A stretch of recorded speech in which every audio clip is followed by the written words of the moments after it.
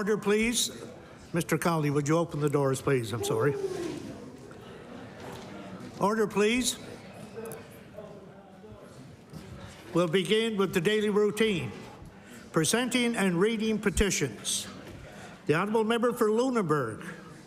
Thank you, Mr. Speaker. Mr. Speaker, I beg leave to table a petition, the operative clause of which is Request Star Road, the Newburn Road, commencing at the intersection of the Cornwall Road and the Newburn Road, north on the Newburn Road for 6.7 kilometres to the intersection of the Newburn Road and the Walburn Road, be added to the 5-year highway improvement plan and be paved. And I've affixed my signature as required. The petition.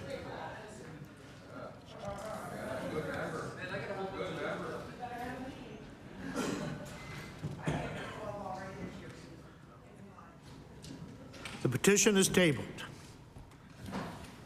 The Honourable Member for Lunenburg. Thank you, Mr. Speaker. Mr. Speaker, I beg leave to table a petition, the operative clause of which is Request Our Road, the Millbury Road, commencing at the intersection of the Walburn Road, northeast on the Millbury Road for 1.6 kilometres, be added to the 5-year highway improvement plan, gravel road upgrade, and be brush cut, ditched with appropriate drainage and be resurfaced. And I have affixed my signature as required.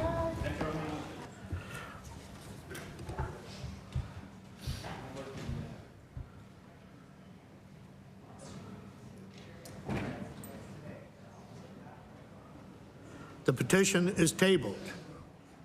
The Honourable Member for Lunenburg. Thank you, Mr. Speaker. I beg leave to table a petition, the operative clause of which is Request Our Road, the Bars Corner Road, commencing at the intersection of the 40s Road and the Bars Corner Road at Franey Corner, south 4.7 kilometres to High Landing Road, be added to the 5-year highway improvement plan and be paved. And I have affixed my signature as required.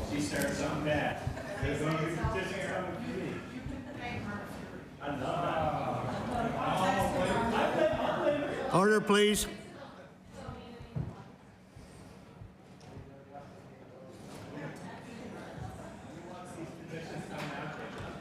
The petition is tabled. It looks like there'll be nobody else getting paving next year.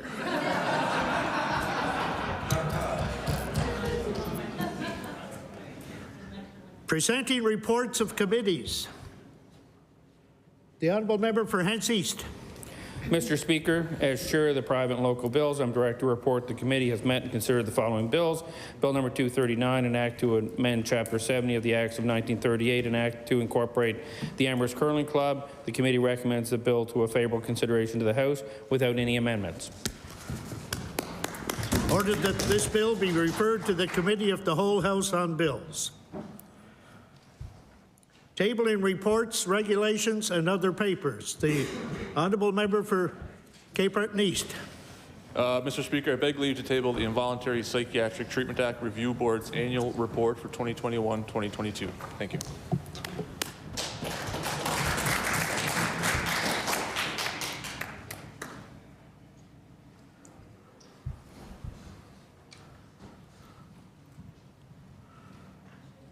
The report is tabled. The Honourable Minister of Fisheries and Aquaculture.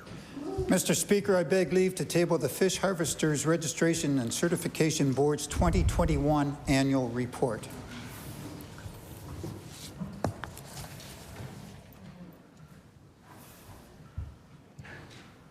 The report is tabled. The Honourable Minister of Labour, Skills and Immigration. Thank you, Mr. Speaker. Mr. Speaker, I beg leave to table a report entitled Growing Nova Scotia's Francophone Population, an Action Plan for Success 2022-2025, and a French copy as well. Croissance de la population francophone de la Nouvelle-Écosse, un plan d'action pour succès 2022-2025.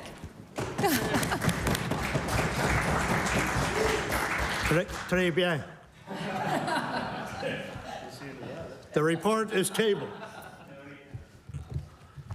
I have two reports to table. As Speaker of the House of Assembly and pursuant to Section 163 of the Elections Act, I'm pleased to table the annual report of the Chief Electoral Officer 2021-22, and pursuant to Section 18(4) of the Auditor General Act, I'm tabling the 2022 report of the Auditor General to the House of Assembly, Immigration and Population Growth, Department of Labour, Skills and Immigration.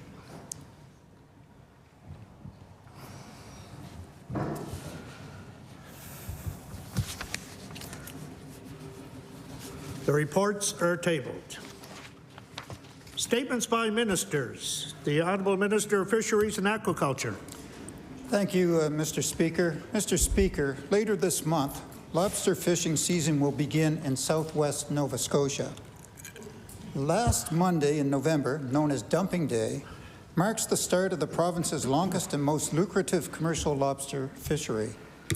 From where I stand here today, Mr. Speaker, in downtown Halifax, it can be hard to imagine, let alone appreciate, the importance of the lobster fishery to Nova Scotia's coastal communities.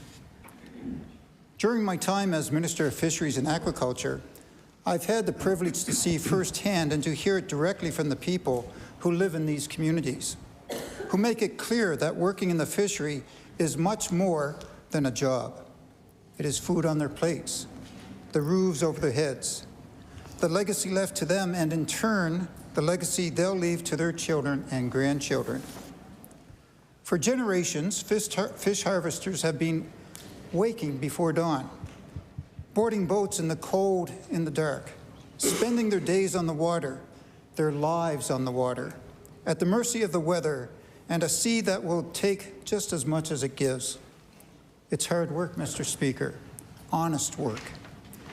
And as I'm sure all of us in this House today know, it is also dangerous work. We have come a long way in this province. Fishing is a safer job than it was a generation ago.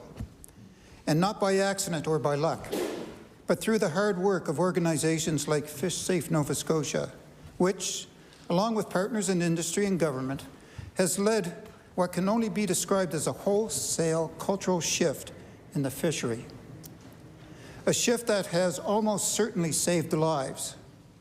So fishing is a safer job, but it is still among the most dangerous in Nova Scotia, which is what makes the work of organizations like Fish Safe Nova Scotia, the Workers' Compensation Board, the Department of Labour, Skills and Immigration, the Department of Fisheries and Aquaculture, our federal partners as DFO, the Coast Guard and Transport Canada, and the many dedicated fish harvester associations throughout the province, still so crucially important.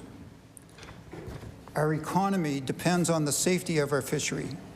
Our communities depend on the fishery and the safety of our people in that fishery. And most importantly, Mr. Speaker, Nova Scotians depend on fish harvesters who board those vessels in the cold and in the dark, whose days on the water put food on the table and roof overhead, and whose lives off the water really matter the most of all. Mr. Speaker, as we look forward to November 28th, as the fishermen prepare to head out on the dumping day, I ask all my colleagues in the House to join me in wishing fish harvesters in Lobster Fishing Area 33 and 34 a safe and successful season. Thank you, Mr. Speaker. I recognize the honourable member for Clare. Mr. Speaker, I'd like to thank the Minister for his statement and echo a lot of his comments. The last Monday in November is, weather permitting, is dumping day. And LFA 34, LFA 33 are some of the most lucrative lobster grounds in the world.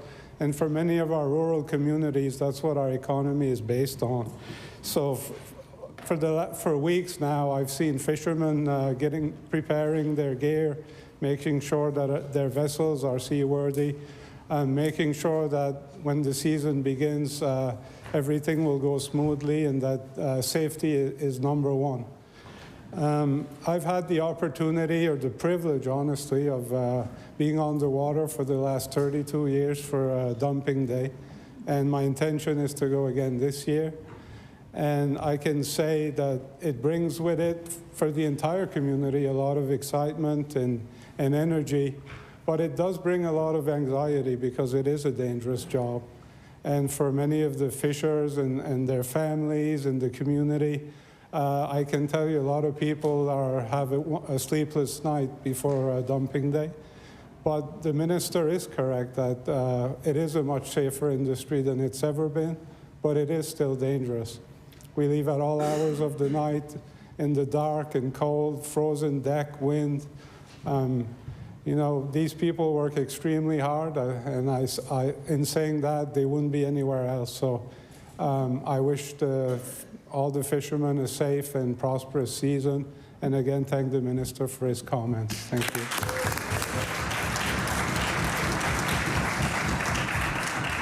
I recognize the honourable member for Halifax-Chebucto. Thank you. I do thank the minister, and I thank the member for Clare for their reflections on the significance of Dumping Day upcoming in LFAs 33 and 34.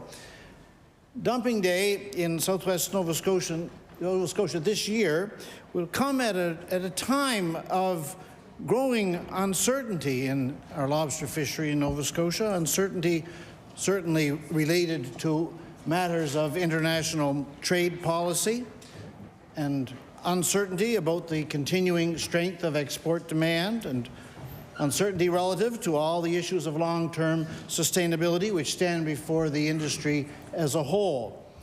And in the face of this fluidity, it is a fitting moment to reassert, as my colleagues have done, the core truth about our economy in Nova Scotia, that the fishery is its backbone and foundation, a priority to be held beyond compromise by policy in our province. And it's also a fitting moment to echo the ministers and the members' clear statements that there is no value greater, neither price nor catch nor any commercial consideration. There's no value greater than the safety of those who do this work. In the language of my own tradition, Mr. Speaker, may they be watched over. Thank you.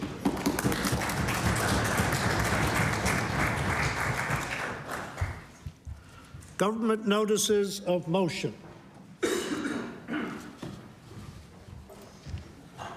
The Honourable Minister of Justice and Attorney General.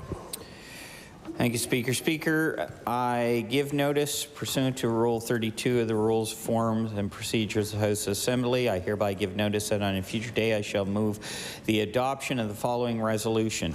Whereas Section 7.1 of the Elections Act provides that, quote, subject to the approval of the House of Assembly by majority vote, the Governor and Council shall appoint a person to be the Chief Electoral Officer, end quote, and whereas open competition was held for the Electoral Commission's hiring panel, has made a unanimous recommendation on a successful candidate to be appointed as the Chief Electoral Officer. Therefore, be it resolved that this House of Assembly, pursuant to Section 7.1 of Elections Act, approve the appointment by Governor and Council of Dorothy Rice as the Chief Electoral Officer.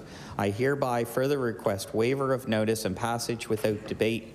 Dated today, Brad Johns, Attorney General, Minister of Justice. There has been a request for waiver. Is it agreed? Agreed. It is agreed. Would all those in favour of the motion please indicate aye? Aye. Contrary-minded, nay. The motion is carried. The Honourable Minister of Communities, Culture, Tourism and Heritage. Mr. Speaker, permission to make an introduction. Permission granted. In the West Gallery, Mr. Speaker, there's a group. This group were instrumental in organizing Nova Scotia Sport and Recreation Anti-Racism Week this month in our province. Although not all the members of this group were able to attend the day, I will read their names, and the ones that are present, I'll ask them to stand.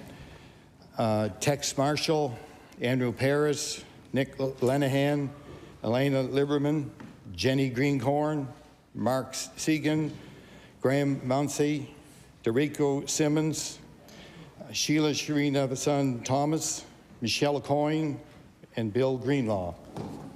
I'll ask the members of the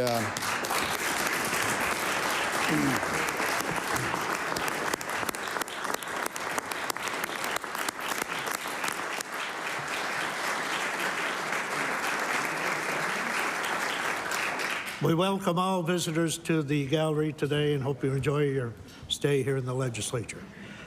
The Honourable Minister of Communities, Culture, Tourism and Heritage. Mr. Speaker, I hereby give notice that on a future day I shall move the adoption of the following resolution. Whereas there can be no tolerance for racism in any form in sport and recreation programs in Nova Scotia, as everyone deserves the right to participate in sport and recreation free of harassment, maltreatment, racism, and discrimination.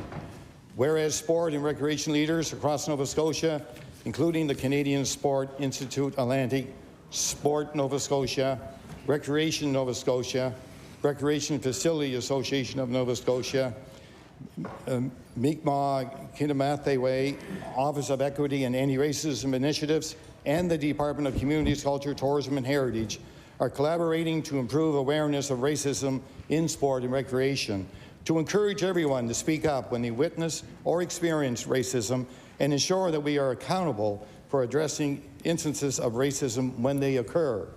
Whereas the responsibility lies with all of us to learn how racism shows up, to listen to the experiences of those who have faced racism in sport and recreation, and to act as active allies to support Black, Indigenous, and racialized participants in sport and recreation. Therefore, be it resolved that this House declare the week of November the 14th to the 18th Nova Scotia Sport and Recreation Anti-Racism Week, and express our gratitude and support to all those who are working to make sport and recreation in Nova Scotia a welcoming, equitable, and inclusive environment for all. Mr. Speaker, I request waiver of notice and passage without debate. There has been a request for waiver. Is it agreed? Agreed. It is agreed. Would all those in favour of the motion please indicate aye. Aye. Contrary-minded, nay. The motion is carried. The Honourable Minister of Environment and Climate Change. Thank you, Mr. Speaker. Mr. Speaker, I hereby give notice that on a future day I shall move the adoption of the following resolution. Whereas Kiwanis International has been a thriving organization of service and community-minded individuals supporting children and youth since 1915. And whereas on the weekend of October 22nd, Jerry Lethbridge and the youth of the 865 Dartmouth Kiwanis Royal Canadian Air Cadet Squadron planted 1,000 trees in Viscount Park in the name of climate change. And whereas this group, through their actions, are raising awareness in the community of the importance of reducing the impacts of climate change while improving the environment, therefore be it resolved that all members of this legislature recognize the 865 Dartmouth Kiwanis Royal Canadian Air Cadet Squadron and their efforts to raise awareness about climate change while positively impacting the Viscount Park community. Mr. Speaker, I ask for waiver of notice and passage without debate. There has been a request for waiver. Is it agreed? It is agreed. Would all those in favour of the motion please indicate aye. Aye. Contrary-minded, nay. The motion is carried. The Honourable Minister of Acadian Affairs and Francophonie. Merci, Monsieur le Président. Monsieur le Président, à une date ultérieure, je demanderai l'adoption de la résolution suivante. Attendu que la Fédération acadienne de la Nouvelle-Écosse remet le certificat léger comme la plus haute distinction de la communauté acadienne de la Nouvelle-Écosse lors de son Assemblée générale, et cette année, elle a été remise à Glenda Douce-Boudreau, qui a œuvré d'arrache-pied pour l'éducation en français, la condition des femmes acadiennes ou encore pour la culture acadienne en Nouvelle-Écosse. Et attendu que les batailles menées par Mme Glenda Douce-Boudreau soient devenues des références pour les générations actuelles et futures, et telles que l'arrêt Douce-Boudreau pour le respect des droits à l'instruction dans la langue de la minorité en vertu de l'article 23 de la Charte canadienne des droits et libertés, et attendu que ses contributions et son engagement dans l'avancement de la condition des femmes dans notre province ont permis la création de l'Association Madeleine Leblanc en 1975, puis la Fédération des femmes acadiennes de la Nouvelle-Écosse en 1982. Par conséquent, il est résolu que les députés de l'Assemblée législative se joignent à moi pour féliciter Mme Glenda Douce-Boudreau pour son investissement et ses contributions pour le développement, la vitalité et l'épanouissement de la communauté acadienne et francophone de la Nouvelle-Écosse. Monsieur le Président, je demande l'adoption de cette résolution sans préavis et sans débat. Mr. Speaker, I hereby give notice that on a future day I shall move the adoption of the following resolution. Whereas the Fédération acadienne de la Nouvelle-Écosse presents the Léger Como certificate, the highest distinction of the Acadian community of Nova Scotia, at its annual general meeting, and this year's award was presented to Glenda Dusa-Boudreau, who has worked tirelessly for education in French, the status of Acadian women, and Acadian culture in Nova Scotia. And whereas the battles waged by Miss Glenda Dusa-Boudreau have become references for current and future generations, such as the Dusa-Boudreau decision for the respect of minority language education rights under Section 23 of the Canadian Charter of Rights and Freedoms. And whereas her contributions and commitment to the advancement of the status of women in our province led to the creation of the Association Madeleine Leblanc in 1975 and the Fédération des Femmes Acadiennes de la Nouvelle-Écosse in 1982. Therefore be it resolved that members of the House of Assembly join me in congratulating Ms. Glenda Dusa-Boudreau on her investment and contributions to the development and vitality of Nova Scotia's Acadian and Francophone community. Mr. Speaker, I ask for waiver of notice and passage without debate. There has been a request for waiver. Is it agreed? Agreed. It is agreed. But all those in favor of the motion, please indicate aye. Aye. Contrary-minded, nay. The motion is carried.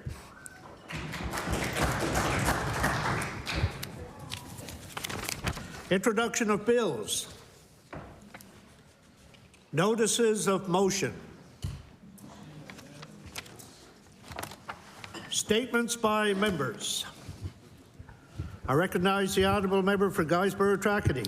Thank you, Mr. Speaker. I rise today in honour of Remembrance Day and to honour my late grandfather and veteran Bernie Worth of Guysborough. As many did, he lied about his age so he could enlist and served overseas as a member of the Canadian Grenadier Guards. For many months, they faced the challenge of liberating the towns, villages, and farms in the heavily populated Netherlands. They were successful in their fight.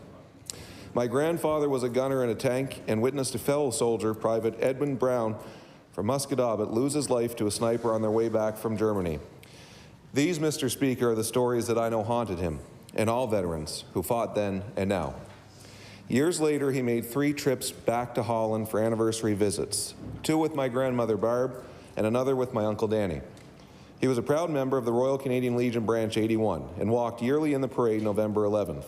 He would also be proud to see the banners that are hoisted to the lampposts in Guysborough since 2020, remembering all who served. Mr. Speaker, I ask that on this Remembrance Week we take the time to remember those who made the ultimate sacrifice in service to our country and those who came home to their freedom, lest we forget. Thank you, Mr. Speaker. The honourable member for Northside Westmount. Thank you, Mr. Speaker. Mr. Speaker, today I would like to congratulate both the men's and women's soccer teams from Cape Breton University, who both are AUS champions again this year. Mr. Speaker, for the men's team, they've captured their 6th title in a row, which ties a record, Mr. Speaker, from 1954 when UNB did a 6-peat. So congratulations to the men. And the women's team have captured their 12th title since 2003. So these are both amazing feats, and it's a wonderful soccer program, both men's and women's at Cape Breton University. Congratulations to the players, the coaches, all those involved, and congratulations and at the national tournament. Go Capers, go. Thank you, Mr. Speaker. The honourable member for Dartmouth North. Mr. Speaker, may I make a quick introduction before my colleague does a member statement? Please do. Thank you very much. Mr. Speaker, I'd like to draw the members' attention to the gallery opposite, where there's a handsome young grade 10 student from Halifax West, my nephew, Malachi LeBlanc. He was honored last year in this House by his MLA, the member for Timberley Prospect, because of his entrepreneurial spirit with his business Malachi's Mowing. He's here today because he likes politics. He's hoping for some action in question period, Mr. Speaker, so I hope we can gently provide that for him, but I'd like all members to welcome Malachi to the House. Thanks.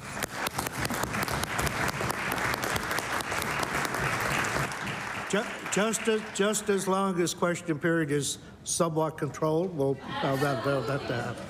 Welcome to the legislature and enjoy your visit. The honourable member for Dartmouth South. Thank you, Mr. Speaker. Mr. Speaker, I rise to recognize Catherine Little of Dartmouth South. Catherine is a talented cellist on a mission to build a bridge to classical music. Besides a thorough classical repertoire, she also works in pop, folk, blues, and rap, and has performed with the likes of Il Divo, Jen Grant, and Rod Stewart. She performs solo, in orchestra, for theater, and in film. This year, Catherine was nominated for and won the 2022 Nova Scotia Music Awards Classical Recording of the Year for her record, Taking 5. Mr. Speaker, I ask all members of this House to join me in congratulating Catherine Little on her win. The honourable member for Pictou Centre. Thank you, Mr. Speaker. Mr. Speaker, I rise today in honour of Viola Irene Desmond. Viola Desmond is an icon of the battle for civil rights in Nova Scotia and Canada. On this day in 1946, Viola challenged racial segregation by refusing to give up her seat in a theatre in Glasgow.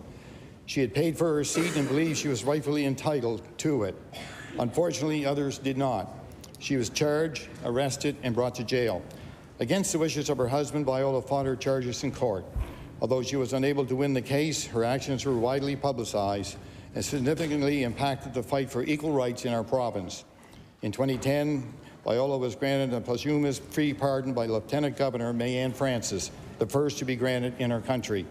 Nearly 80 years after her courageous battle, we continue to honor Viola's legacy, including on our nation's $10 bill. Mr. Speaker, I ask my fellow members to join me in honoring Viola Desmond on her valiant stand for civil rights in our province. Thank you, Mr. Speaker. The honourable member for Clare. Mr. Speaker, as we approach Remembrance Day, I want to pay special homage to 3 veterans who recently received the South Korea's Ambassador of Peace Medal. This medal is presented to veterans who served in Korea during the Korean War or in the UN peacekeeping operations from 1953 to 1955. Last July, one medal was presented to Ulysse DeVoe, and 2 were presented posthumously to the families of Alvin DeVoe and Robert Camo. The 3 had served in the conflict, with Alvin DeVoe spending part of the war as a prisoner of war after being captured. As South Korea has done for these 3 veterans, I ask all members to recognize the service and sacrifice of these 3 men, as well as the service and sacrifice of all of Canada's present and past servicemen and servicewomen. Merci. The honourable member for Halifax Needham. Thank you, Mr. Speaker. I rise today to recognize a beautiful young lady who I've had the pleasure of knowing since she was born. Taya Hooper-Dixon. She is a brilliant mind and an exceptional athlete. In April of this year, Taya played her last high school basketball game to end her chapter on the court with her many friends, playing in the Metro All-Star game with some of the best players in the city. At this game, she was named Metro High School League MVP. Taya Hooper-Dixon is arguably the best female high school basketball player. She was one of 2 Nova Scotians on the Can Athlete Top 50 list. In August, Taya represented Nova Scotia women's basketball at the Canada Games, and they finished 6th, top of the Atlantic Province. Above all, Taya is a brilliant mind and wants to pursue her studies in the health sector. This year, she has committed her skills on the court and in the classroom to Acadia University. And I would like all members of this House to help me celebrate this brilliant young lady, Taya Hooper-Dixon, on her journey to success. The honourable member for Eastern Passage. Thank you, Mr. Speaker. I beg leave to make an introduction. Please do. I would like to draw everyone's attention to the West Gallery, and we have a young Dalhousie University first-year student, Jonathan Hakem. I'll ask him to stand, and I'd like everyone to welcome him to the legislature. Once again, a warm welcome to all visitors in the legislature today. We hope you enjoy your stay. The honourable member for Eastern Passage. Mr. Speaker, today on November 8th, we honor the contribution of Indigenous peoples in service to our country. The military service of First Nations, Inuit, and Métis peoples is deeply rooted in the shared history of our province. While Indigenous veterans have served valiantly around the world during times of both war and peace, their contributions have not been observed often enough. Mr. Speaker, I ask all members of this House to rise and join me in paying tribute to Indigenous veterans and remembering those who lost their lives and in holding their communities in our hearts. Thank you, Mr. Speaker. Please rise.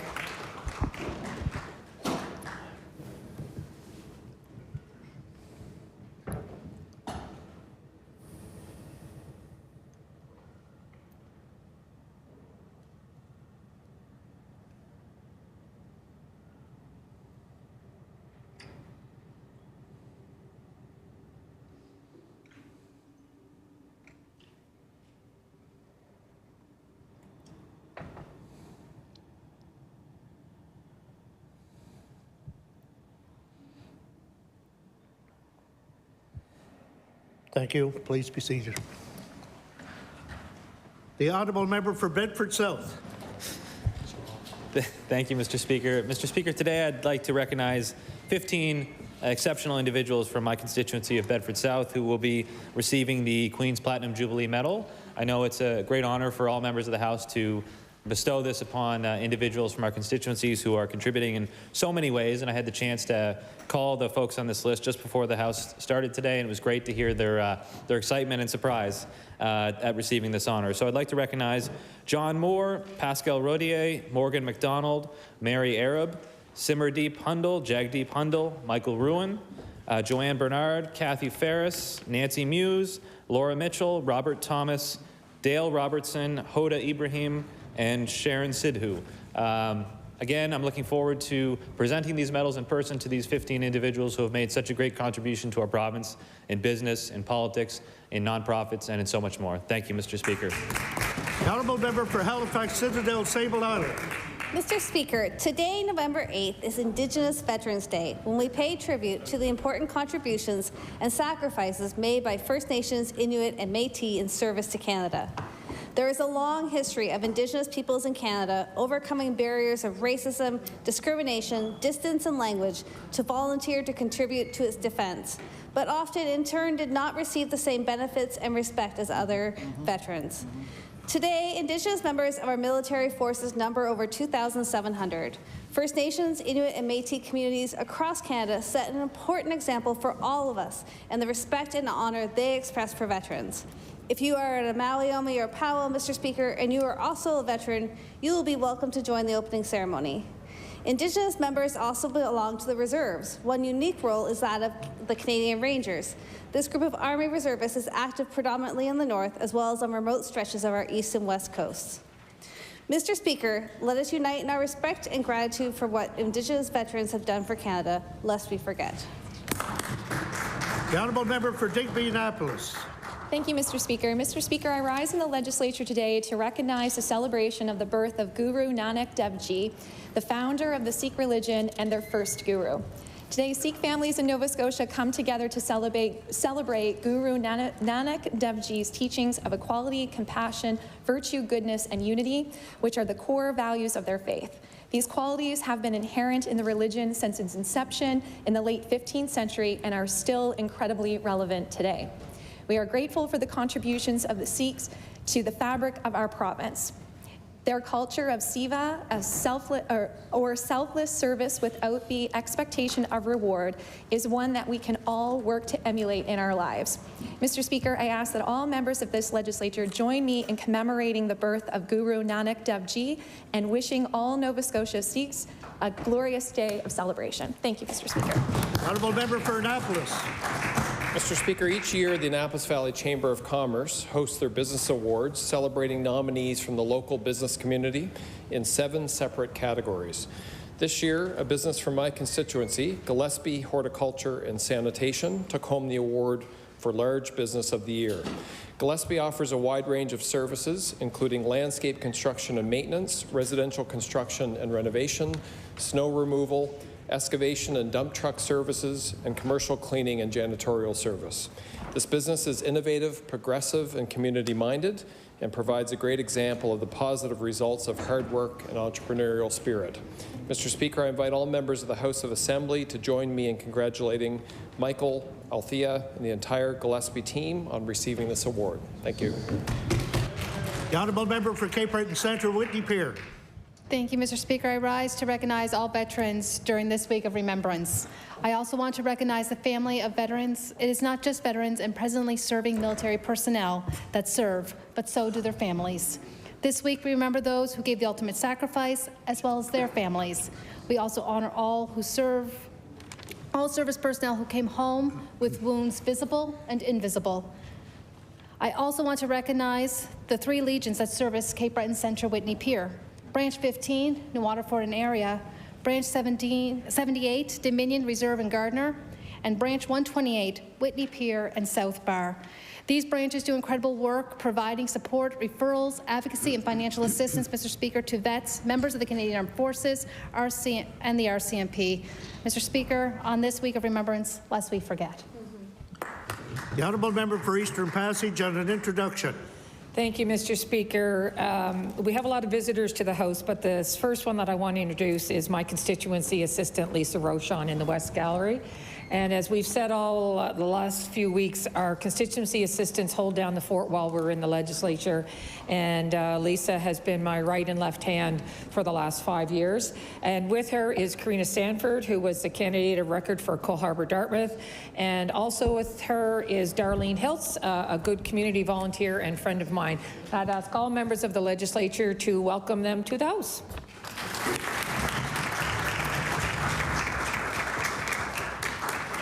Once again, a very warm welcome to everyone. The honourable member for Queens. Thank you, Mr. Speaker. Owners and staff of Dixie Lee Family Restaurant in Liverpool are proudly celebrating their 10th anniversary today. Originally operated by the Bursey family from 1972 until 1993, the business was returned to Main Street in Liverpool via the entrepreneurial spirit of Andrew Bursey, much to the delight of Queens County residents. Since its reopening, the popularity of this community-minded business has continued to grow, and local folks and visitors alike enjoy its warm atmosphere, great service, friendly staff, and of course, its delicious menu.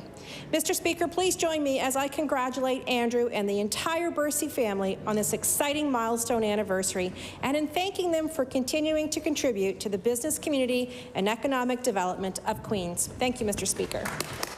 The honourable member for Preston on an introduction.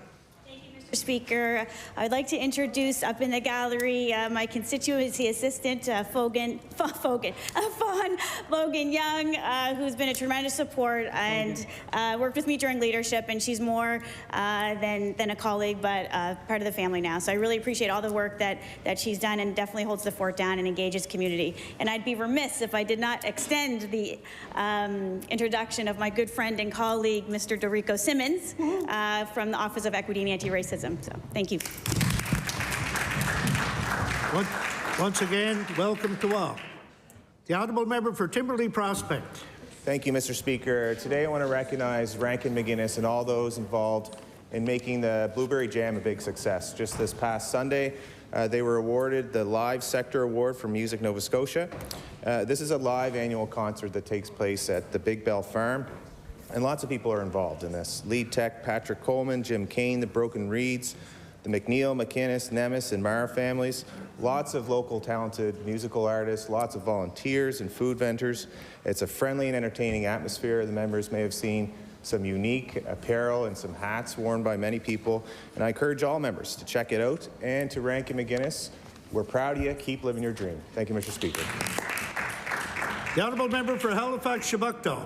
Mr. Speaker, today is day 21 of the strike of CUPE 3912, the 1,500 part-time faculty, teaching assistants, markers, and demonstrators at Dalhousie. The wages of part-time teachers, TAs, and related academic workers at Dal are a reputational black eye across the country for Dalhousie. Sessional teachers at Dal make between $5,200 and $6,300 per 4-month class. They're limited in the number of classes they may teach, which means that the maximum possible pay under the last collective agreement for the highest seniority sessional person teaching all 3 terms is less than $32,000 a year.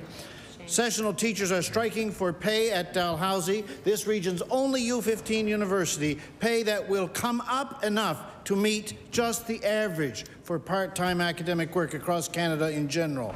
Morale on the picket line continues to reflect the absolute reasonableness of this demand. Thank you, Mr. Speaker. The honourable member for Chester St. Margaret's. Thank you, Mr. Speaker. Mr. Speaker, this year and last, I was honored to deliver white ribbons to the legislature on behalf of the White Ribbon Campaign. People are asked to wear the ribbon during 16 days of activism to eliminate gender-based violence, which runs from November 25th to December 10th. This represents the pledge, I will never commit, condone, nor remain silent about violence against women and girls. The white ribbon also serves as a reminder to us that on December 6, 1989, 14 females, most of them engineering students, were killed while going to class at the École Polytechnique in Montreal.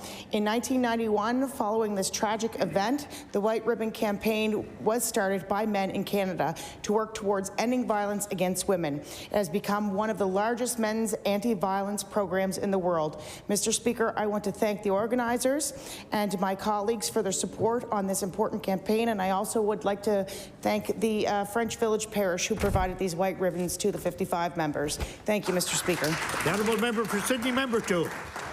Thank you, Mr. Speaker. Mr. Speaker, every session I'd like to just rise and recognize the two other House leaders that I work with every session, which sometimes can be fun and sometimes not so much, and always interesting nonetheless. But I think it's important, you know, we try our best to keep communication going between each other, and I have a tremendous amount of respect for both of them. So I rise to my place today to recognize the House Leader for the government, House Leader for the NDP party, and thank them for putting up with me a little bit sometimes, and but thank them ultimately for their collegiality and the friendship.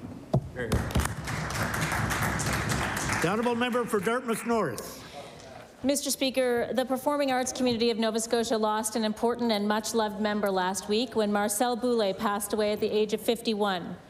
I first met Marcel when we were students in the Dalhousie Theatre Department. I remember with great fondness his performance of Father Flott in Red Noses in his graduating year. After he finished his acting training, he went right back to school and studied the technical side of theatre, and it is there that he mostly made his career. A lifelong learner, he became certified in entertainment rigging and occupational health and safety. He worked with countless theatre, dance, and entertainment companies, and performers always knew that if Marcel was working on your show, you would be safe and in good hands. A champion of workers in the industry, Marcel served as president of IATSE Local 680 and also secretary and president of IATSE 849 for several years. He also served several terms on the Occupational Health and Safety Committee of the Nova Scotia Federation of Labour. His presence in and commitment to our community was profound, and he will be deeply missed by very many. I send my condolences to his wife, Kim, his mother, Linda, his whole family, and his many, many friends. Thank you. The honourable member for Hants West. Mr. Speaker, I rise today to commend my good friends Mandy and Chad Singleton on being entrepreneurs our small community needs. Both Mandy and Chad are hardworking individuals and the proud parents to two beautiful girls, Hayden and Quinn. Chad is the owner of OK Tire Windsor and Greenwood franchise locations, as well as property owner through Q&H Holdings Limited, offering commercial leasing and is a residential landlord. Last spring, Mandy, owner of Purple Lilac Digital Media, created a shared community office space called The Hive on Garish. It was a brilliant idea because it gave people working from home a meeting space with rental rates by the month, day, or even the hour. More recently, when our local and only laundromat closed, Mandy and Chad stepped up again, and Chad purchased the old Windsor Wharf building, which will soon be the home to the Fluff and Fold laundromat. Mr. Speaker, please join me in thanking Mandy and Chad for not only being outstanding entrepreneurs, but for being the kind, caring, good people they are. Thank you, Mr. Speaker. The honourable member for Yarmouth. Thank you very much, Mr. Speaker. The Yarmouth and Acadian Shores Tourism Association has been nominated for the Tourism Industry Association of Canada's Floor 13 Business Event Award for its work in hosting the Travel Media Association of Canada conference this past June. I'd like to congratulate YASTA and its Executive Director, Neil McKenzie, on being nominated for this prestigious award, and also to thank him and YASTA's dedicated group of volunteers for always doing such an amazing job at promoting our beautiful region and all that it has to offer, and the critical ferry connection that links Nova Scotia to one of the world's largest and most lucrative tourism markets. Thank you so much.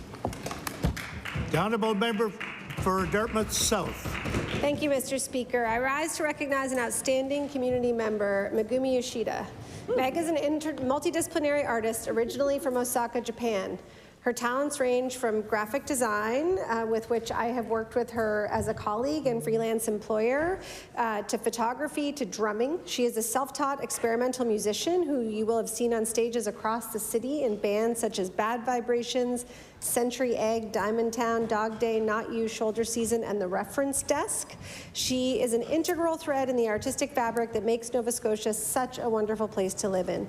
I ask all members of the Nova Scotia Legislature to join me in recognizing Meg Yoshida for the many years of creativity she has given to our province. The honourable member for Sackville-Cobequid. Well, thank you, Mr. Speaker. I rise today to thank Walter N. Reagan of Lower Sackville. For the past 34 years, as a member of the Sackville Rivers Association, Walter Reagan has dedicated his time and heart to the preservation of the Sackville Rivers watershed. During that time, Walter served as SRA president for 22 years and is well regarded and respected throughout Nova Scotia and beyond.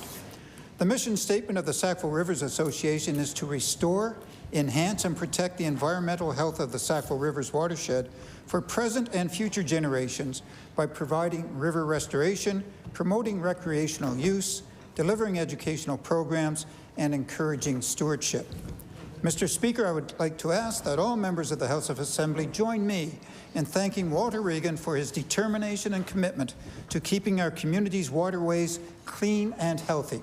Thank you, Mr. Speaker. The honourable member for Bedford Basin. Thank you, Mr. Speaker. I would like to rise today to recognize Margaret Gullidge and give her congratulations on winning the Central Region Volunteer Award of the Provincial Volunteer Awards. Margaret is well known in Bedford as a longtime guider and just an all-around fantastic person who is probably the most organized person I've ever met. She's also been a board member of the Duke of Edinburgh Awards and continues to support that particular organization. She's mentored many young people and just ensured that they have a really good start as they head into adulthood. And I want to say congratulations to Margaret and honor her for her service to Bedford. Thank you. The honourable member for Halifax Needham. Thank you, Mr. Speaker. I rise today to recognize an amazing young person who I've had the privilege to be around for all of their life. Deja Hooper Dixon, a fierce, brilliant, athletic, hardworking, and beautiful soul. From day one, Deja was a very unique baby. The faces they would give were quite funny, and if they liked you, they liked you. Me and Deja butted heads many times throughout their young years because as an adult, I'm used to being spoken to, and Deja wasn't having that. She had nothing to do with it. Till late in elementary, grade 6, Deja started to warm up to me. Deja, as an athlete, is a force to be reckoned with.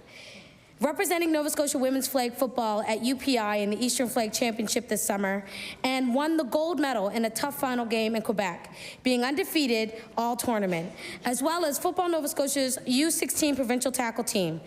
Deja was selected to represent Nova Scotia at Mount Allison and at the Atlantic Bowl at Acadia. I'd like all members to join me in celebrating this beautiful, fierce young person, Deja Hooper Dixon. The honourable member for Cumberland North. Thank you, Mr. Speaker. Today I rise to recognize the Cheryl's Cozy Mittens program, led by Empowering Beyond Barriers Committee.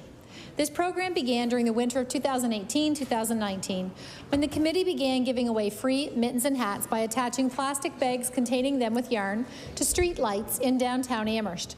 The project is named after the late Cheryl Leffler, the longtime treasurer of Empowering Beyond Barriers Committee. Cheryl had a big heart for the vulnerable people in our community. There are now wooden boxes put up downtown that were made by high school students, and anyone needing anything can pick up items directly from the box, or items can be placed in the box for others to use. I would like to thank the committee, Empowering Beyond Barriers, and the late Cheryl Leffler for continuing to help those in need in our community. Thank you, Mr. Speaker. The honourable member for Truro Bible Hill, Millbrook, Salmon River. Mr. Speaker, I rise today to recognize a loving couple on an incredible milestone. On August 28th of this past summer, Charles and Evelyn Borden celebrated their 66th wedding anniversary. The Bordens raised their 9 children, 6 boys and 3 girls, as well as one of their grandchildren in a historically black community in Truro known as the Marsh.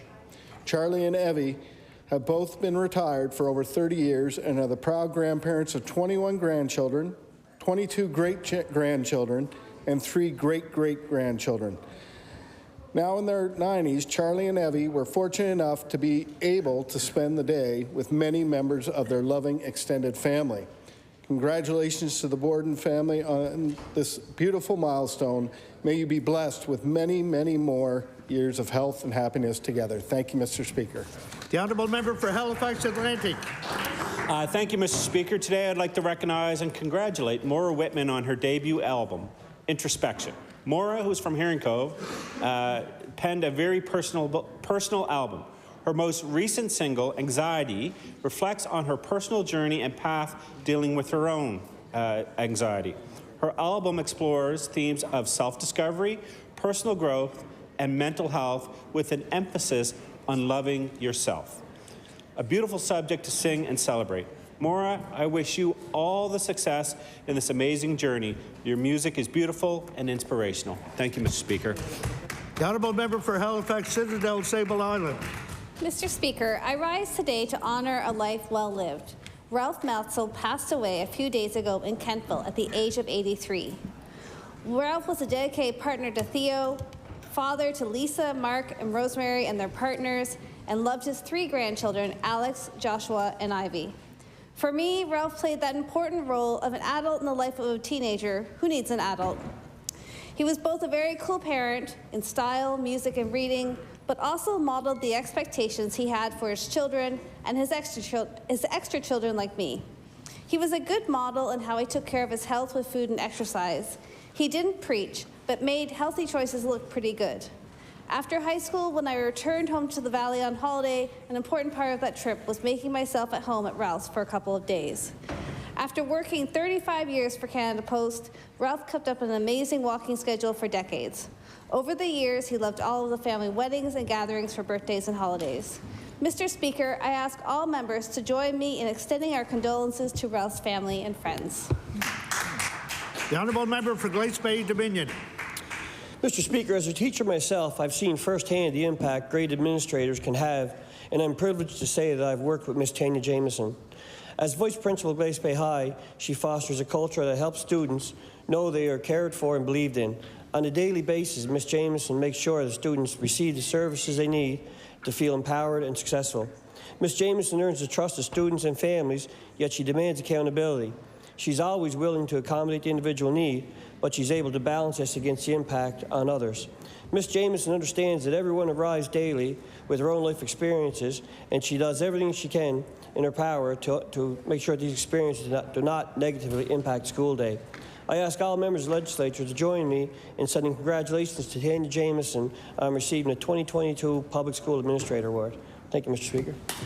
The honourable member for Preston.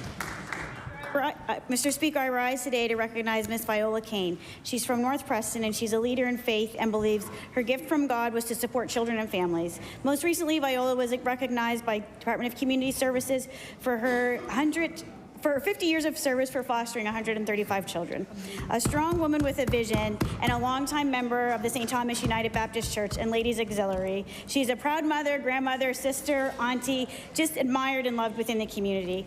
And I further want to congratulate Miss Viola Kane, which I haven't had an opportunity to tell you, but you've been nominated and successfully are one of the recipients of the Jubilee Award this year. So very much wanted to say congratulations, and I would ask this House to congratulate Miss Viola Kane.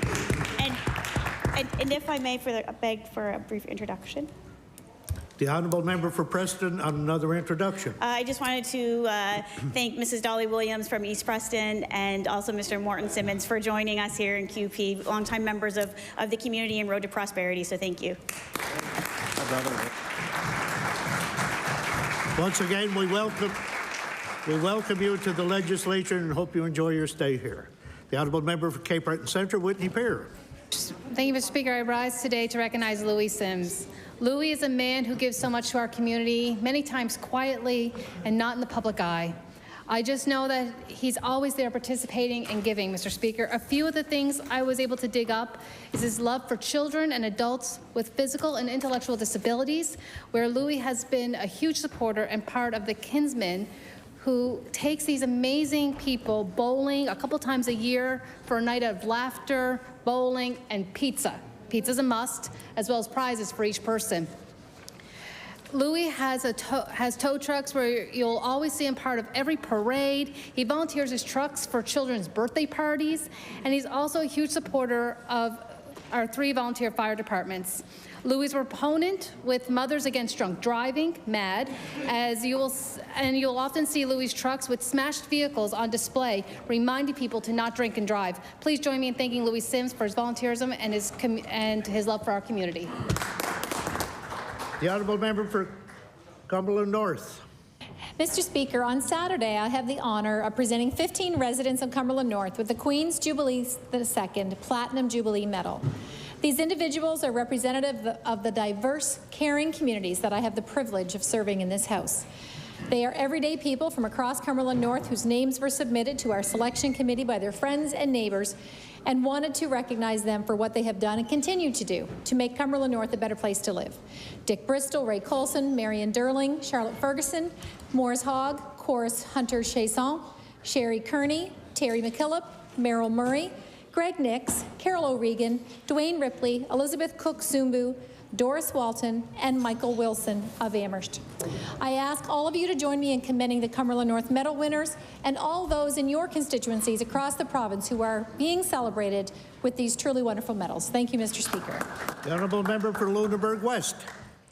Thank you, Mr. Speaker. I rise today to recognize the members of the Society of St. Vincent de Paul, St. Joseph Conference, Bridgewater, whose volunteer work, kindness, and caring is an invaluable support for those who are most vulnerable in Lunenburg County. The organization's mission is one of service, with love, respect, justice, and joy. Its Neighbors in Need program assists those who are in crisis with their rent, food, gas, power bills, home repairs, property taxes, medication, emergency housing, and more. This incredible group of volunteers take turns being on call for 2 weeks at a time. Some of these dedicated people have been volunteering with the organization for as long as 34 years. Requests for help have been on the rise following the challenges presented over the last... Order, please. The time for statements by members has expired. I recognize the honourable member for Halifax-Chebucto. Thank you, Mr. Speaker. In accordance with Rule 43.1, I'm making a motion for an emergency debate. A point-in-time count of the homeless population in HRM earlier this year found that 15% were age 60 or older. The senior homeless population is growing at an alarming rate. That same report found that of those who were first homeless in the past 12 months, 26% were seniors. Seniors in this province are facing enormous difficulties as a result of the housing crisis. In a province with skyrocketing rental housing prices, seniors are struggling to keep up. People 65 and older represent now 22% of renter households and have the lowest household income among age groups of renters. Despite an average wait time of over 2 years, this government has no plans to build any new public housing units. As this sitting is coming to a close, it is clear that no business was going to be brought forward by the government to address this issue, and we will not have another chance to address this urgent question in the House before another cold winter. Mr. Speaker, this issue requires immediate government action. This urgency is apparent amongst other places in Bridgewater, where a group of 18 seniors are in immediate risk of homelessness by December after a change in the ownership of their assisted living home. Therefore, I wish to move that the business of the House be set aside for the purpose of discussing a matter of urgent public importance. That matter is the clear and present emergency of seniors' housing and homelessness in Nova Scotia. Prior to the opening of today's sitting, I received from the honourable member for Halifax-Chebucto a notice of intention as required by Rule 43.2 to move for an emergency debate. Under Rule 43.4, I'm now required to issue a Speaker's ruling to decide whether the matter is proper to be discussed for emergency debate. There are 2 factors set out in Rule 43.4a. The first factor is the extent to which the matter concerns the administrative responsibilities of the government or could come within the scope of ministerial action. The second factor is whether the matter is likely to be debated by the House by any other means within a reasonable time. I've considered both these factors. Under the first factor, it's clear that seniors' housing and homelessness falls within the administrative responsibilities of government and could come within the scope of ministerial action. Under the second factor, There have been a number of bills introduced since the first session of this General Assembly began in the fall of 2021 that touch on the more general subject of housing and homelessness. A motion for emergency debate made earlier this session on October 13th, 2001 on the subject of homelessness and the housing crisis was dismissed in part on the basis of such bills. Since then, both the government and numerous private members have continued to introduce bills that touch either directly or indirectly on the subject of homelessness and housing. Examples of bills addressing this topic include Bills 5, 6, 7, 8, 10, 97, 110, 169, 183, 188, 221, 232, and 234. With limited exceptions such as Bill 221, the Youth Housing Strategy Act, which explicitly deal with specific aspects of housing and homelessness that do not relate to seniors, these bills are broad enough in scope to encompass seniors' housing and homelessness. They are all viable means by which this topic might be raised in the House. Indeed, the subject of seniors' housing and homelessness has already been raised during debate on bills. For example, during second reading debate of Bill 5, an act to amend Chapter 18 of the Acts of 1998, the Municipal Government Act, and Chapter 39 of the Acts of 2008, the Halifax Regional Municipality Charter, respecting inclusionary zoning for affordable, temporary, and emergency housing. Earlier in this first session on October 13th, 2021, the subject of seniors' housing and homelessness was raised at length by the Honourable Member for Northside Westmount. Accordingly, I find that the matter is not proper to be discussed within the meaning of Rule 43, Paragraph 4. There are other matters on the order paper which under this matter could be discussed. So therefore, the motion for emergency debate is dismissed. So now we move on to oral questions put by members to ministers. The time is 2:05. We'll go until 2:55. The Honourable Leader of the Official Opposition. Thank you very much, Mr. Speaker. Mr. Speaker, this cost of living crisis is impacting low-income families in Nova Scotia, but it's also impacting working families as well, Mr. Speaker. And yet this government has not indexed income assistance to inflation, nor changed the income criteria for any of its critical supports like home assistance grants as well, Mr. Speaker. This situation, this cost of living crisis, is not only going to affect individuals, it's going to impact our economy and potentially tax revenue to the province, Mr. Speaker. Considering that, I want to ask the Premier, will he consider indexing income assistance to inflation and changing the income criteria so that more Nova Scotians can access critical supports during this very difficult time? The Honourable Premier. Thank you, Mr. Speaker, and the member raises an important topic, and that is the cost of living crisis that's striking Nova Scotia, but really the entire country and North America in so many ways. So we know that families are under pressure. We see that every day. We hear that every day as well. As a government, we'll continue to look for ways to support Nova Scotians. We're continuing to look at possibly indexing some of the programs. HARP is one we're looking at. There's a number of other initiatives that we're looking at, but we'll look for ways to support Nova Scotians. We know that this cost of living crisis is devastating for many families. Honourable Leader of the Official Opposition on his first supplementary. Thank you, Mr. Speaker. The CBC released an article yesterday about the Crawleys, and I'll table that, which states that each month they're seeing money in their bank account dwindle as bills increase, Mr. Speaker. The Crawleys are part of a growing class of working class and middle class Nova Scotians who are unable to access any means of government support, but are having a very difficult time making ends meet, supporting their family, and contributing to the economy, Mr. Speaker. My question to the Premier is, what is he going to do, what concrete actions is he going to take before the end of this session to ensure that families like the Crawleys get the support that they need to get through this winter and continue to contribute to our economy? The Honourable Premier. Mr. Speaker, we know that this situation is impacting families. As we've talked about, the inflation is having a big impact on families. So we've taken a number of steps. We're looking for steps that are sustainable in the long term. You know, members will know about the initiative we've made around CCAs, around ECs, the family tax benefits, working on affordable childcare. There's a number of initiatives we are taking. We'll continue to look for other initiatives that we can do to support Nova Scotians. But, Mr. Speaker, this is it's a global phenomenon. And it's impacting people all over. There's some things that are under control. There's some things that are in our control, Mr. Speaker. That is, of course, why on this side of the House we're standing up against the Liberal carbon tax. That is something that will impact the cost of living in Nova Scotia families in a big way, and it's not necessary, Mr. Speaker. The Honourable Leader of the Official Opposition on his final supplementary. Thank you, Mr. Speaker. The PC caucus has certainly postured when it comes to the carbon tax, but they've done actually nothing to negotiate a better model for Nova Scotia than I'll keep more money in their pockets.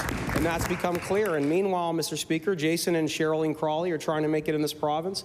These are actually working class families. Jason is a bookkeeper working as a chartered accountant, and Cheryline is an LPN. But like so many other Nova Scotians who find themselves in the working and middle class of our province, Mr. Speaker, they are having a hard time making ends meet during this very difficult period. And I'll quote a table from I'll table a quote from Jason where he says, "We're in the section of the middle class where there's a lot of people like us, where we can make too much gross and we don't access any of the additional government supports that are available." Mr. Speaker, families like the Crawleys need these supports. Can the Premier please commit today to expand the income threshold so that more Nova Scotians can access these critical supports during this difficult time? The Honourable Premier. Thank you, Mr. Speaker. And as we've stated, we'll continue to look at these thresholds. We know that some of them are in need of being updated for sure. We're doing that analysis to look for ways that are sustainable to support Nova Scotia families, Nova Scotian families. That's what our focus is, making sure we can support families in sustainable ways for the long term to get through this crisis. But, Mr. Speaker, I do want to just be very, very clear and emphatic on this. There is nobody on this side of the House that thinks a carbon tax is necessary. There is nobody on this side of the House that wants a carbon tax. And I encourage the members opposite, if they are in agreement that a carbon tax is not necessary, and if they are in agreement that a carbon tax will cause undue hardship to Nova Scotians, then they should stand up and say so, Mr. Speaker, and join us in saying that for Nova Scotians. The Honourable Leader of the New Democratic Party. Mr. Speaker, the price of heating oil in Halifax is now at $2.14 a litre. 40% of Nova Scotians heat their homes with furnace oil, and service providers are clear about what this means. People will go cold this winter. Working families are feeling the pinch, and this government could help by raising the income cutoff for supports. Mr. Speaker, is this government prepared to leave working and middle-income families in the cold this winter? The Honourable Premier. Mr. Speaker, we know that the cost of home heating oil, as the member references, is certainly very high in HRM. It's even higher in the rural parts of this province. We know that it's having a devastating effect on so many families. 200,000 homes in Nova Scotia heat with home heating oil. We're desperately concerned about the impact on those families this coming winter for sure. But yes, to the member's very specific question, yes, we are looking at what we can do around programs like HARP to support Nova Scotian families. We'll continue to do that work and look for ways to support Nova Scotians. We know it's important at this time, Mr. Speaker. The Honourable Leader of the New Democratic Party on her first supplementary. Mr. Speaker, the thermostat will dip before zero any day now. It's November, and with all due respect, now is not the time for looking, now is the time for action. Targets don't work if the thresholds are too low. And right now we know, and it sounds like the government knows, that the thresholds are too low. So the Premier says that the government is providing targeted supports. These targeted supports are leaving people behind. When will the thresholds be raised? The Honourable Premier. Mr. Speaker, look, we know there's more work to be done for sure, but I disagree with the characterization that we're not doing anything. Of course, we can go through the list of important initiatives that are supporting Nova Scotians. They might not matter to some people in this House, but I will tell you, Mr. Speaker, they matter to us and they matter to those Nova Scotians that are benefiting from them. There is more to do. Of course there is. That's the job of government. We will look for ways to support Nova Scotians that are sustainable and help them in the long term, Mr. Speaker. That's what our focus is on. The Honourable Leader of the New Democratic Party on her final supplementary. Mr. Speaker, unlike other provinces, Nova Scotia's income supports are not indexed to inflation, and we all know what is happening in the world of inflation. We've been talking about it all session. They don't adjust as costs rise. And I'm going to offer another quote from Mr. Crowley, who was mentioned earlier. He volunteers at Souls Harbour, and he said, it's very, very humbling where I can go up to Chef Ryan at Souls Harbour and say, I hate to ask you, but I need a bowl of soup too because I can't afford groceries. Mr. Speaker, winter is coming. This government support scheme is leaving too many hard-working families behind. The time for looking is done. When will we see action? The Honourable Premier. Mr. Speaker, the Nova Scotians will continue to see action. I think we need to be clear on that. The programs that have come forward, we put forward a number of programs to support Nova Scotians. I agree there is more work to be done, and I commit to doing that work to make sure that we're supporting Nova Scotians in the best way that government possibly can. We can't do it all, Mr. Speaker. There should be no expectation of that, but we can support Nova Scotians through their time of need, and that's what our focus will continue to be on. Thank you, Mr. Speaker. The Honourable Leader of the Official Opposition. Thank you very much, Mr. Speaker. I'll remind the Premier that the party of the official opposition actually voted with the government's resolution to oppose a federal carbon tax. And I'll remind the House, what good did it do if you don't have an executive council that's actually going to get to the table and negotiate an alternative with the federal government? It's no good. So for the Premier to continue to blame the opposition parties for his mismanagement of this situation and the cost of living challenge that we have in Nova Scotia, I think is absolutely ridiculous, Mr. Speaker. And you don't have to look far to see that the situation, the cost of living crisis is getting worse. We've got tents popping up, not just in Halifax. We've got homeless people living in every community across this province, communities we never even dreamed of this happening in, Mr. Speaker. We've got a homelessness and a housing crisis. When is the Premier going to respond to that and ensure that these people have shelter as we head into winter?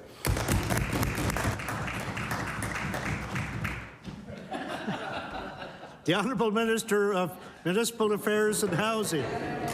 Look, my apologies. I'm just going to ask you to repeat the question because I wasn't really listening. I know that doesn't happen very often, but can it be done again? The Leader of the Official Opposition will re-ask the question, and that is not his. That goes back to his first question. He'll still have a.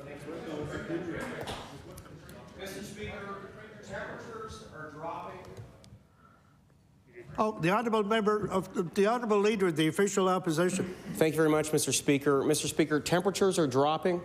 We have homeless encampments that are popping up, not just in Halifax, but in rural communities across this province. We are heading into a very desperate time for a lot of people. When will this government have an answer to the homelessness situation? Will we help these people before the real cold winter months hit this province? The Honourable Minister of Municipal Affairs and Housing. So, thank you, Mr. Speaker, to the member for the question again. My apologies. There's a number of things that we are doing. We're investing across the province in organizations like the Portal in Kentville that we've provided funding, and I believe your government provided funding to them as well. The past government did. We're looking forward to the Overlook opening in Metro here in HRM very soon, which will provide housing for 60 homeless people. I believe that will open in November.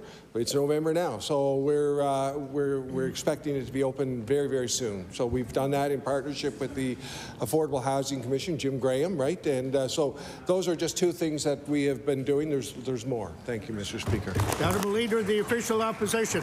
Mr. Speaker, we've seen a lot of back-padding in this session of the legislature by the government while the situation gets obviously worse by the week. Feed Nova Scotia has seen more people access their food services this year than ever before. The housing wait list is larger than it's ever been in Nova Scotia. There are currently now 6,000 people that are on that wait list. The number of people experiencing homelessness in Halifax alone has doubled, Mr. Speaker, and it's expanded across Nova Scotia. There are currently close to 700 people in Halifax experiencing homelessness, and I'll table that. Some of these people are children, Mr. Speaker. We've got children that are living in a very precarious situation. Winter's coming, we're heading into cold temperatures, and we have hundreds, if not thousands, of Nova Scotians without shelter. When will this government act? The Honourable Minister of Municipal Affairs and Housing. So thank you, Mr. Speaker. And again, I will say that we continue to act, and we know there's more to do. So clearly there's more to do, but we continue to act across the problems. We recognize this is not only a problem in HRM, it's a problem in every municipality across the province, and is a major concern to us. And through our contacts with these homeless individuals through DCS, we continue to work on that. There's funding that we've done for a number of community organizations, Mr. Speaker, and we will continue to do that. So we are deeply concerned, and I would share the members' concern about homeless children, and we know that shows up in many different ways. So, Mr. Speaker, we will continue to do more. The honourable member for Preston. Mr. Speaker, when the Department of Community Services deems it necessary to place a child in a designated place of safety, they have complex needs to consider. However, there are limited options in terms of providers for these places of safety. According to a FOIPOP, which I'll table, in the past calendar year, the department has spent over $29 million to house children and youth in emergency placements. To the Premier, how much of the $29 million is paid to private and for nonprofit entities? The Honourable Minister of Labour, Skills and Immigration. Thank you, Mr. Speaker, and thank you to the member opposite for the important question. As acting minister for the Minister of Community Services, this will be something I have to take back to her and provide the member with a thoughtful answer and reply. Yeah. The honourable member for Preston. I thank the minister for the response. A report that I've tabled from the Housing Faculty of Medicine and the IWK shows that there are overrepresentation of marginalized communities in these places of safety. And I'll quote directly from the report: the overrepresentation of racialized and Indigenous people in places of safety reflects systemic racism within Nova Scotia's provincial institutions. Mr. Speaker, what is this government doing to address the broken child welfare system that is disproportionately impacting marginalized communities? The Honourable Minister of Labour, Skills and Immigration. Yes. Thank you again, Mr. Speaker, and thank you to the member opposite for the important question. Again, this will be something that I take back to the minister in her absence.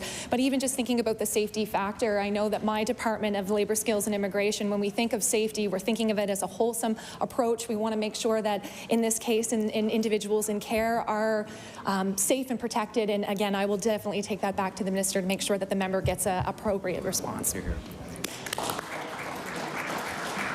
The honourable member for Preston on a new question. Mr. Speaker, due to the legislative inconsistency between the federal and provincial governments, when children are temporarily removed from care under CFSA, non-custodial parents are losing their child tax benefit. Mr. Speaker, this is the exact wrong time for this to be happening, and very often temporary orders under DCS have certain conditions for parents to regain custody of their children, conditions that cannot be met without the material resources. Would the Premier commit to reviewing the situation and working with the federal governments to ensure that parents subject to DCS aren't being penalized in a way that ultimately hurts the children and families? The Honourable Minister of Labour, Skills and Immigration. Thank you, Mr. Speaker. I wasn't sure if someone else had stepped up, but I think just to thank the member, this is really important, and I do recall the minister bringing this to our attention as something that we do need to look at. So again, I'll make sure that the minister is aware that this question was asked and take it back to her, but we will make a commitment to look into this. The honourable member for Preston. I appreciate the response, and I hope with my final question there might be an actual answer, but I do appreciate that they're going to take it back to the minister. Speaking of children in difficult situations, this government committed to the minister's mandate letter to a 5-year target for the reduction of childhood poverty in this province. This mandate letter also commits the minister to a timeline for completion of this task. Mr. Speaker, we know that childhood poverty is unacceptable and that our marginalized communities suffer the most. In Spagadagity First Nation, the child poverty rate is as high as 73.3%, and I can table that. Is this government, the Premier, going to provide the House with an update on this target now that we are about a third way into the mandate? The Honourable Minister of Labour, Skills and Immigration. Thank you, Mr. Speaker, and thank you to the member for this question. And of course, where the member is, or the minister is absent at this point in time, I know that we can't address the actual timeline that the member is looking for, but I do know that the minister has compassion and cares and definitely is dedicated to reducing poverty within this province. It is within her mandate letter, and I know upon her return, she'll definitely be able to provide an answer and a timeline that the member is looking for. The honourable member for Cape Breton Centre, Whitney Peer. Mr. Speaker, my question is for the Premier. Since this government was elected, the doctor wait list for Cape Breton has grown by over 5,000 people. Since April of this year, only 4 family doctors have been hired for the Eastern Zone, the lowest number across all health zones, while 18 vacancies remain. More than half of the people added to the wait list this month in Cape Breton reported that their doctor have either closed their practice or retired. Meanwhile, other provinces are becoming more competitive in doctor recruitment by offering higher pay. My question, when will Cape Bretoners get the doctors they need? The Honourable Minister of Mental Health and Addictions. Thank you, Mr. Speaker, and thank the member for this important question. So we remain deeply committed to improving access to primary health care. It's certainly a complex, long-standing issue in the system. We have recruited a record number of doctors last year. We are guaranteeing every nurse a job upon graduation, which is also a great initiative that I would love to see in my time working in the sector. And we continue to work diligently at this, Mr. Speaker. Thank you. The honourable member for Cape Breton Centre, Whitney Peer. Thank you, and I thank the member for the answer, and I hope we're also working on retention as well, Mr. Speaker. Cape Breton has a serious shortage of specialists and is seeing doctors pack up and leave faster than this government is replacing them. This summer, our office heard from a Cape Breton woman who had to spend nearly $2,000 in travel costs to access a surgery only available in Halifax. This government has no program in place to reimburse this kind of travel within the province, which is an increasingly common reality for Cape Bretoners. Mr. Speaker, other jurisdictions have programs that pay for medical travel inside the province. Will this government help Cape Bretoners cover the costs of accessing care? The Honourable Minister of Mental Health and Addictions. Thank you, Mr. Speaker. I have had situations in my own portfolio where I have helped people get reimbursed depending on the specific client situation. But in regards to specialist services, I had the opportunity to make a very positive announcement yesterday in Cape Breton, where we have 2 new psychiatrists actually coming from the United Kingdom, which I think is great. And there's also many avenues, Mr. Speaker, to access primary health care, including mobile clinics, virtual care, pharmacists who continue to expand on their scope of practice. But there's certainly much more work to do, and we remain committed to that work, Mr. Speaker. The honourable member for Hammonds Plains, Lucasville. Mr. Speaker, we continue to urge the government and all Nova Scotians to take homelessness in the province very seriously. Unfortunately, the current supports have not been adequate, and everyone in Nova Scotia can see the drastic increases of those experiencing homelessness. And we can see it in the numbers. Over in the last year, those experiencing homelessness has doubled in Halifax alone, and I can table that. That's more than 690 people facing homelessness. Mr. Speaker, considering those experiencing homelessness in Halifax has doubled in the last year, will the Premier acknowledge that the current levels of supports are not enough and that much more needs to be done? The Honourable Minister of Municipal Affairs and Housing. So, Mr. Speaker, I'd like to thank the member for the question, and I would like to say that homelessness is a concern for all of us in this legislature. We're very deeply concerned about it too. What we're seeing in the increase in homelessness is the fact that the most vulnerable in our society are the least able to adapt when costs rise, housing costs, affordability. So all of those things we're attempting to address through adding basically the fundamental ways to have more homes for people to live in that will, and we're trying to address it in a number of different ways through my department and other departments. So we're deeply concerned, and we continue and remain to be concerned, and we will do more. Thank you. Honourable member for Hammonds Plains, Lucasville. Mr. Speaker, we know that more and more people are experiencing homelessness because of the cost of living. The inflationary pressures and the inability to access support means that more people are finding it impossible to keep a roof over their heads. Mr. Speaker, it's clear that more support is needed, and we know that the government is not planning to build any new affordable housing units as per some of the announcements that we've listened to recently. So, Mr. Speaker, my question is for the Premier. Can we talk about something tangible in terms of homelessness, addressing homelessness that the government may be doing in the foreseeable future? The Honourable Minister of Municipal Affairs and Housing. So, Mr. Speaker, I'd like to thank the member for the question, and I will point out to the Rapid Housing Initiative, which we put $16.6 million in to provide, I believe, Well, for example, in New Glasgow, 36 units in Cody's Place, in the Mi'kmaq Friendship Centre here, 21 units in the city. Add some women and children's Sunflower, 25 units. The North End Community Health Association, also we invested in 1.6 million there. So we're investing in that. We've provided inclusionary zoning to all municipalities across the province. We're working on a provincial needs assessment, which was a recommendation from the Affordable Housing Commission for both the also for the African Nova Scotian community as well as right across the province. So, Mr. Speaker, we're working on a number of different areas and more than that. The honourable member for Cole Harbour Dartmouth. Thank you, Mr. Speaker. It's absolutely devastating that children are now going homeless due to this cost of living crisis. The South Shore Open Doors Association found that in their October tracking, there are 93 children experiencing homelessness in Lunenburg and Queens County alone. 93 children, Mr. Speaker. And I think we can all agree that this is an experience that no child should have to face. Mr. Speaker, some of these children are living in tents. So to the Premier, what changes is this government making to ensure that these children can get out of the cold and into a home? The Honourable Minister for Municipal Affairs and Housing. Mr. Speaker, I want to acknowledge that the member is right. We're very, very concerned. I've heard my colleague, Minister of Community Services, express her deep concern about those numbers as well. We recognize that this is not only happening in that community, but in other communities as well.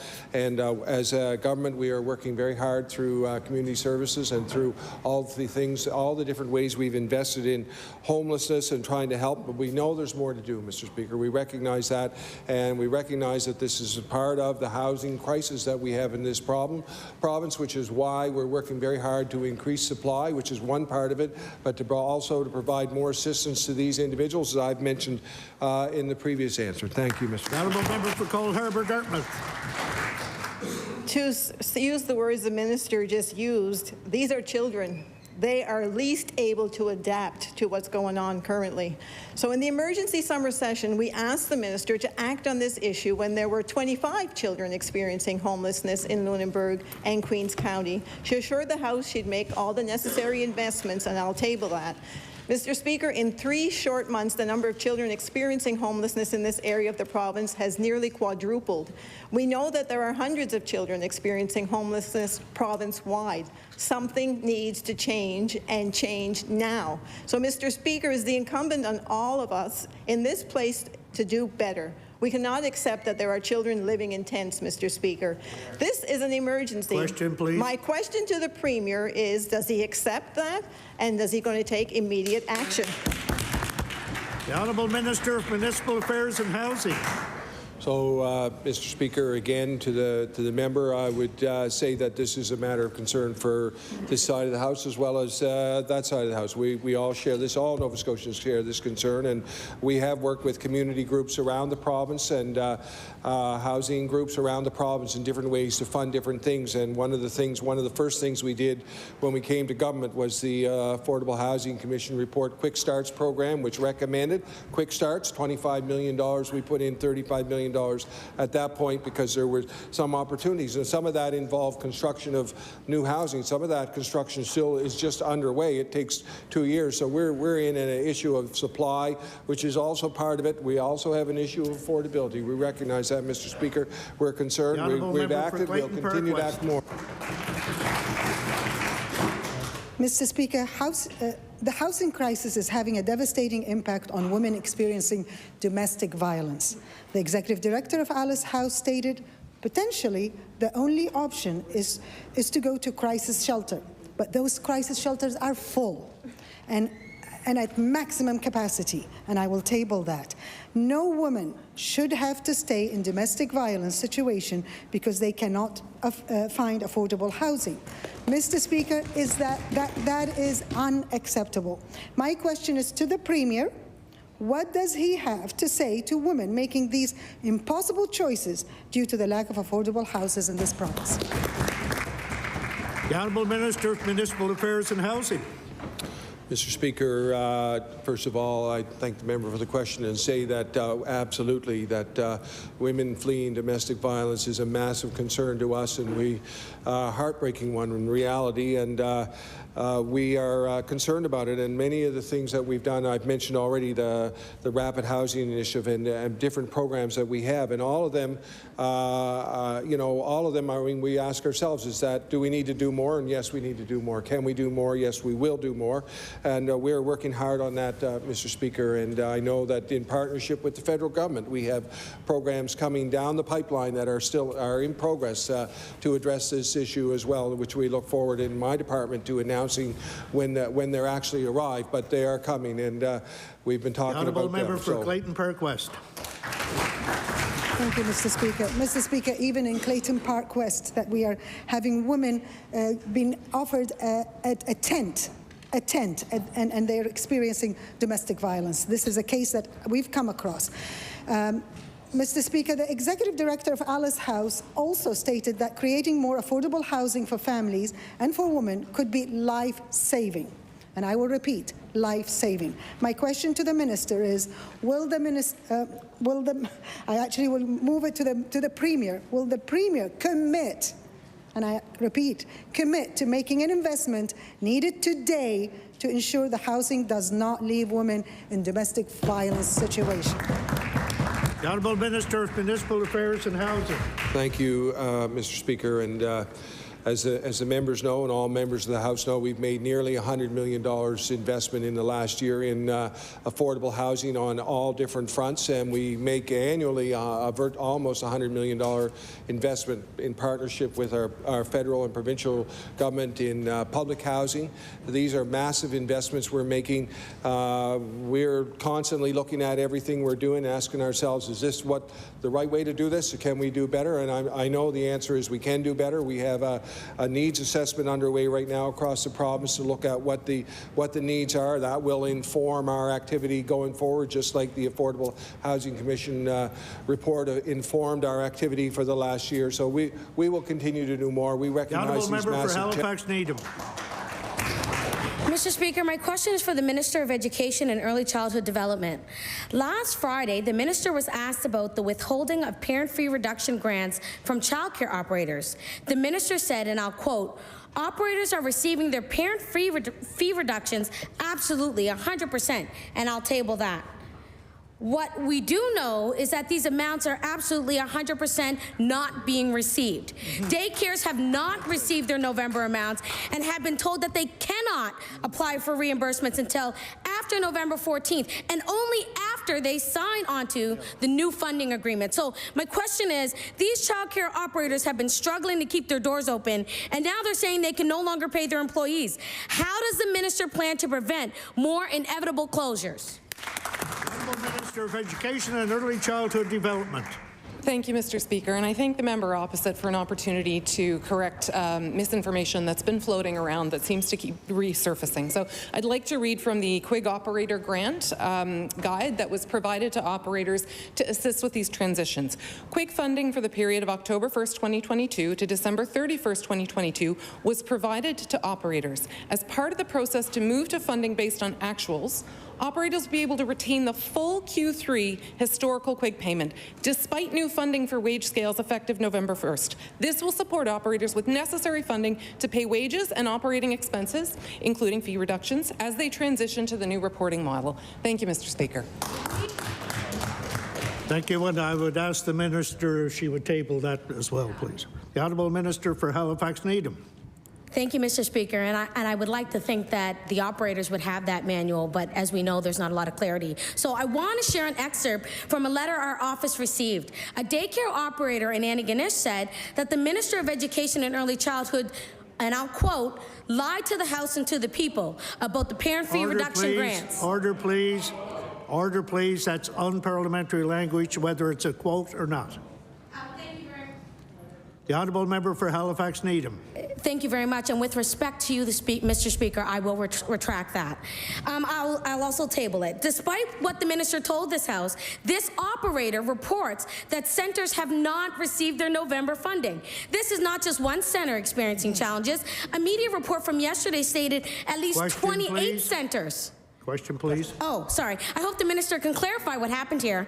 Were her statements intentionally misleading? Minister or were of they Education and Early Childhood Development. Thank you, Mr. Speaker. Order, please.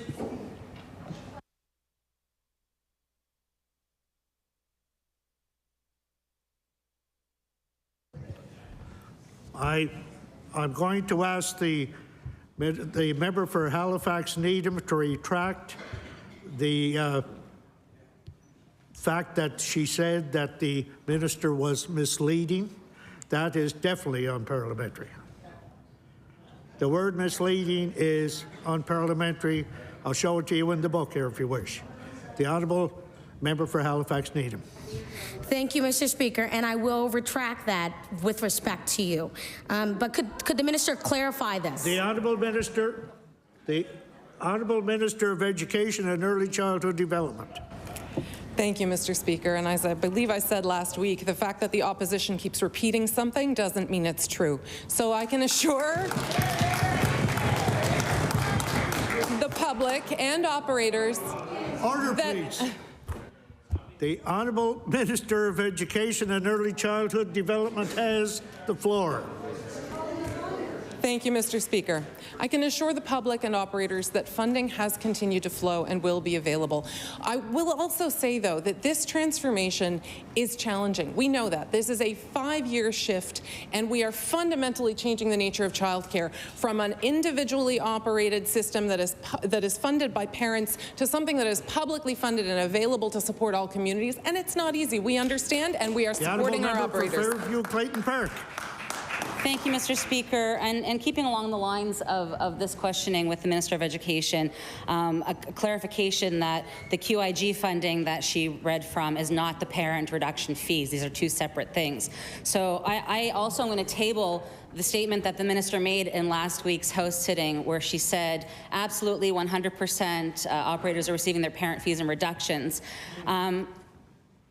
Since the minister made that statement here in the House, I received numerous emails, text messages, phone calls, Facebook messages, which I'm happy to table as well. So not opposition staying, but daycare operators stating in writing that they have not received their November parent reduction fees. So my question is simply, can the minister explain the disconnect? The Honourable Minister of Education and Early Childhood Development. Thank you, Mr. Speaker. So I would say we encourage any operators who have questions about this, because we know it's complex. We know this shift is a big change for them. Rather than reaching out to the media or to MLAs opposite, I suggest they reach out to the department, because we can provide support and information. Order, please. I look forward. Order, please. The Honourable Minister of Education and Early Childhood Development has the floor. Thank you, Mr. Speaker. So the department has been working very hard to communicate with operators, multiple sector calls, multiple individual calls, multiple written communications, including this guide, which is complex but very, very helpful. And I look forward tonight to having sector calls with our for-profit and our not-for-profit operators to help discuss and navigate this complex change. This is a huge and important change for Nova Scotia families, and it is a big shift. We know it makes people nervous, but we're supporting. Thank you, Mr. Speaker. Mr. Speaker, in April, daycare operators in the department came to a funding agreement. This agreement ensured that daycare operators would be receiving their parent fee reduction grant on November 1st. Mr. Speaker, this particular funding, which, as I've tabled, numerous daycare operators have not received, is what many of them rely on to pay their employees and keep their daycares running. We already have a shortage of seats within our province. We can't afford to lose more daycare operators. Families, if not our operators, need to be assured that their children will have spaces for them to go to. So my question on November 8th, is the minister ready to commit to releasing those parent reduction fees today? The Honourable Minister of Education and Early Childhood Development. Thank you, Mr. Speaker. And as I've explained in multiple questions before, operators have received funding and they will continue to receive funding. And I can't emphasize enough how big a shift this is. We understand that it's complex and we understand that it's a change. But let me remind the members opposite that we are shifting to a system that is a funded system to support parents to be able to better afford childcare, down to $10 a day. We've already reduced fees by 25%. Our operators are being supported with that. We are also increasing wages for our ECEs, adding $75 million a year to the tune of $100 million a year total to support our ECEs to be better compensated, Mr. Speaker, and we are working with our operators to support them through this complex change. The honourable member for Bedford South. Thank you, Mr. Speaker. And to return to the issue of housing here, just this week, Prince Edward Island released its capital budget for the upcoming year. Very interesting in one respect. It includes a historic investment in public housing. Over $60 million to directly fund public housing construction, 365 new units, and I'll table that. Mr. Speaker, we have an unprecedented number of people living on the streets, living in tents in this province, and they are certainly not going to be able to afford the vast majority of apartments that are going up in this city or across this province. So I would like to ask the Minister of Municipal Affairs and Housing, why is PEI, a province that is more than five times smaller than Nova Scotia, building more public housing units than we are? Thank you. The Honourable Minister of Municipal Affairs and Housing.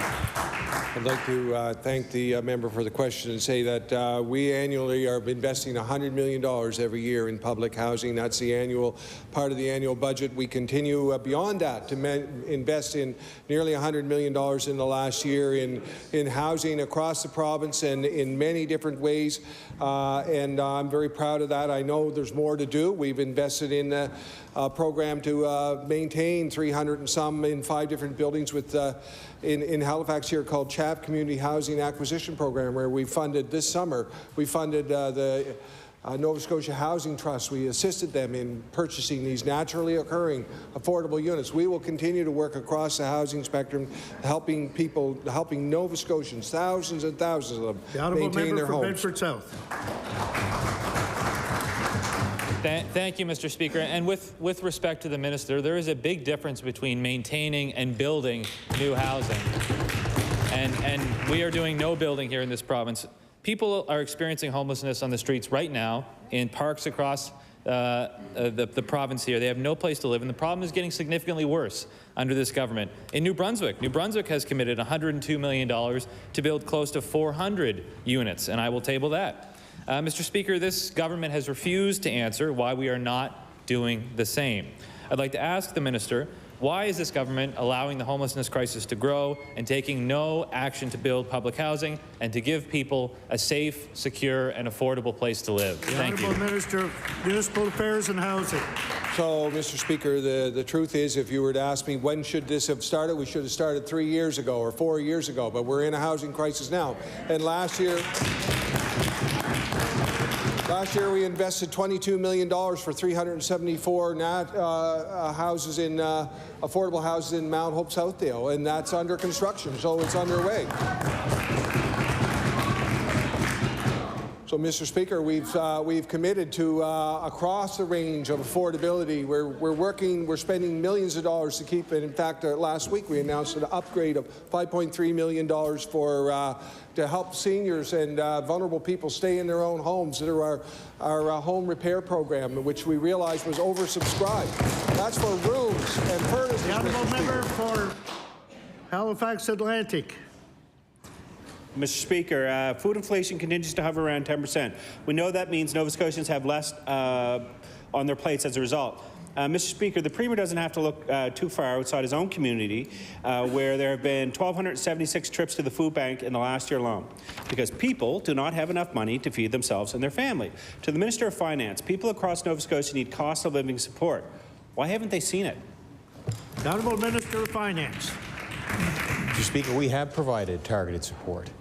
And when I think of food, like look at food, fuel, grain, Mr. Speaker, all those things that are being affected, they're all affected by the price of fuel. And we can see the extreme reaction in the marketplace from the invasion of Ukraine, Mr. Speaker.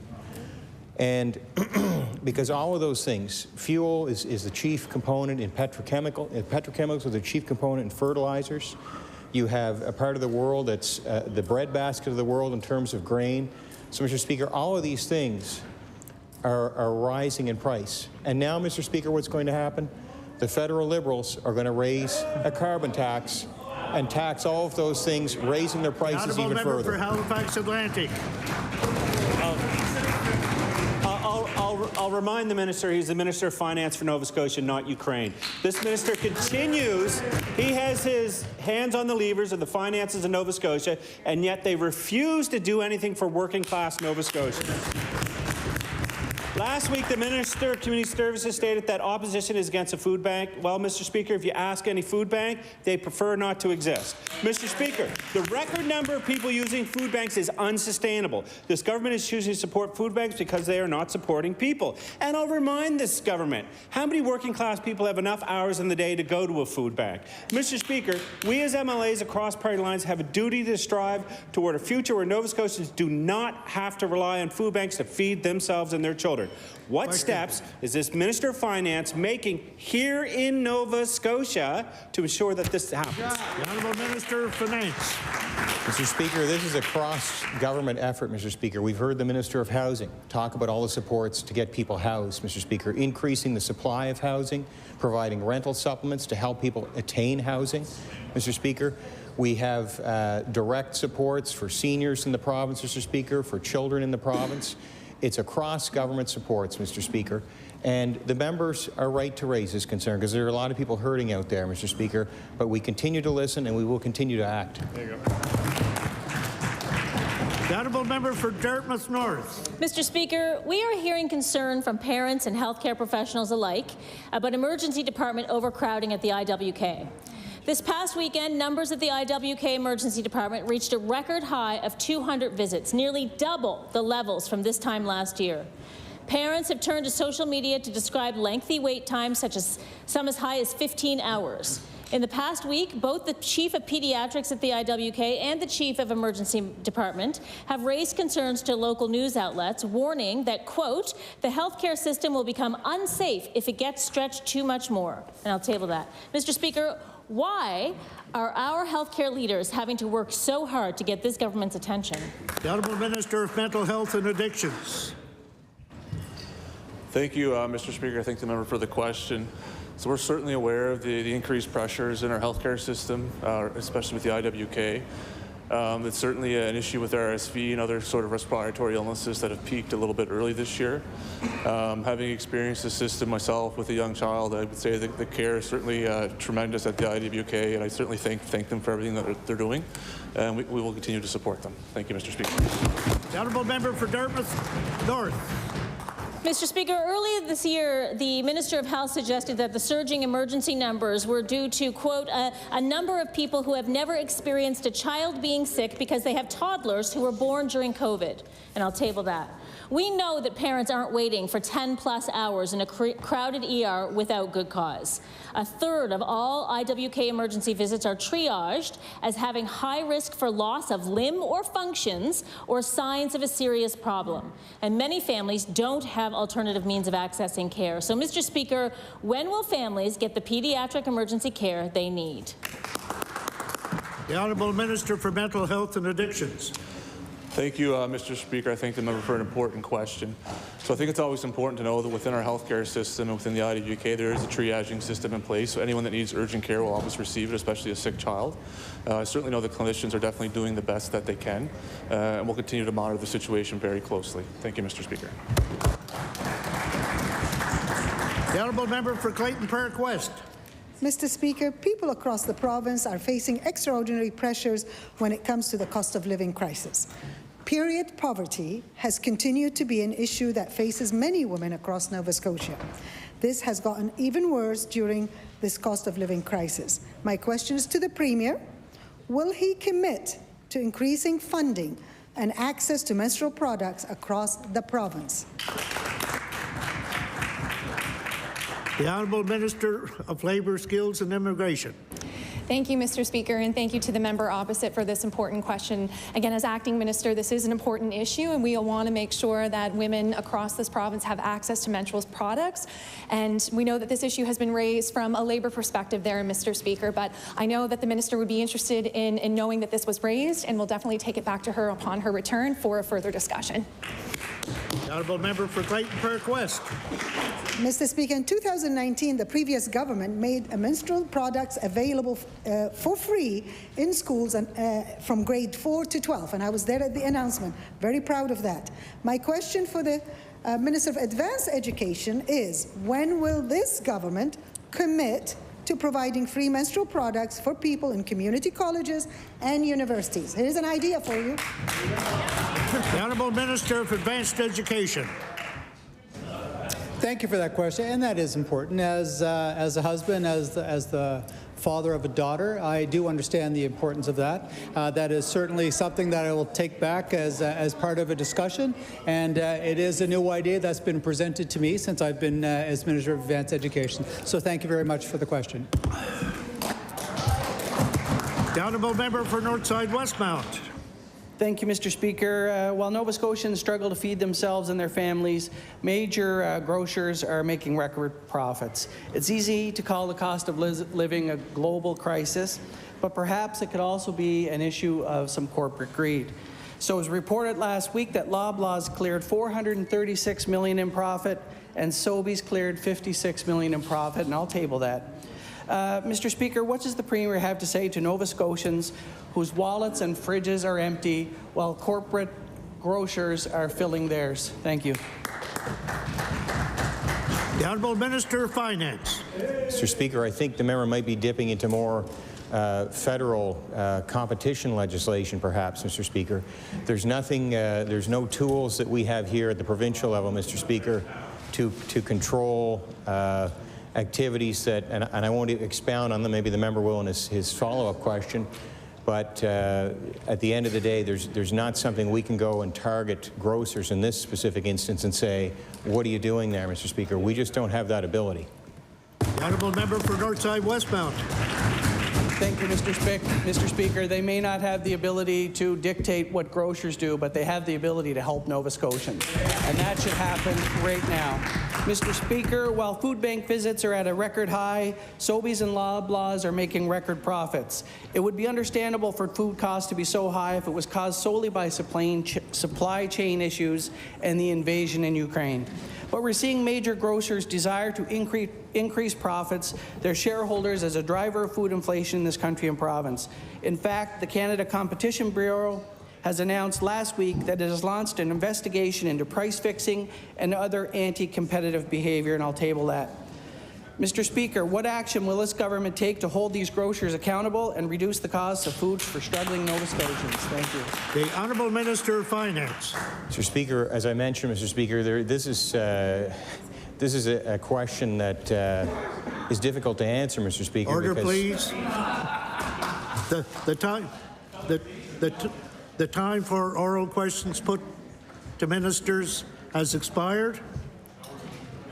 I recognize the Honourable Government House Leader. Thank you, Mr. Speaker. Would you please call government bills for third reading? Government bills for third reading. Would you please call Bill number 212, Public Utilities Act, an act to amend? Bill number 212, the Public Utilities Act, an act to amend. I recognize the Honourable Minister of Natural Resources and Renewables.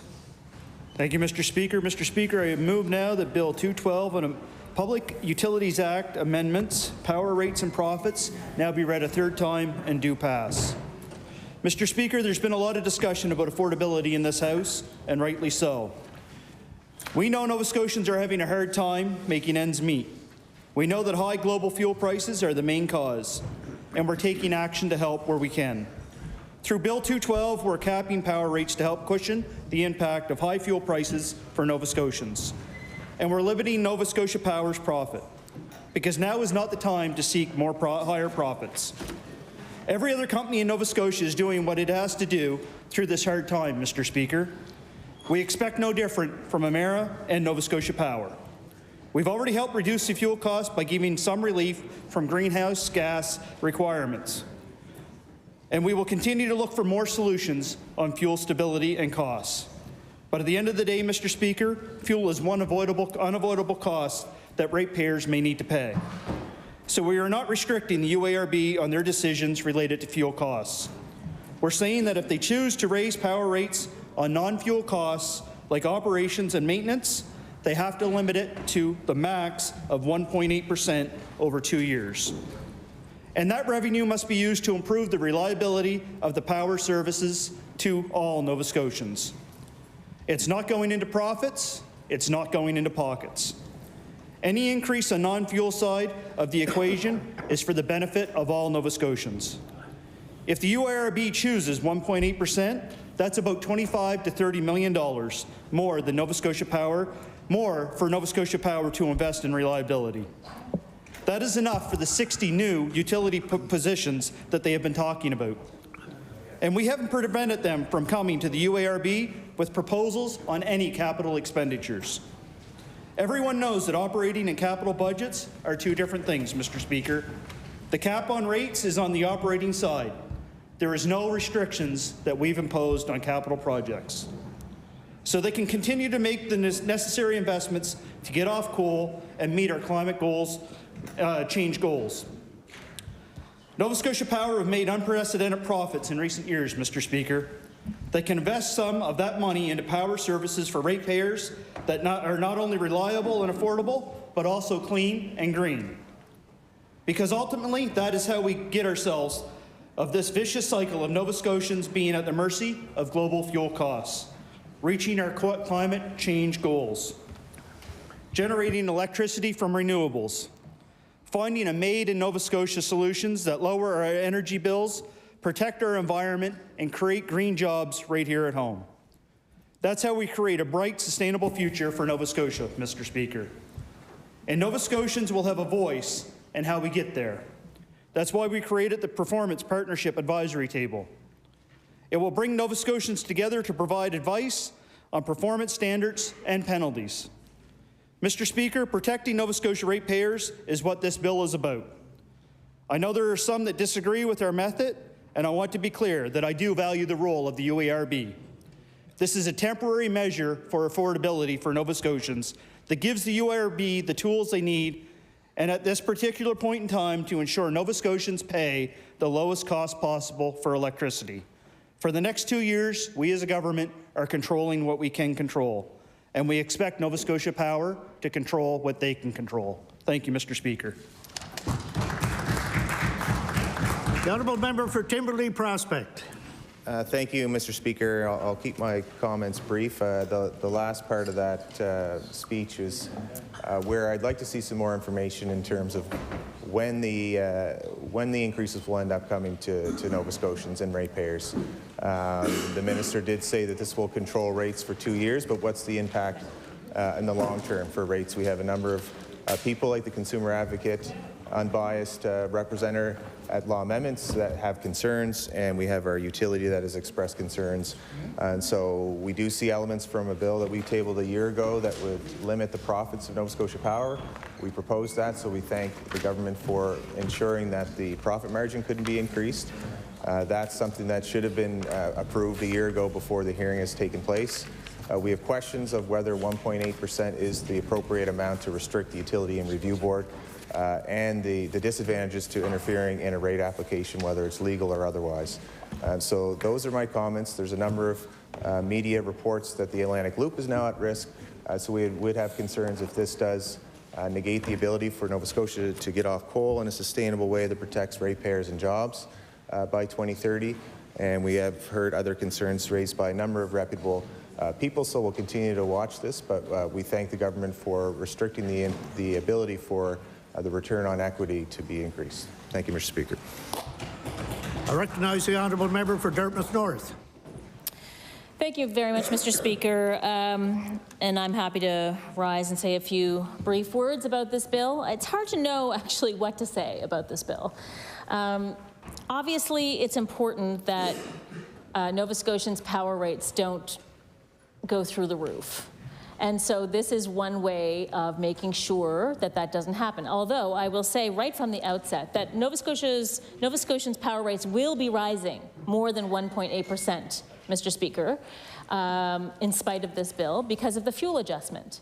So I don't know exactly what that number will be, but it's been predicted to be around 11 or 12%, but I guess that's definitely better than 22%, Mr. Speaker. But, you know, the point is that we need more sustainable ways of making sure that power rates are stable and that power bills get lowered while we concentrate on greening our grid and making sure that we're meeting our greenhouse gas reduction targets. This bill seems to be the government's 11th hour attempt to intervene in the outcome on the ongoing hearing at the UARB. We appreciate this government's final acknowledgement of the very valid concerns raised by Nova Scotians, but this bill seems rushed and poorly thought out. And I will remind folks about our spring legislative session when we had just heard about the plan for Nova Scotia Power to put in a rate increase. There was much discussion in this House, and the government at the time said that they would do whatever they could and all stops necessary, or all tools available in their toolkit to make sure that a rate increase didn't happen. And then they didn't do anything until after the UARB process was basically finished. It's a bit rich. The previous Liberal government undertook a similar strategy of pushing off eventual power rates to an unknown future. And while this does provide, and I've said this does provide some short-term relief to Nova Scotians, it is short-sighted and it does not address the root problems. We have discussed at length our concerns about this interference into the independence of the regulatory process, a process which by design is intended to operate separate from the government to allow for transparency and accountability. We put forward multiple amendments to this House which would have accomplished these long-term and systemic changes that are desperately needed. The amendments that we put forward, and which were rejected by this government, would have strengthened the regulatory process, not undermine it like this bill does. We wanted to see this government take stronger action in holding Nova Scotia Power accountable to Nova Scotia's climate targets, to protecting Nova Scotians from energy poverty, and in providing reliable service. The amendments that we proposed would have made sure that all of that was possible. We heard at law amendments multiple concerns from experts in the industry that these changes will bring negative lasting effects and will only harm the interests of Nova Scotians in the long run. So we are disappointed in the short-term thinking presented by the government in this bill and disappointed by their dismissal of expert concerns at law amendments and our suggested amendments. Mr. Speaker, again, I will just reiterate that these changes at this time are necessary to make sure that power rates do not run rampant in the next couple of months. But they will rise, Mr. Speaker. I urge this government to make this change and then look in a real and systemic way at the ways that the Public Utilities Act could be amended to make sure that we do not come into this, we don't collide with this issue again, and that we can get some proper or improved regulatory changes at the UARB level, so that when we are looking at these issues in the future, there will be more for the UARB to do to help Nova Scotians both meet their climate targets and make sure that they're not living in energy poverty. Thank you. Yeah. The honourable member for Cumberland North. Thank you, Mr. Speaker. Affordability, inflation, and the rising costs of living, all three common things that we've heard in this fall session of the legislature, and all three important things to the people of Nova Scotia, and it's no exception to the people that I represent in Cumberland North. The global impact of geopolitical influences from the war in Ukraine affect commodity prices of oil and their ongoing pandemic effects that we're still feeling with pressures on supply chains. All are influencing the real costs of daily living here in Nova Scotia, in our personal homes and in our businesses, small and large. The price of home heating fuel, the price of gas at the pumps, rising costs of transportation affects everything, including the price of food. We've seen the cost of inflation anywhere between 7% and 9% over the last few months. Home costs of fuel have risen. That price is determined by the UARB. We've seen market value assessments rising dramatically. That is decided by the property valuation assessments, and we have not seen the government take any action on either of these two decisions of rising costs. And the government has the ability, Mr. Speaker, to affect the price at the pumps. There's a ton of tax being charged on the price of fuel, and the government absolutely has the ability to reduce the price that the people are paying at the pumps, as well as for home heating fuel. And they are choosing, Mr. Speaker, to take no action on either of those things that affect the daily living for people. They are also choosing not to take any action on the rising costs of market value assessments that people are paying that's affecting them as well. No one wants to see electricity rates rise either. This amendment to the Public Utilities Act will limit the increase of electricity rates by 1.8%. No one wants to see the increase of power rates. No one. So instinctively, at first glance, many people see this bill and they're happy that the government is taking control. But as with most things in life, there's more than meets the eye. This past year, when it was reported that Nova Scotia Power made a general rate application to the UARB, asking for 11.6% over the next 3 years, I think we heard a collective groan across the entire province of Nova Scotia. However, as a legislator, I had faith that the independent utility regulator would take everything into consideration before they made a decision on the request, the general rate application from Nova Scotia Power.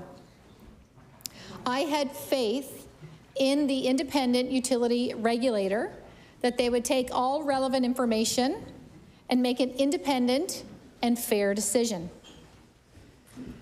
Fast forward to this fall session when we have the government proposed Bill 212, which seeks to set utility rates from the floor of the legislature, from in here, taking away, stripping away the independent power of the utility regulator. I am being told that this is the first time that this has happened since the Public Utilities Act was first brought forward in 1989. This undermines the work of the UARB. And when I study who is on the board and the people that work within the UARB, they're very intelligent, professional, highly respected individuals throughout Nova Scotia. This bill that the government has tabled is telling them that the government does not trust them to do their job, to provide an independent view and decision on this general rate application. This does not build trust. It does not build unity. It does not build a strong province. Utility regulators independently set utility rates across all of Canada, in every province, and throughout all of the United States. The Utility and Review Board is guided by the Public Utilities Act and also the UARB Act. As MLA, I strive to understand every piece of legislation that comes through this House of Assembly. Some bills I read once and understand right away. Most of those are the healthcare related ones. And other bills I sometimes need to read a few times, including ones that are relating to electricity.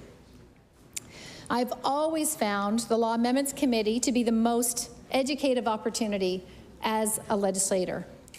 Experts in the field present facts and figures for and against proposed legislation, and Bill 212 was no different. I actually watched Law Amendments Committee several times, and while driving back and forth to Cumberland County, listened to Law Amendments Committee a couple of times, and some of the presenters, in particular the consumer advocate for the UARB, listened to his presentation 4 times because he is there as a consumer advocate. And he, as well as many of the other presenters, spoke very intelligently, and I certainly learned a great deal from them.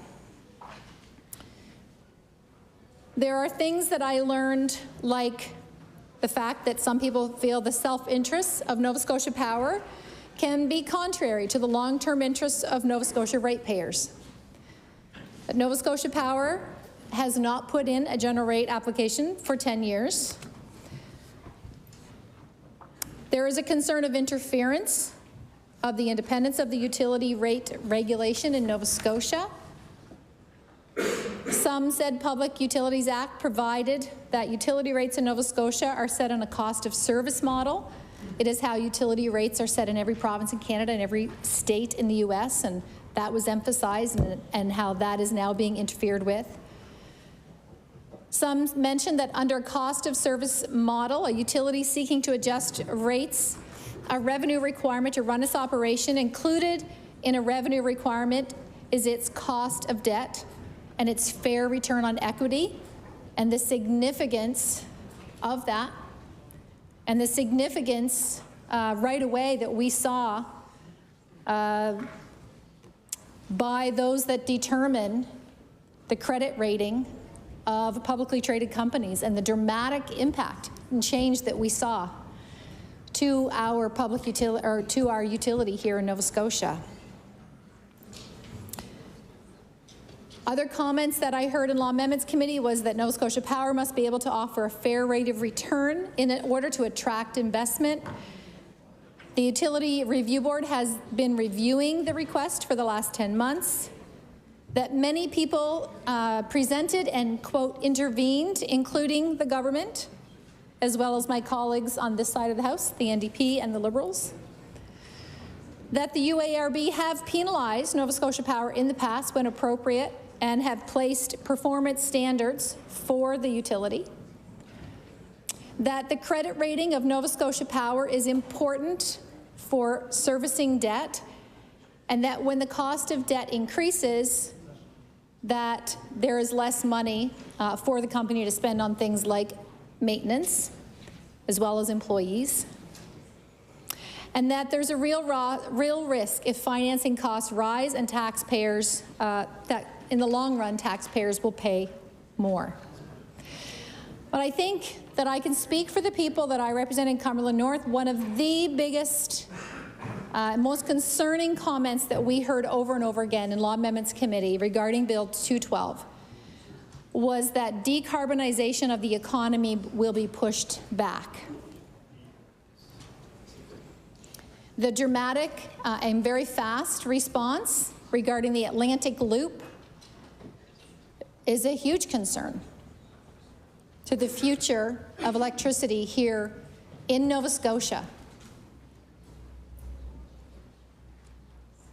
We've all been told, and we've all seen our province, our government, pressure the federal government to look for financing and funding to fund this Atlantic Loop. So now to have our utility say it's no longer even on the table is a real concern to the people that I represent, Mr. Speaker.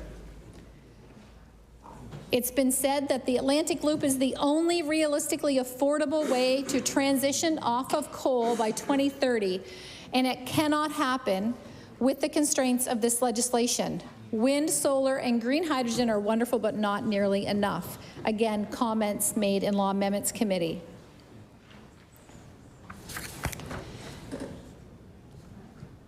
The company has clearly communicated what will happen if this bill passes. And I hope that the government was listening. I hope that the government was listening to all the presenters in Law Amendments Committee. When we don't listen, it only leads to problems. I think we all know that in our personal lives and in our professional lives. As a legislator representing Cumberland North, I support the UARB. I trust the regulatory independence of the UARB, and I trust the expertise of the persons that work with the UARB. I urge the Premier and his ministers to work with the people, work with the businesses, work with Nova Scotia Power, and find ways to accomplish great things. This week, there are leaders from around the world that are meeting in Egypt. to talk about global climate change. And here in Nova Scotia today, we are passing a bill that will prevent our province from meeting the climate goals for 2030. We are looking at passing a bill and voting on a bill that it's been made very clear will prevent us from getting off of coal by 2030. So it seems very conflicting for us to be voting on this in our legislature while we're watching the rest of the world talk about how important it is to take action and make changes that will help our climate and help our global economy and our global world as we face the impacts of climate change. So this bill may take one step forward in limiting power rates, but it will take us 2 steps backwards. And I don't think any of our children want us taking 2 steps backwards, Mr. Speaker, especially when it comes to our environment and climate. I believe it's important for the government to work with the people in the industries like Nova Scotia Power, like the UARB, and work at building strong relationships. That comes by listening, by understanding, by striving to work collaboratively. And I believe that we can do that here in this province. I respect Emera. I respect Nova Scotia Power, and I know that can be controversial to say.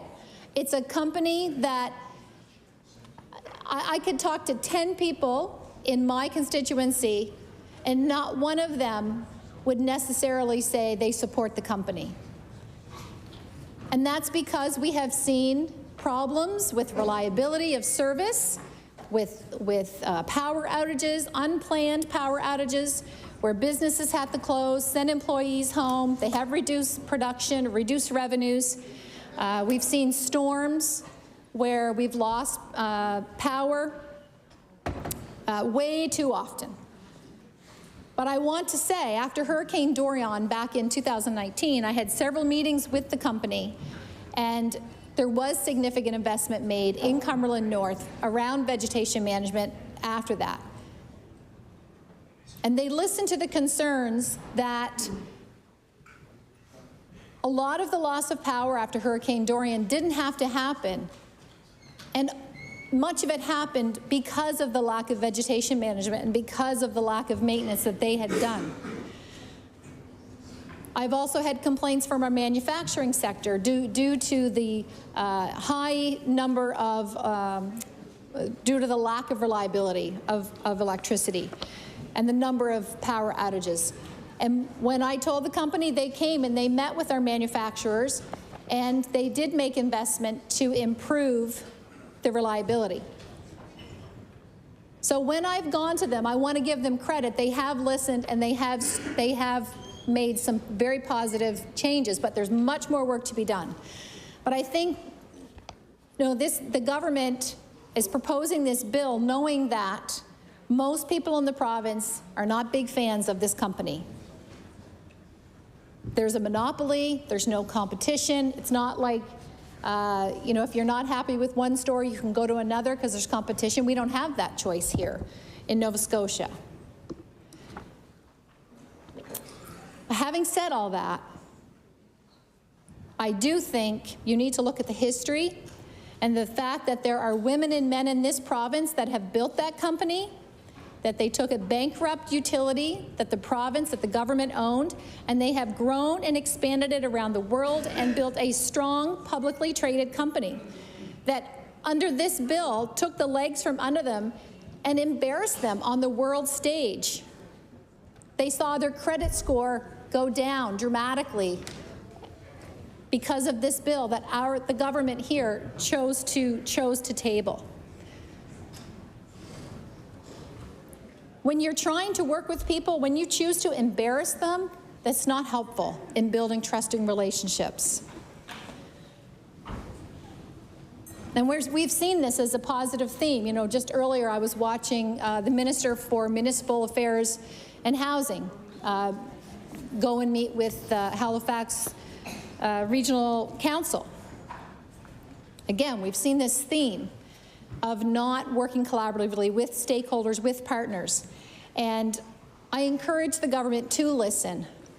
It will reap much better results for the people of Nova Scotia, including the people that I represent in Cumberland North.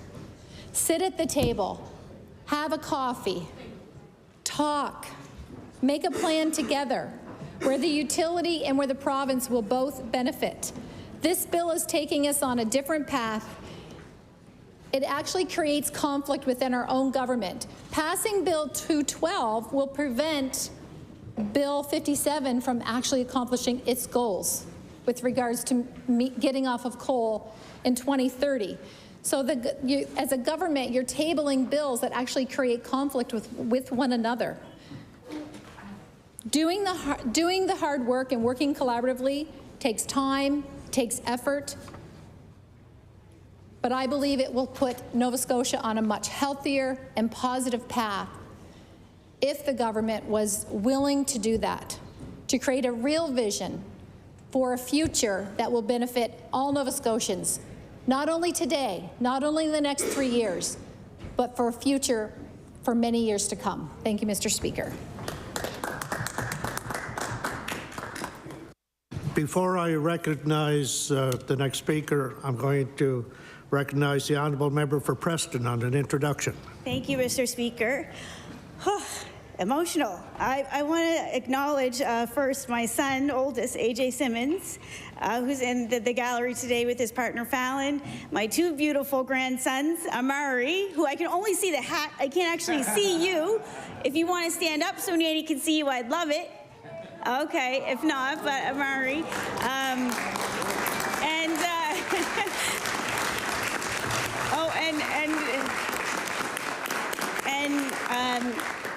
You know, Mr. Speaker, today's an important day because our voices are going to show up here. And I have to further extend the community, African Nova Scotian community from all over this province to come in here and support your MLAs. And I know how our people are, so I'm going to apologize. I did not name everyone's name, but you are all here, and I want to just thank you. And I would ask the House to rise once again to acknowledge the spirit and culture that sits in this gallery today.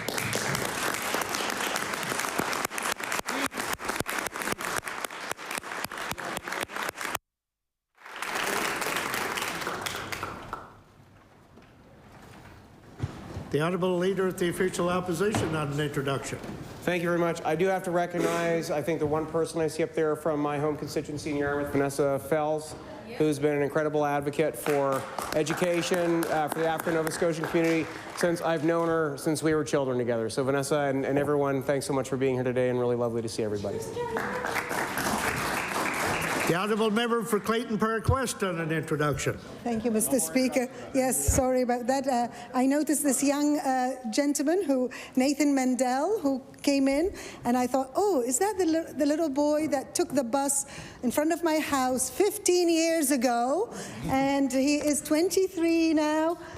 He had a curly, cute hair, and he went to French immersion with my daughter at the time and took the bus. So I want to welcome Nathan. He's doing the parliamentary internship program in Ottawa, and I am so proud of him that he's here today. So just to cover it broadly, welcome to everyone. I recognize the Honourable Member for Dartmouth South. North-South. Thank you, Mr. Speaker. I want to rise briefly on this act and say a few words. I think most has been said, but I was struck by the minister's introduction of this bill. In the introduction to the bill, the minister noted that he wanted to stop the vicious cycle that we're in. And the vicious cycle is that we're paying more and more for power.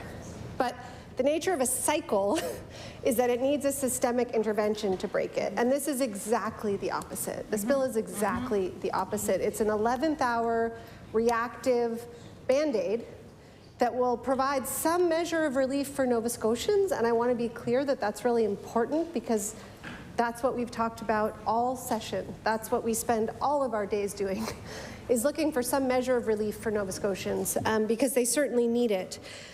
But the change in this bill is not the change that is required. It is maybe necessary. It is not at all sufficient.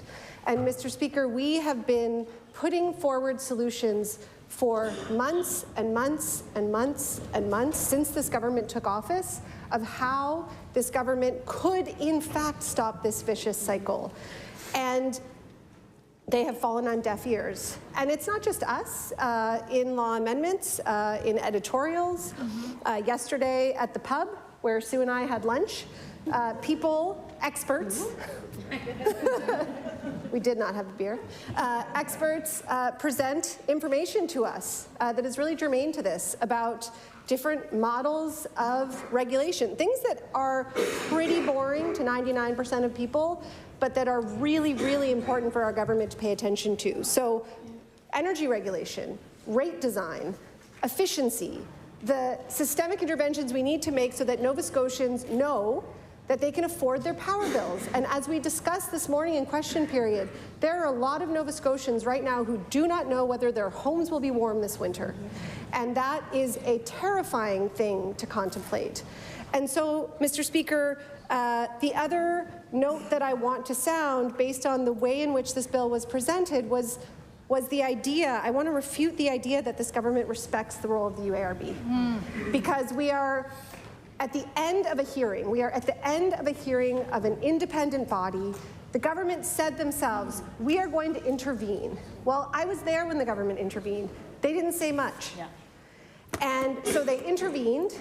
They stood up here day after day after day and said, we need the independent process to go forward. We need to understand what the regulators are going to do.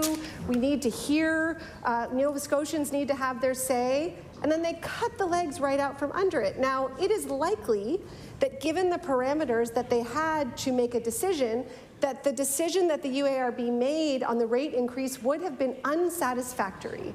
It would have been a rate increase that Nova Scotians could not afford. And there may have been action required at that point if it hadn't have been taken already. But I reluctantly need to say that, again, while this reduction is something, it won't be enough for many. People's power bills are still going to skyrocket because of the cost of fuel. We still haven't seen an indexing of the heating assistance rebate programs that would allow people to accommodate this increase. We haven't seen the introduction of a low-income power program, which would allow people to afford power regardless of their income. And so this bill may be too little too late. It may provide some measure of comfort to some people, but it's not enough, and it's not the right kind of intervention we need to break the cycle. Thank you, Mr. Speaker. I recognize the Honourable Leader of the Official Opposition. Thank you very much, Mr. Speaker. I do want to recognize that both parties in the opposition have been urging this government, and particularly ours, I believe, for legislative intervention on power rate increases in the province. And that is something, not to live in the past 8 years, but that our government was very focused on previously under Premiers McNeil and Rankin in terms of rate stability in the province and the ensuring that ratepayers could expect stability.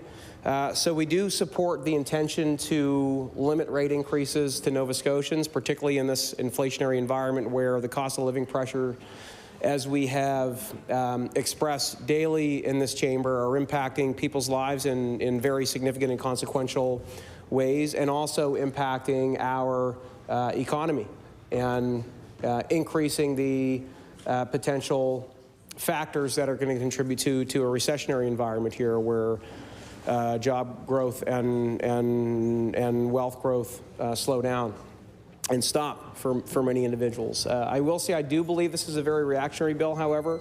There are some concerns that I do want to register with this chamber.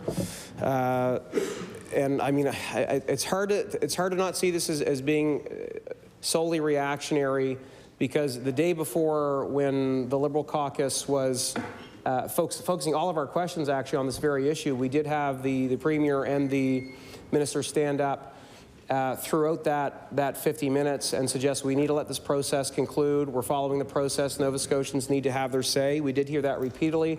That was a message that was also dominating government communication in the summer when we brought these issues up, as well as last year. Since this government's been elected.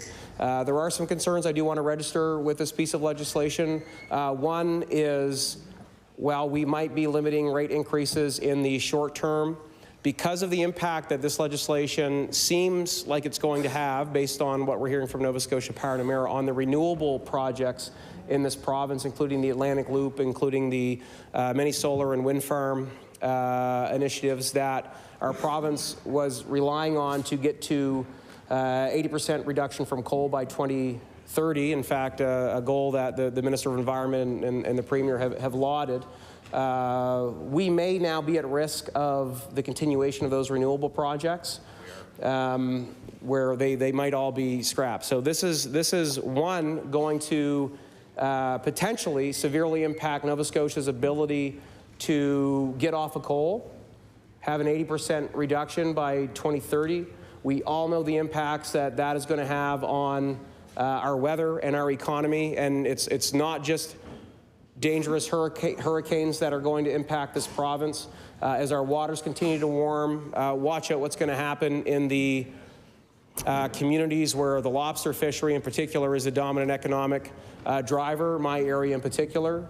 We are seeing a migration of some of our seafood species, lobster in particular, as this water continues to warm. So the effects of climate change aren't just on our comfort and our safety and impacts to infrastructure. There's going to be some fundamental impacts, really consequential impacts to the foundations of our economy and our future here in the province. And this legislation does jeopardize our ability to do our part to combat climate change, potentially, based on what we're hearing. The other thing that's going to impact, if we fail to get off of coal and fossil fuels and fail to execute on these renewable projects, is that medium and longer term rates are also going to go up, because we're seeing fossil fuels getting more and more expensive. Of course, global market factors contributing to that. Also, this government's environment legislation is going to trigger Part 1 of the federal carbon tax. We are going to see fossil fuels become more and more expensive, and if we are not utilizing those or completing those renewable energy projects, our grid is going to remain dependent on fossil fuels, which looks like it's going to get more and more expensive here, and this is going to drive rates up. Whereas these renewable projects actually are getting to the point where they can start driving rates down. So this is something to be very concerned about from a ratepayer perspective, is there is a risk, medium and long term, with this piece of legislation that rates are actually going to be driven up as a consequence of this. And we don't know yet what the economic impact is going to be, but if we're losing these renewable projects that governments have invested significant amounts of public dollars in, projects that many communities like Membertou in Sydney are depending on for economic growth and job creation, we're also going to see an economic impact from this. So I do want to commend the government finally coming to the table to address power rate increases. This is very important. We have to limit the rates as we head into winter, I believe. But I am worried that we're cutting off our nose to spite our face with this piece of legislation. There's going to be some medium and long-term, if not shorter-term, hurt that's going to come from a result of this. And I believe this does kind of meet the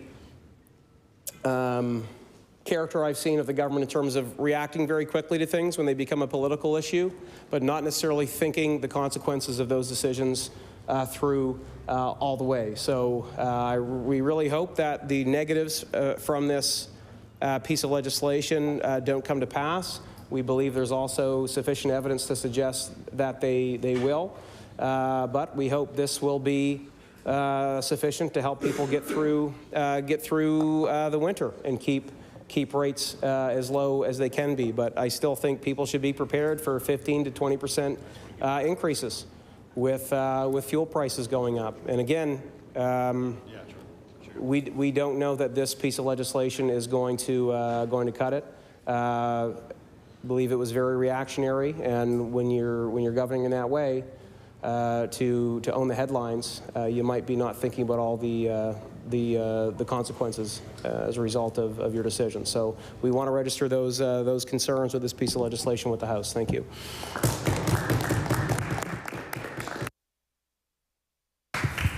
If I'm to recognize the minister, is to close debate on the bill. Thank you very much, Mr. Speaker, and thank you to the members opposite for the comments and everything. And just quickly, very quickly, the leader of the official opposition knows me well and sat in this side of the chamber before. If this was an 11th hour, 12 hours later after the questioning, I think he knows that I probably wouldn't throw legislation together just that quick. It is well thought out, but at the end of the day, I just want to point out that this is about affordability for Nova Scotians. Mr. Speaker, we have heard from Nova Scotians. We heard loud and clear about the affordability. And I know the members in the opposite are concerned about their constituents. They care about their communities. They care about the environment. We do too, Mr. Speaker. And that's what's driving us to do what we're doing today. That's why we're taking actions on power rates, Mr. Speaker, and it's on power rates, not on capital expenditures like the loop. And I will emphasize that most solar and wind projects are independent away from Nova Scotia Power. That's not what this application of the rate hearing was about. It was about rate increases, not capital expenditures. And it's been a very volatile year in the last year. And as we did listen to Nova Scotians, we knew that affordability was top of the mind. And as we get questioned by the opposite side of the House about affordability, we put a piece of legislation in front that is going to assist with the affordability. And that's why we're cushioning on what we can with the fuel, Mr. Speaker.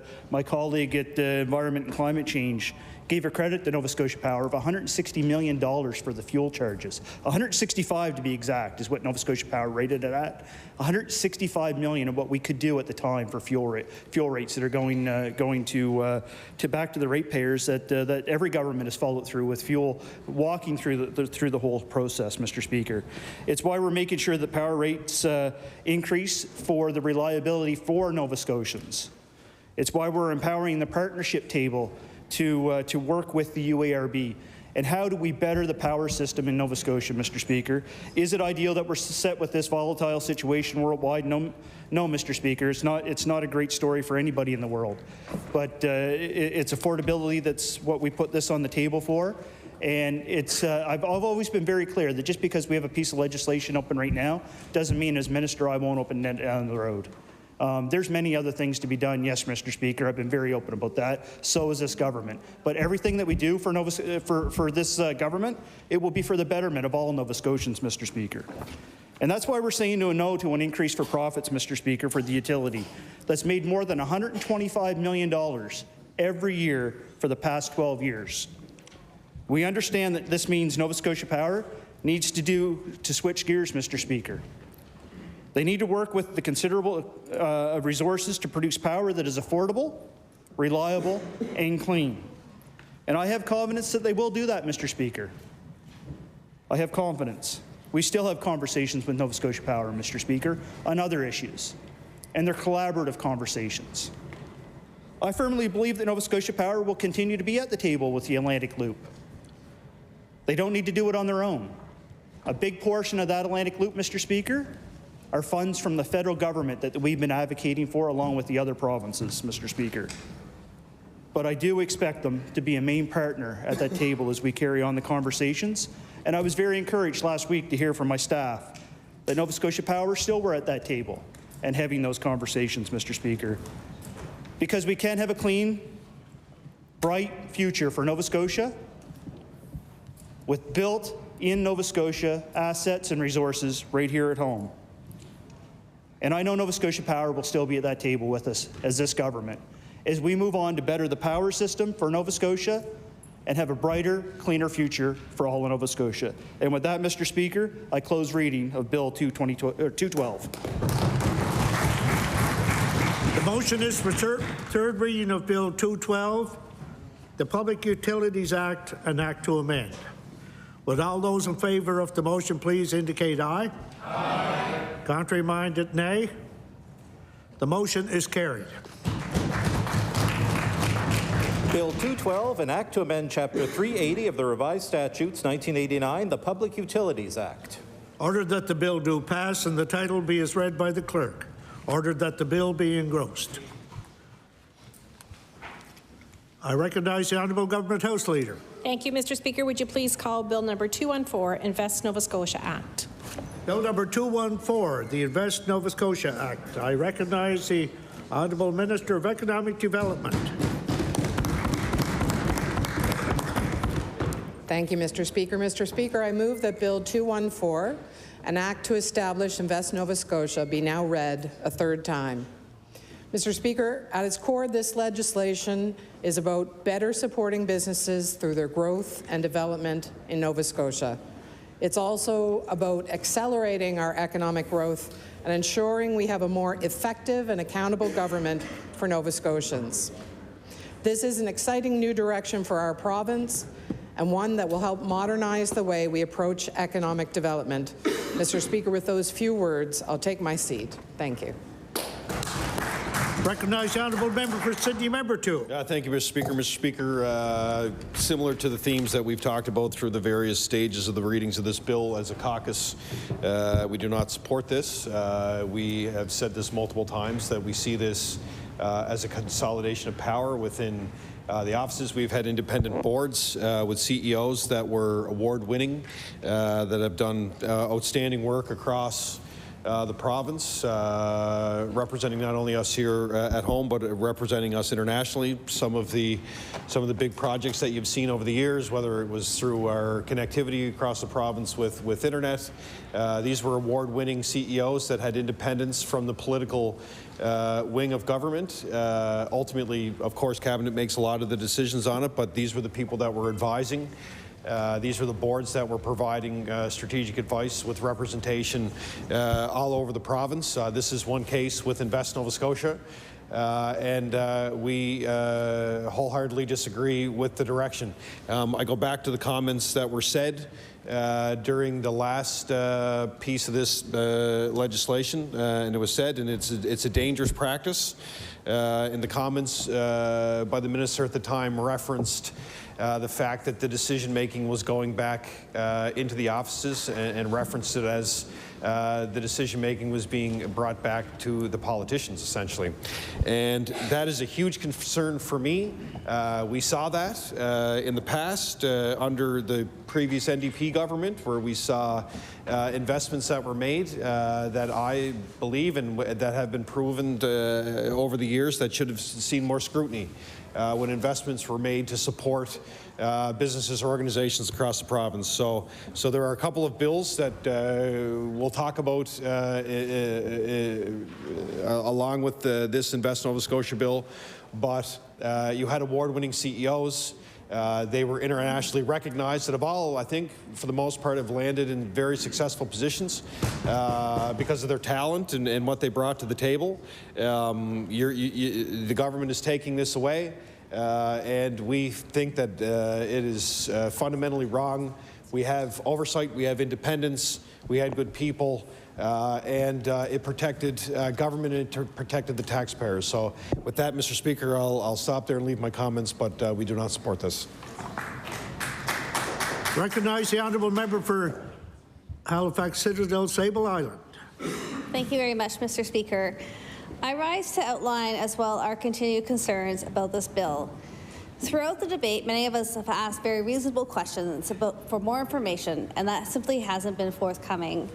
The minister's brief remarks about better supporting businesses, more effective and accountable government, and modernizing the way we support economic development are all aims that I think we probably all share.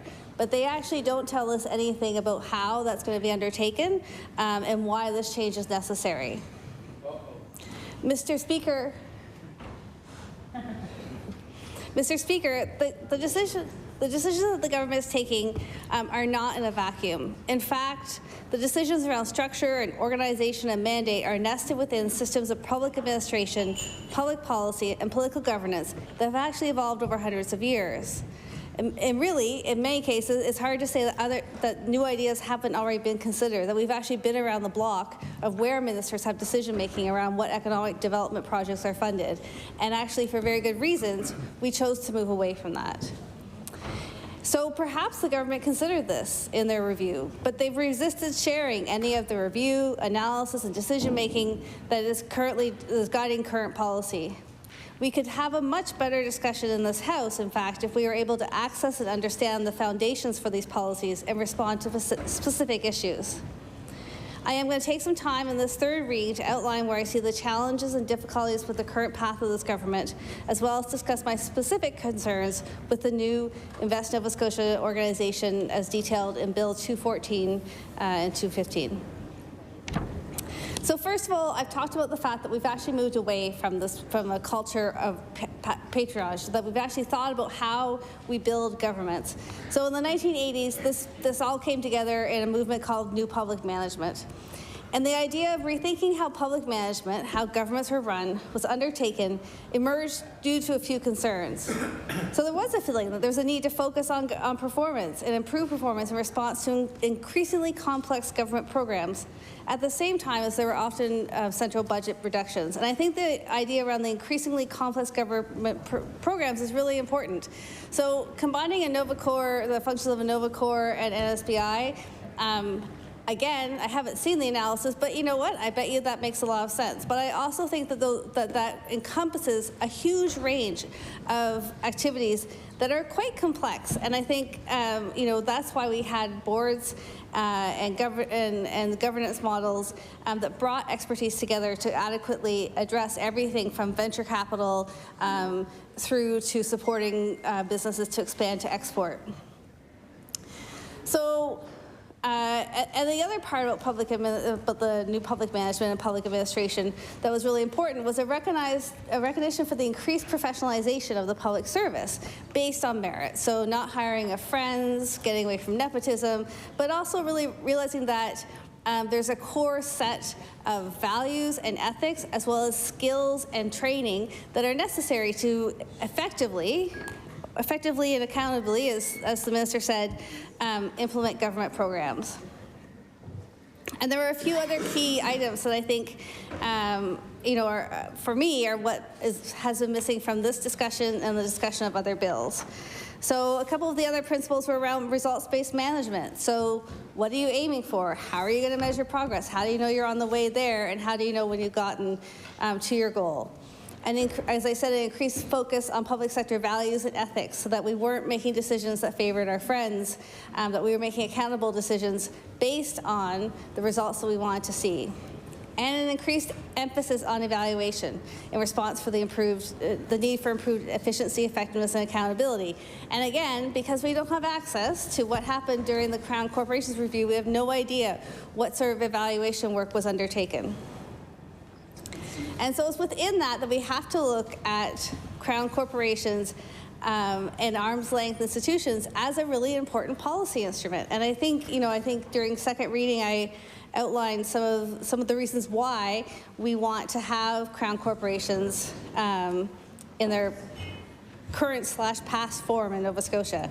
So I think it's really important that often we ask Crown corporations to undertake sector activities or undertake initiatives that are in the public interest, that are absolutely for the public good, but they're also quite risky. And they also involve the need to have a diversity of perspective and approach, be able to respond to emergent issues. And I can think of really export, venture capital. I mean, these are all areas that are constantly evolving.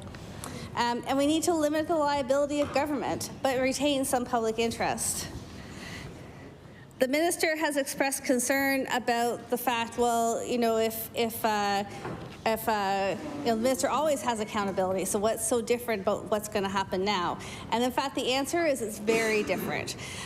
So normally with agencies, boards, and commissions, or Crown corporations, the setup is a statute that outlines their roles and responsibility.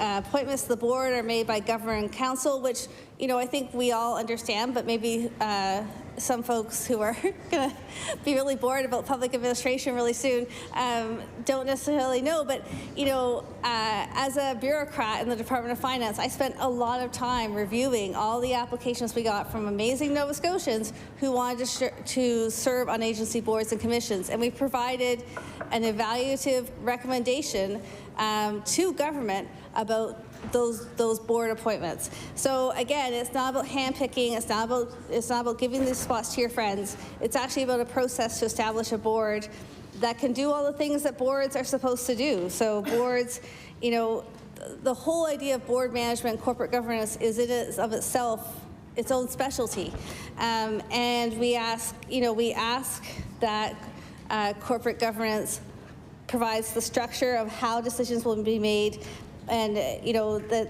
in ways that maybe make it more important about the how rather than even the what. And I have a couple of documents that I'll table from the C.D. Howe Institute and the Ivy School of Business and the University of Calgary. I'll table them just there. Thank you. About corporate governance and Crown corporations. And I would say that across those reports, and they're all quite recent, there were some really important pieces around Crown corporations and their boards. So noting that ineffective or dysfunctional corporate governance in Crown corporations increases the odds that organizations will veer from mandates, inefficiently manage operations and investments, or fail to adapt to changing external circumstances. And they all really emphasize the fact that a Crown corporation requires a rigorous approach to governance. They also talk about the fact that the board provides an important supervisory and guidance role for the head of the organization, so in most cases with a Crown corporation, the CEO. And of course, also the important roles of board committees. So we have board committees that are strategy, audit, communications, but these are all things that we're losing. So what's being proposed here is the loss of a board of governors to be replaced with an advisory council that simply doesn't hold the same level of fiduciary responsibility and engagement in the process. And in fact, it's not clear from the bill that's been tabled how that advisory committee will be used. I had a chance to look around across the country in terms of other organizations like, sorry, I just gotta find these in my notes, like NSBI in particular, to understand how they were structured. And so what I will say from reading various acts across the country is that really they are structured like we had with NSBI or with Innovacor. So in various cases, so like in Alberta, in Invest Alberta, for instance, the minister may attend meetings, but doesn't have a vote. So is actually not involved in the picking of winners and losers for economic development decisions. Innovate BC, the minister is not on the board. In Investment Manitoba, the minister is allowed to appoint 1 of 9 members of the board. Invest Ontario, the minister is more engaged by designating a chair and a vice chair, and of course reviewing the bylaws and being able to issue policies and directives. But again, there's still a board of governors that actually is vested with the responsibility for decision making. And I would say Opportunities New Brunswick, PEI, and Newfoundland and Labrador similarly. So I think we're standing out by developing a structure that actually puts the minister at the end of this. Instead of having the minister responsible for the structure, the governance, making sure the bylaws are in place, making sure the governor and council process is running well, and trusting that board of directors to make good decisions, the minister's going to be making decisions about who gets funding and who doesn't. And I think that's a very dangerous switch and return in the way we're making decisions in this province. And recently in Manitoba in 2017, they also undertook a long review of Crown corporations and agencies, boards and commissions, and actually developed an overarching act to guide decision-making for Crown corporations, and it really sets out what the minister's roles are. And again, in this case, the minister, and I will table this after, I didn't bring it with me, but in 13.1, the minister may, with the approval of the Lieutenant Governor and Council, issue a directive to a corporation respecting matters of policy, requiring the corporation to conduct an organizational review, requiring the corporation to do something in accordance with its approved annual business plan, or prohibiting it from doing anything inconsistent, to ensure practices of 2 or more corporations are consistent, and to ensure that 2 or more corporations act in concert. So here we can see very clearly and specifically what role is set out for the minister and their accountability, but it's not the decision making. And it goes on to say in 17.3, despite any other act, no member of the Executive Council shall be appointed as chair, vice chair, or member of any board. So then separating those powers and governance and decision making.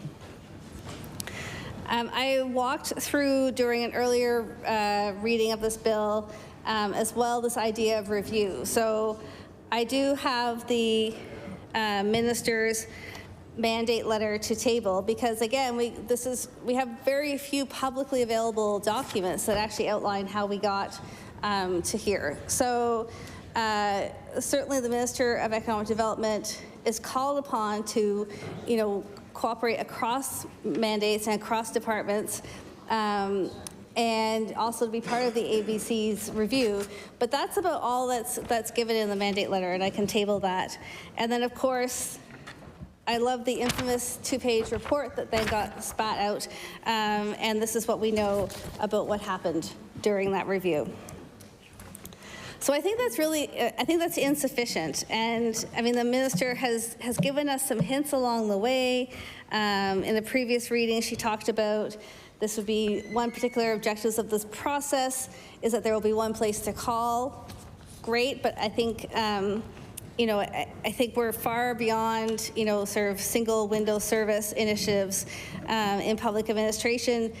Today she talked about better support and modernize, but yet we don't know what this means. And it's so, because we don't know what it means, we don't know what was evaluated, we have no idea why this particular structure is being proposed, and we are greatly concerned by this consolidation of power. We have from the same excerpt from Hansard that I just tabled, the minister said, whether we call it an advisory board, I would assure all those present that the opinions of those from the business community will always be held in the highest esteem and consideration. And that's a lovely sentiment, and I think we would all share that, but we have structures and mechanisms that actually sort of put the rubber on the road, that actually make this operationalized and accountable. Order, please. I would ask that since you made a quote that the member table those members. Okay, thank you. Thank you. The honourable member for Halifax Citadel, Sable Island. And in the same Hansard excerpt that I've already tabled, we also asked the minister, okay, great, so how does this all fit into an economic development strategy? Because that's the other piece that's lacking, is that, it's not clear to us what are the goals. And the minister said that we should be able to grasp the basic tenets of the economic development policy, which is tenets is defined as a principle, belief, or doctrine generally held to be true. And so about the only principle, belief, or doctrine that I can discern from the proposal that's made here for Invest Nova Scotia and for other organizations is that power is being consolidated in ministers' offices and ultimately the Premier's office. I think I've already tabled these documents, but I'll table them again, and hopefully the minister will have a chance to have a look at them. I keep talking about an economic development plan, and maybe it's just not clear what I'm talking about. But if you have a look from 2022 from Stronger BC, BC's economic plan, and so in here, it outlines the economic vision, mission, what sectors, how they need to grow, how government's actions do that. It considers climate action within that. And also, they have metrics that they're publicly accountable for. Sorry, I'm waving them around. I'll just table them. I'm just going to table them. Sorry. I'm a hand talker, it's like part of my heritage. I keep hitting everything. It is.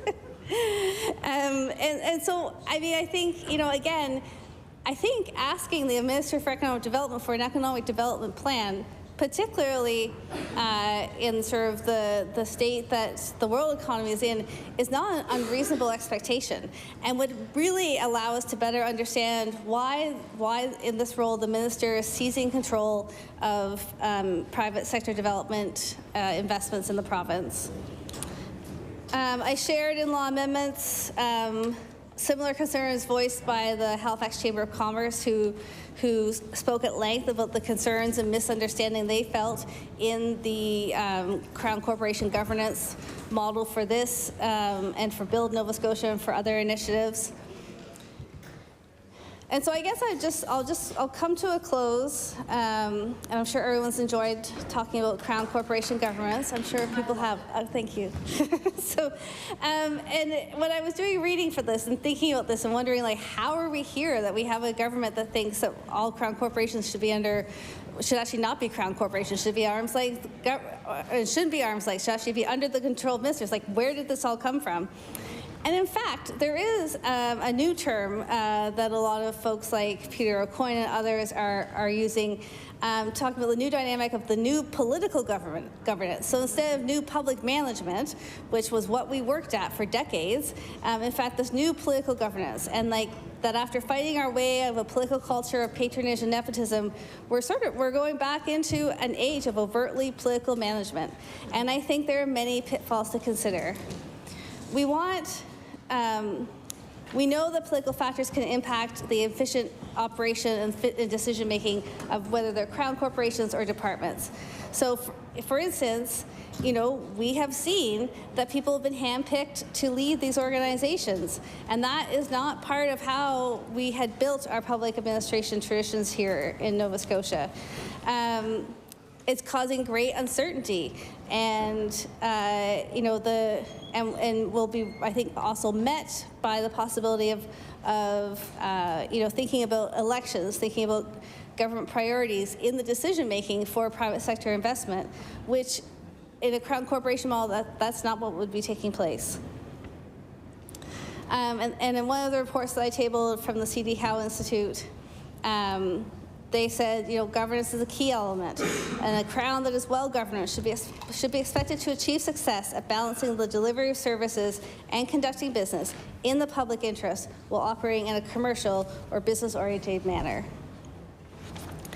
We are greatly concerned by this initiative and others by this government that puts control back in the hands of ministers. We won't be supporting this bill, and what we would hope for is better information and better reporting from the government going forward about how decision-making and investments are being made in the department. Thank you.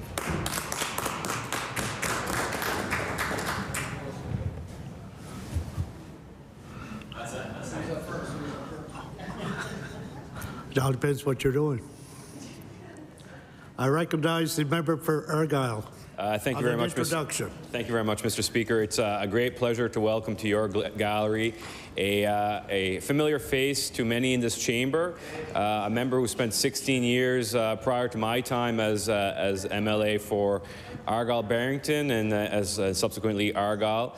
Now the Member of Parliament for West Nova, also the Deputy Speaker of the House of Commons, joined by his lovely wife, Anne D'Entremont. Please welcome Chris D'Entremont to the House.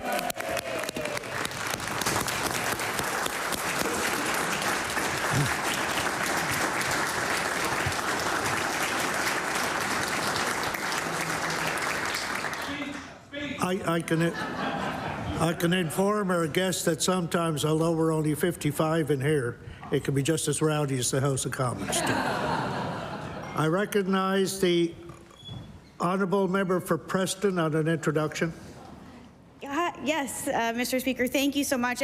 No one can see, but I just wanted to let everybody know that downstairs, I don't know if the cameras can go down in the gallery or not, but it is packed with community folks from the African Nova Scotian communities and allies. I'd say Preston to East Preston to Beachville to Hammonds Plains, and I just want to say thank you. Because of the MLAs that sit here, what happened this afternoon is possible. And so I went downstairs, and I wish you all that downstairs you can see me. You were up here, but we're running out of space, so I appreciate you all being here. Thank you. They can see you. Oh, yeah, no, they can see me, but we can't see them.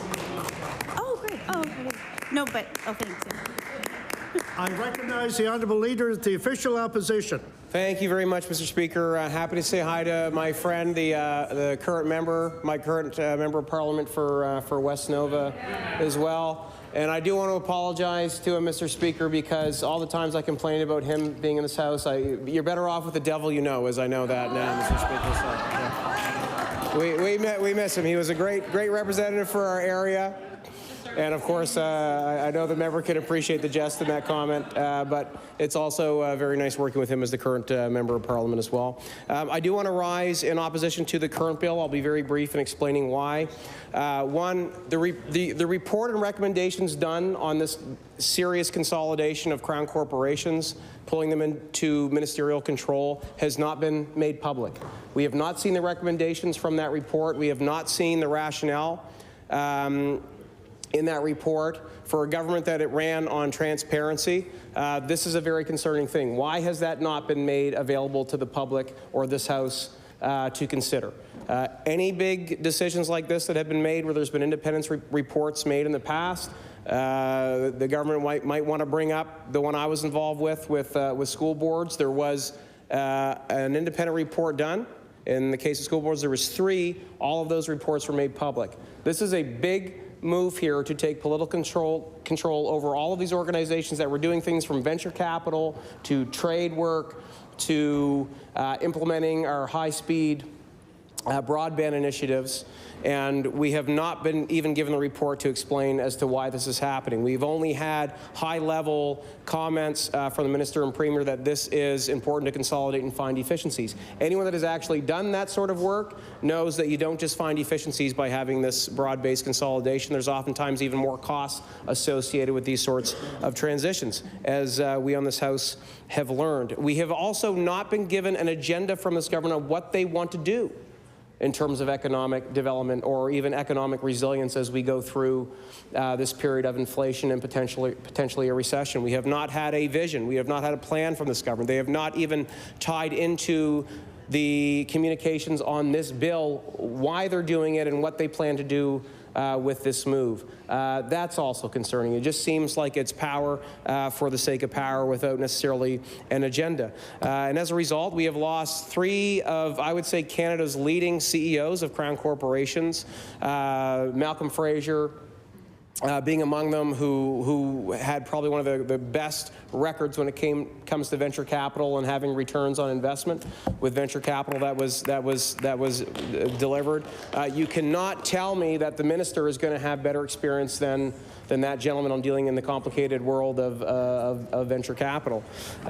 We've also lost Laurel Brodden, who was very successful in expanding markets for our lobster in particular, our seafood market, among other things. Jennifer Angel, CEO of Develop Nova Scotia, who successfully implemented the broadband initiative that's going to see 95% of Nova Scotia covered with high-speed broadband. These were serious experts in their fields, so much so they were picked up by national organizations almost immediately after they were fired by this government. We are seeing also a tendency to hire people that the Premier has referred to as his personal friends. But that is also concerning. We also saw this government not follow normal fair hiring practices that are actually detailed in public service regulations. Those hiring processes were not even close to being followed to a point. These large positions where people are getting paid $1,500 a day, and we don't know why. We haven't seen the resumes of these individuals. We're told they're friends of the Premier and that's good enough. It's not good enough for this House. It's not good enough for Nova Scotians, because these folks are going to be in charge of distributing hundreds of millions of dollars worth of public money into the private sector, without an agenda attached to that at this point, without even a rationale provided as to why, without even a report being provided to the public. Our chief concern here, Mr. Speaker, is that we're returning to 1980s conservative politics where patronage and slush funds are the name of the game to get re-elected. Shame. Right? The Conservative government previously brought in the Economic Development Fund that was used to pump up for partisan reasons certain businesses in this province, businesses that oftentimes did not even deliver on the promises that they were given that money on, or the terms of their contract. This was used by the NDP as well for like 2 big failed projects. Bowater bailout, we saw what happened as a result of that, and the other one in the northern part of the province, not Port Hawkesbury, but there was, I believe, a wind farm that received millions and millions of dollars, and they closed down. So we see the record. Trenton, thank you. Thank my members, right? So we've seen the record of political and partisanship decision-making when it comes to economic development in this province. It's been a failure. That is why the previous government got rid of these sorts of slush funds, and we worry that this is going to happen again, and that this government, for partisan reasons, is going to have access, particularly because their friends and colleagues are going to be running the show in these crown corporations, that it's all going to be about spending money to get reelected and not about actual economic development. And until we actually see a plan from the minister, a plan from the government that's going to give us some confidence in what they're actually going to do with these hundreds of millions of dollars that now they will have direct control over, the ministers will, we remain very concerned about this piece of legislation and the following pieces of legislation that are very much in line with this one. Thank you very much, Mr. Speaker. If I'm to recognize the minister, is to close debate in the bill. Thank you, Mr. Speaker, and I thank my colleagues for their remarks. As I have said in prior opportunities, the creation of this new agency, Invest Nova Scotia, is about teeing up this province for a multitude of opportunities that are before us right now. And more importantly, the opportunities of the future. Nova Scotia is at a watershed moment. We are growing both in population and economic diversity, and we need to be nimble and ultra-competitive. And these new agencies, Invest Nova Scotia and Build Nova Scotia, will help ensure that is the case.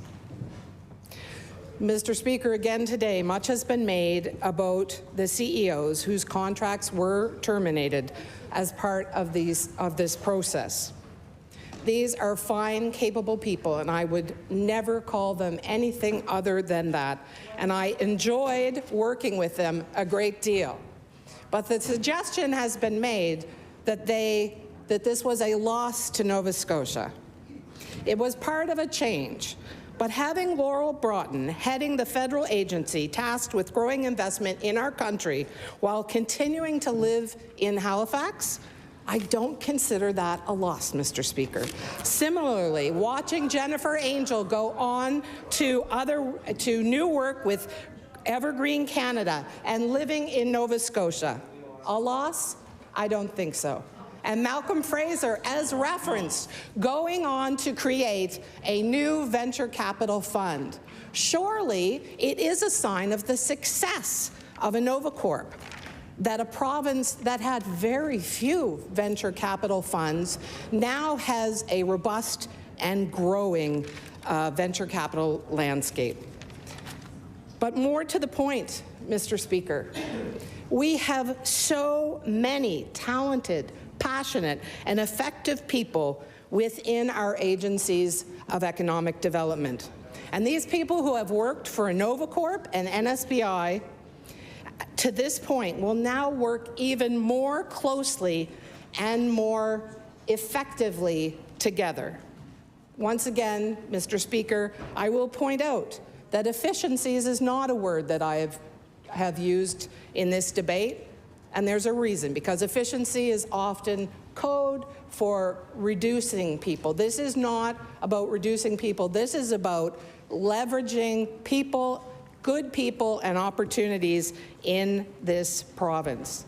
to provide even better support for our businesses as they go from go to growth, and yes, providing accountability to the hundreds of millions of dollars in spending related to economic development, so that if there is an investment that is made that doesn't turn out as one might hope, that yes, Mr. Speaker, as minister today and any future minister, they will be accountable to Nova Scotians.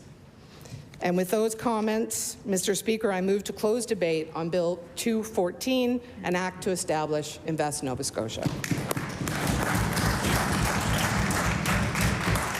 The motion is for third reading of Bill number 214, the Invest Nova Scotia Act.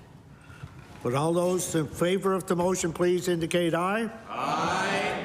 Contrary-minded, nay? Nay. The motion is carried. Bill 214, an act to establish Invest Nova Scotia. Order that the bill do pass and the title be as read by the clerk. Order that the bill be engrossed.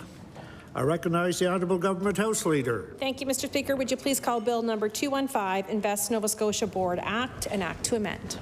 Bill number 215, the Invest Nova Scotia Board Act, an act to amend.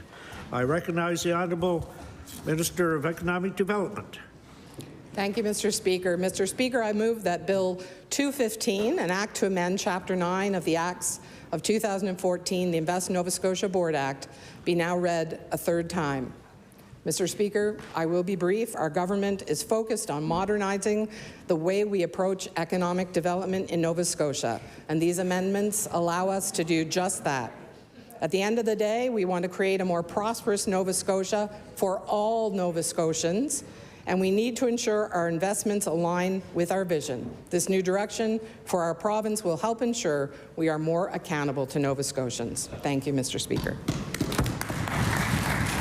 Recognize the Honourable Member for Sydney, Member 2. Thank you, Mr. Speaker. Mr. Speaker, similar to what I said earlier on, this is something that we wholeheartedly don't support. This is a huge step backwards. Again, here's a board that had expertise in the field. They represented different areas across our province. They represented the interests of communities across our province. I am concerned about, I just heard the minister talk about, the people that were fired and they got new jobs, almost like the government got them for them. These people were talented, like they left. It's true, that's what the minister just said. So, Minister of Seniors Long-Term Care may not like it, but, she was in opposition before too, and she took her jabs at government, same as everybody else. So my concern and our concern again is that we had a very credible board, a lot of expertise, a lot of good people, drove a lot of the economic development in the province, non-political. We're independent of the political realm of government. Now we're going back 20 years, 25 years. The decisions will be made politically. The decisions will be controlled within the department and other departments. And I would argue, too, that as we go through this transition, I think a lot of folks have questions, including folks involved with economic development within the departments. That this is a huge concern for everybody. So I'll leave my comments there. We don't support this bill. The Honourable Leader of the New Democratic Party. Thank you, Mr. Speaker. I just want to rise and speak briefly to, I will say, this suite of bills. So I'm speaking to this bill, but we just had a bill. We have another one coming. They're all the same. They are a new approach to economic development, but it's not new. It's old. It's an old approach. It's an outdated approach. And it's an approach that has been largely discredited. And that's the approach of consolidating power and making sure that you have your hands on every lever and that there is, in fact, no independent accountability. So that's what's on the floor. That's what's on the floor right now. We're having the opportunity to make the choice to all together get into a time machine and go back. Go back in time to the 80s. There was a public outcry about that move. There was a public outcry. The public in the 1980s talked about patronage, and it led to changes in government because people were so incensed about the small circles of influence and favoritism, and the complete lack, and I will say lack in contradistinction to what the minister has said, of accountability. And this is a government who, in opposition, made their mark as the champions of accountability.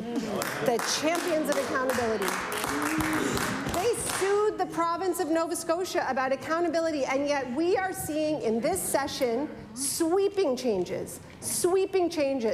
And the thing that they all have in common is that they reduce transparency, they reduce accountability, and they reduce the ability of the public to have an impact on policy making. And to add a little bit of salt to that wound, we actually have no explanation for why. As my colleague, the MLA for Halifax Citadel, I think put it very eloquently, we have no explanation for why. We are not even deemed to be worthy of understanding this new approach to economic development. So in the absence of that type of explanation that is more than just hyperbole and bromides about how amazing it is, we are forced not to support any of these changes because we are concerned on behalf of our constituents about what this back to the future approach will bring us. Thank you, Mr. Speaker. I recognize the honourable member for King South. Thank you very much, Mr. Speaker, and I just wanted to again provide a bit of context and history here that my colleagues have spoke about and how we are going clearly backwards. And if we think back to 2013, Nova Scotia was in a downward economic spiral.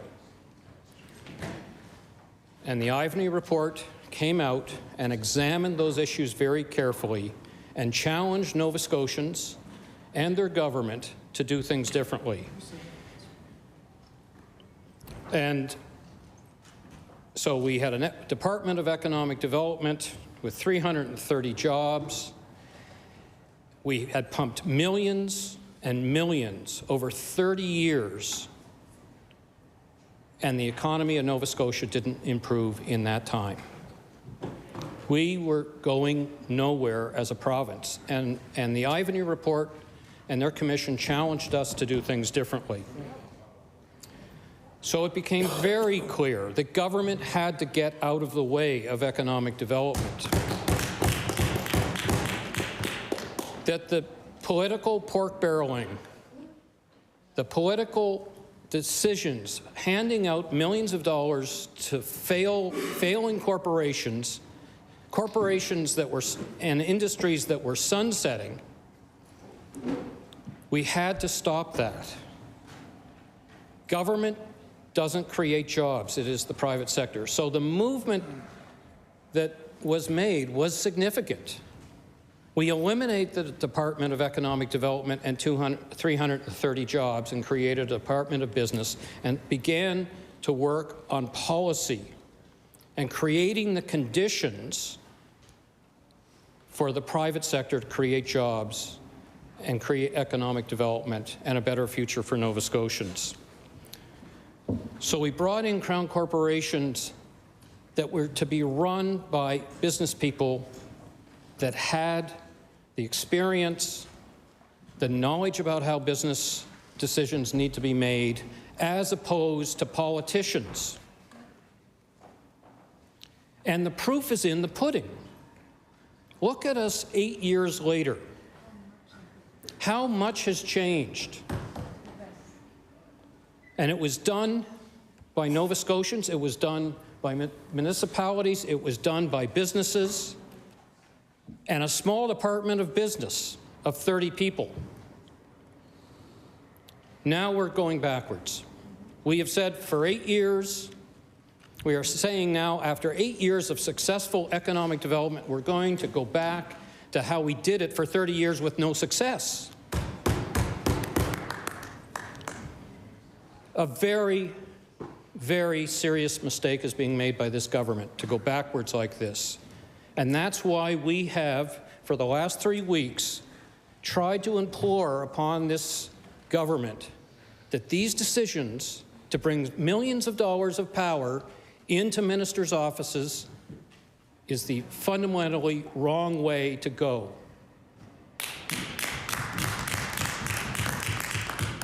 We have evidence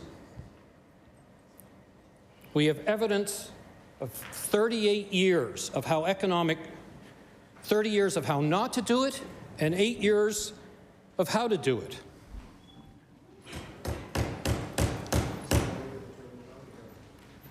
So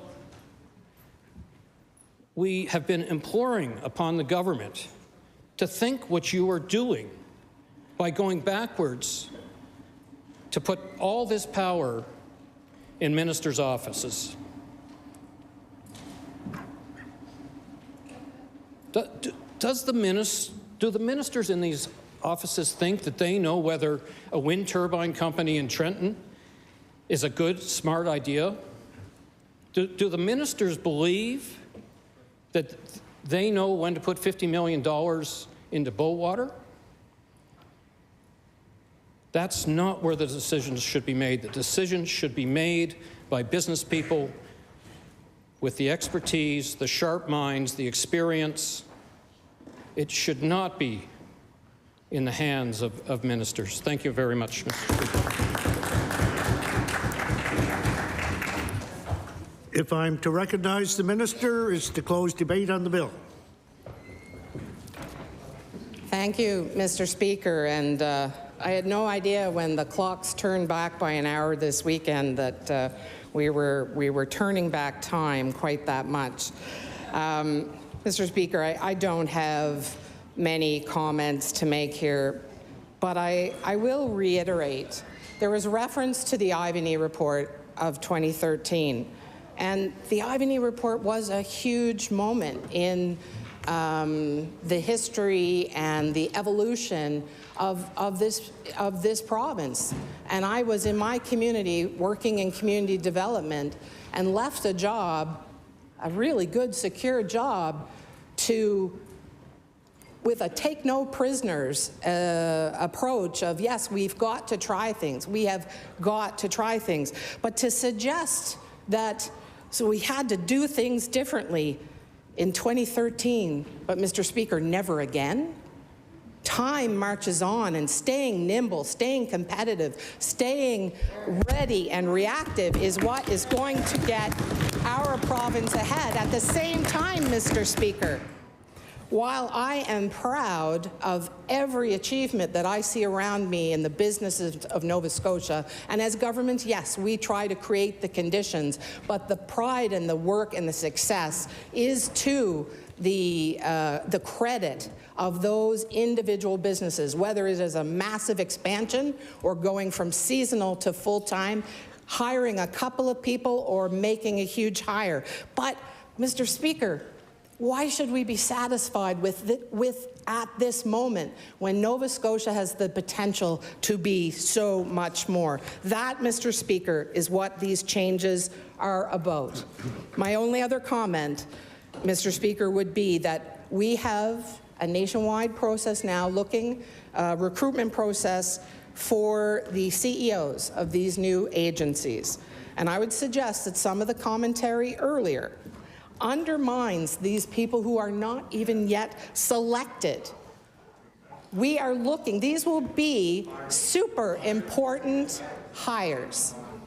And I look forward to working with those individuals, particularly the individual hired for Invest Nova Scotia. Mr. Speaker, with those comments, I move to close debate on Bill 215, an act to amend Chapter 9 of the Acts of 214, the Invest Nova Scotia Board Act. The motion is for third reading of Bill number 215, the Invest Nova Scotia Board Act, an act to amend. Would all those in favour of the motion please indicate aye? Aye. Contrary-minded, nay. Nay. The motion is carried. Bill 215, an act to amend Chapter 9 of the Acts of 2014, the Invest Nova Scotia Board Act. Order that the bill do pass and the title be as read by the clerk. Order that the bill be engrossed. I recognize the Honourable Government House Leader. Thank you, Mr. Speaker. Would you please call Bill number 216, Build Nova Scotia Act? Bill number 216, the Build Nova Scotia Act. I recognize the Honourable Minister of Public Works. Thank you, Mr. Speaker. Mr. Speaker, I move that Bill 216, the Build Nova Scotia Act, be read a third time.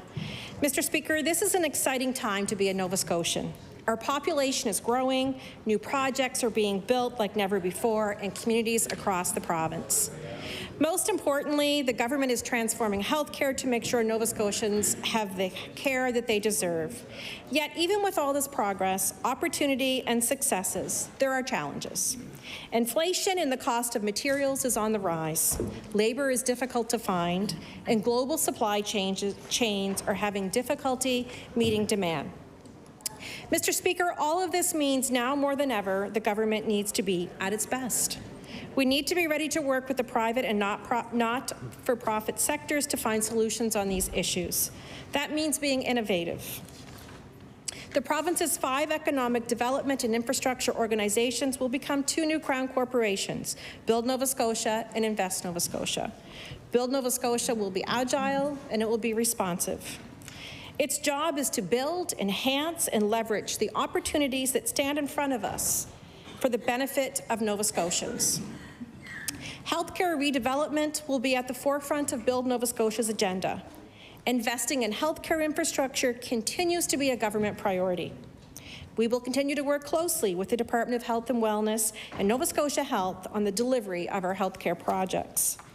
These projects will help to improve access to care and better meet the needs of patients and staff. My colleague from Argyll, the Minister responsible for healthcare redevelopment projects, will oversee the QE2 New Generation Project and the Cape Breton Regional Municipality Healthcare Redevelopment Project. Mr. Speaker, Build Nova Scotia will also deliver waterfront and industrial park development, land bank asset management, Nova Scotia's high-speed internet initiative, and environmental remediation. The new Crown Corporation brings together the experts at Develop Nova Scotia and Nova Scotia Lands. Their job is to find solutions that build economically vibrant and sustainable and inclusive communities right across our province. Staff and programs within Develop Nova Scotia and Nova Scotia Lands remain in place, and their important work continues. By creating Build Nova Scotia, we are reducing duplication, refocusing mandates, and improving accountability.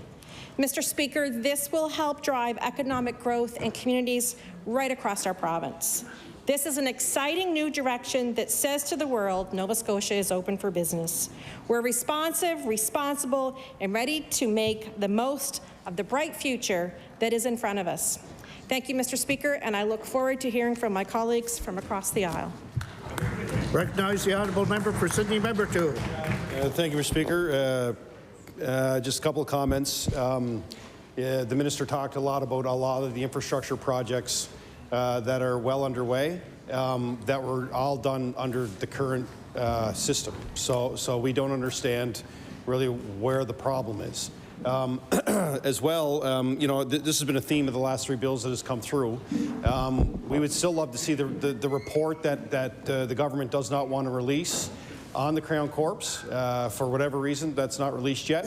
I would request, again, as others have, that information is provided to everyone to view. And I'll really finish with saying, again, as a caucus, we fundamentally disagree with the consolidation. The people that really spearheaded a lot of these projects that the minister referenced, whether it was around the healthcare redevelopment, around some of the initiatives around internet, they've all been let go. And it's really unfortunate because it was really their work. We were taking the direction from them on these projects, whether it was here in the city or whether it was the Cape Breton healthcare redevelopment. Those were the people that were driving the bus when it came to our cancer centre, critical care, our ER, our mother-infant unit, the north side in Waterford. All of these major infrastructure projects were being driven by people who are no longer working for government, which to me personally is a shame. They were good people, talented people who did good work every day and worked day and night on behalf of Nova Scotians. This is another bill that the government's putting forward. It's a consolidation of power. We don't support it. Recognize the honourable member for Cape Breton Centre, Whitney Pear. Thank you, Mr. Speaker. I rise to express my deep concern for Bill 216. This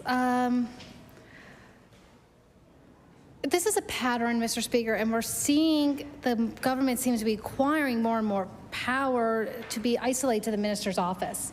I'm deeply concerned by this because I remember when school boards were on the line, Mr. Speaker, and I know the leader for the Liberal Party will remember this. Call the minister.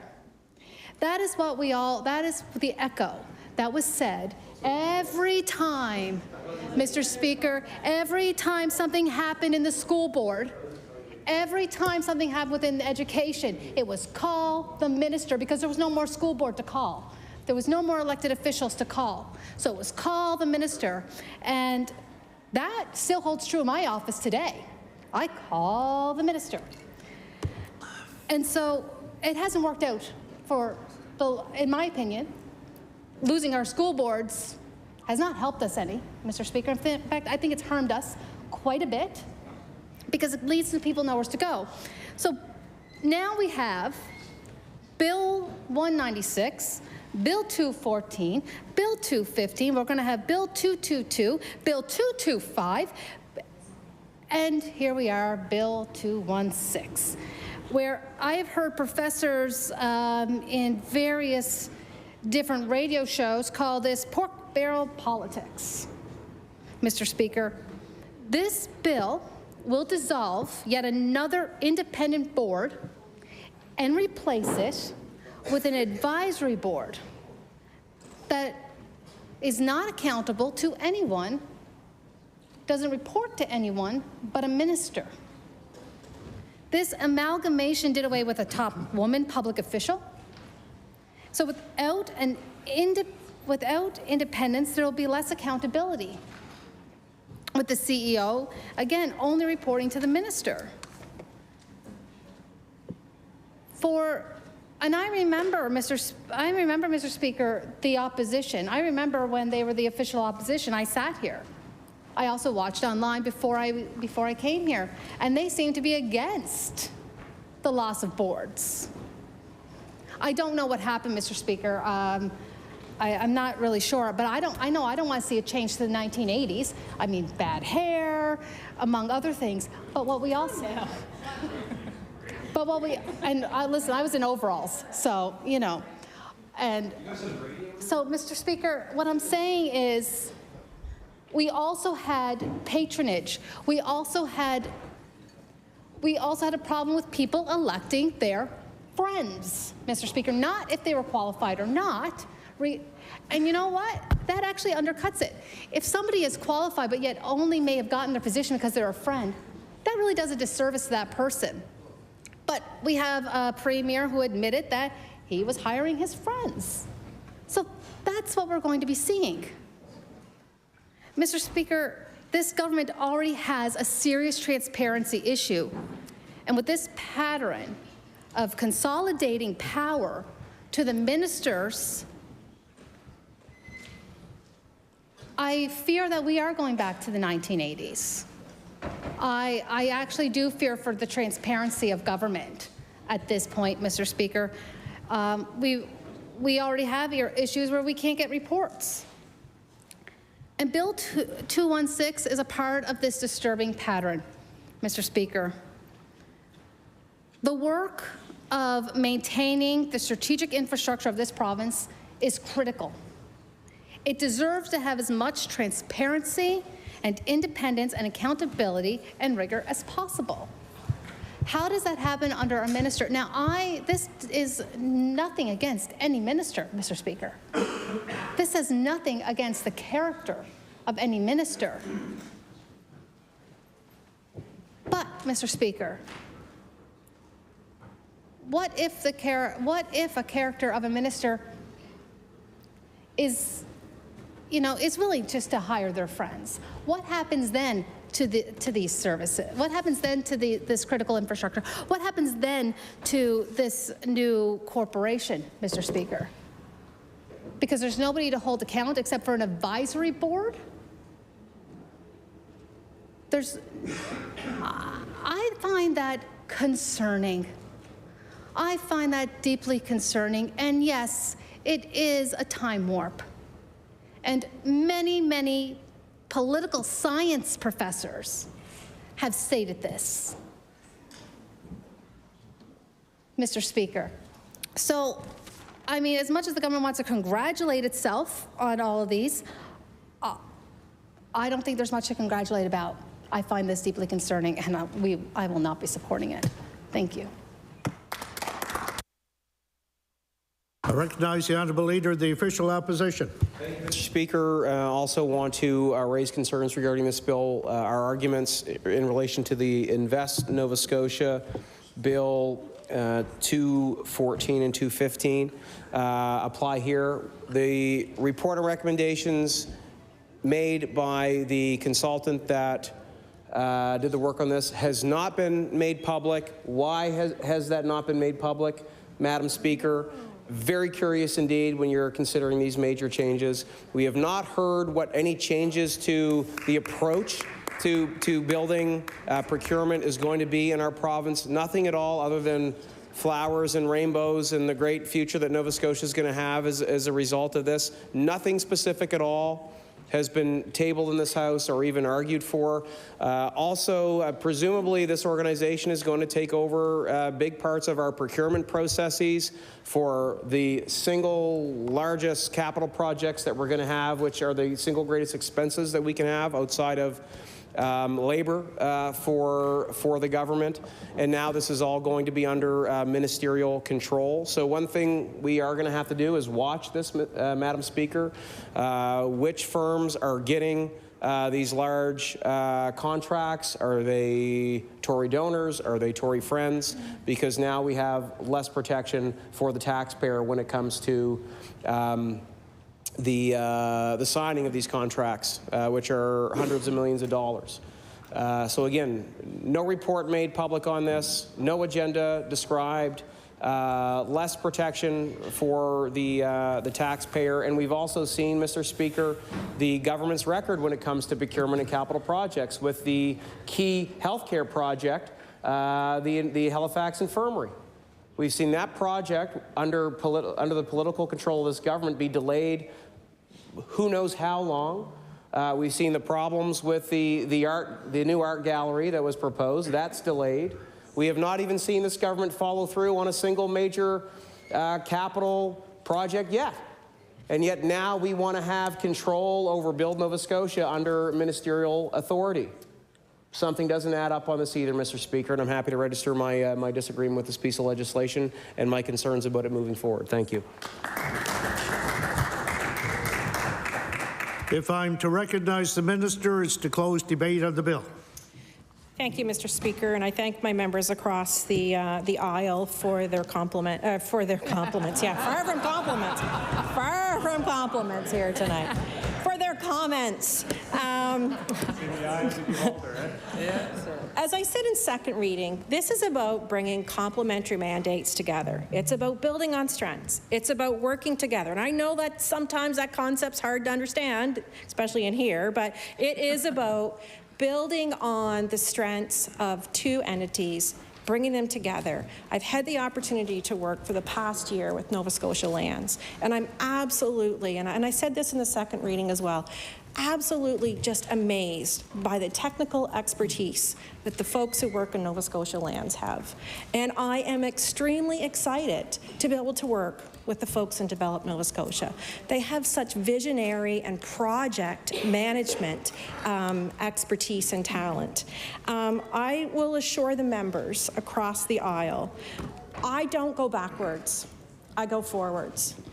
And I put my name on a ballot for one reason, and that is to try to always make things better for Nova Scotians and especially for the constituents I represent.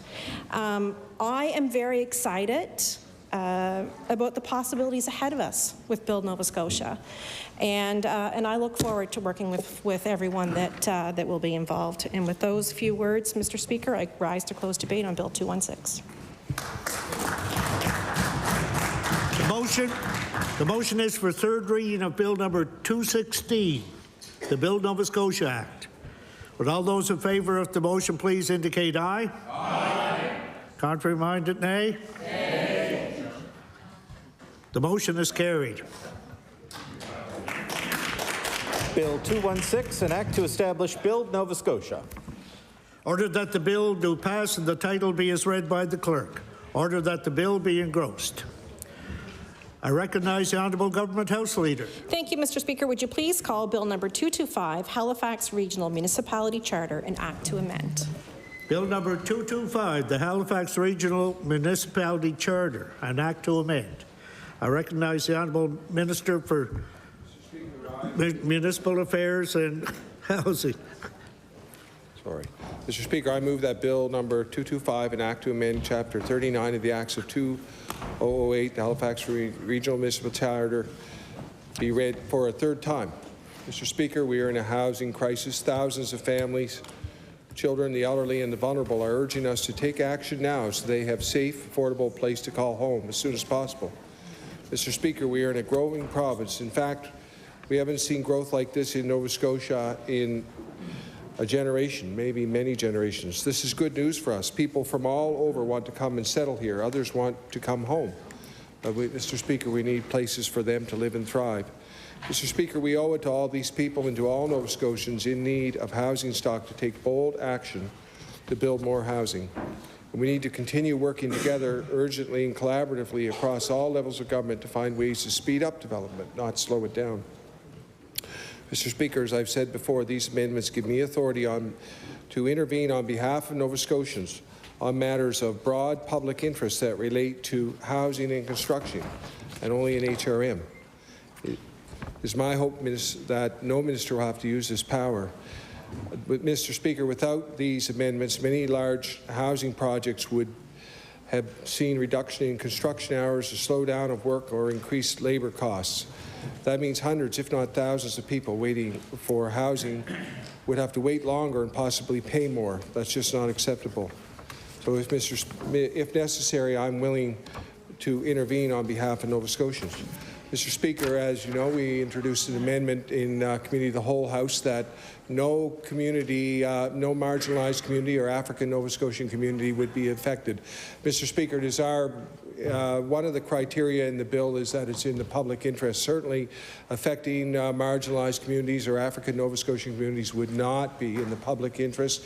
It was never the intent of our bill to address that, this bill to address that. So I want to speak directly to those communities that we understand the historic nature of the injustices, and we have no intention as a government to repeat them. That it's not in the public interest that we even do that, and that we want to work with them collaboratively and are looking for ways in my department to do so, frankly. So with that, Mr. Speaker, I want to wait to hear the comments from my colleagues. Thank you. I recognize the honourable member for Preston. Thank you, Mr. Speaker. I rise to...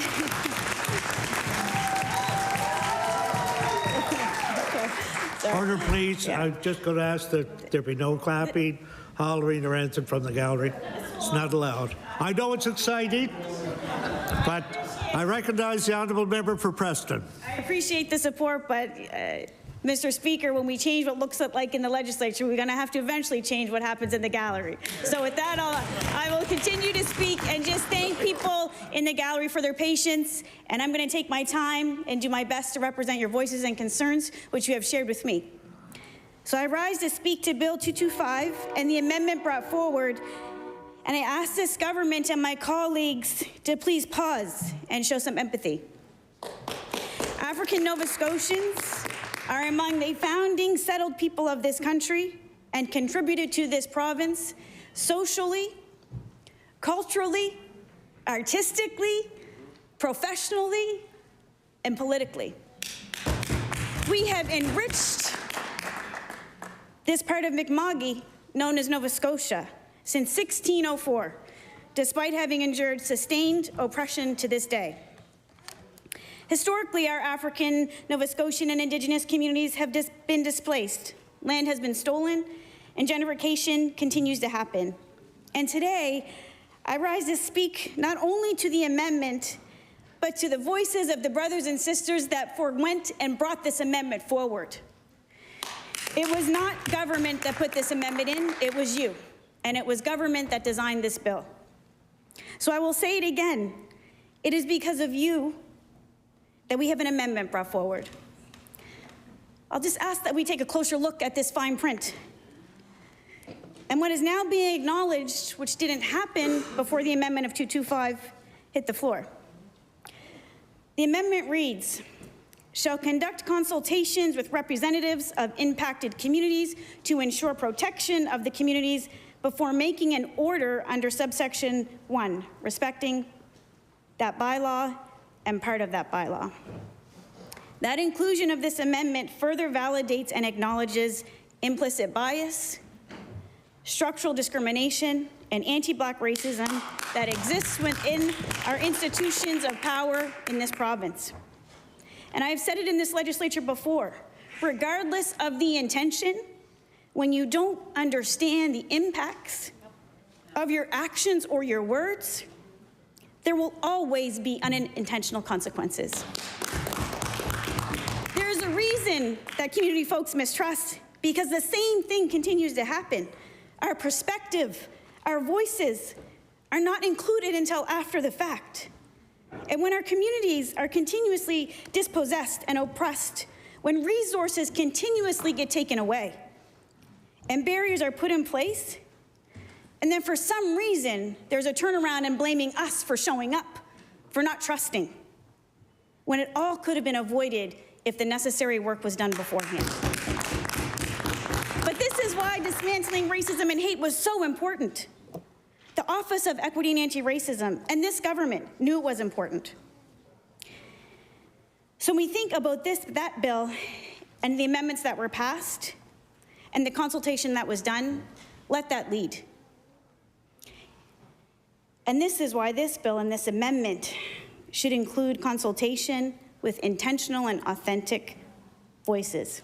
And there should be regulations embedded in them with safeguards. Each of our communities are at different stages of development, advocacy, and transformation. There needs to be a clear definition of consultation. And I have that because the African Nova Scotian Decade of People of African Descent and the Justice Institute have created a definition. Definition for consultation. The act of the minister undertaking a process of meaningful and timely dialogue by actively listening to marginalized communities to gain valuable expertise from the community about its issue. Decisions made from all consultations should be in the best interest of the community based on the community's expertise, feedback, and recommendations.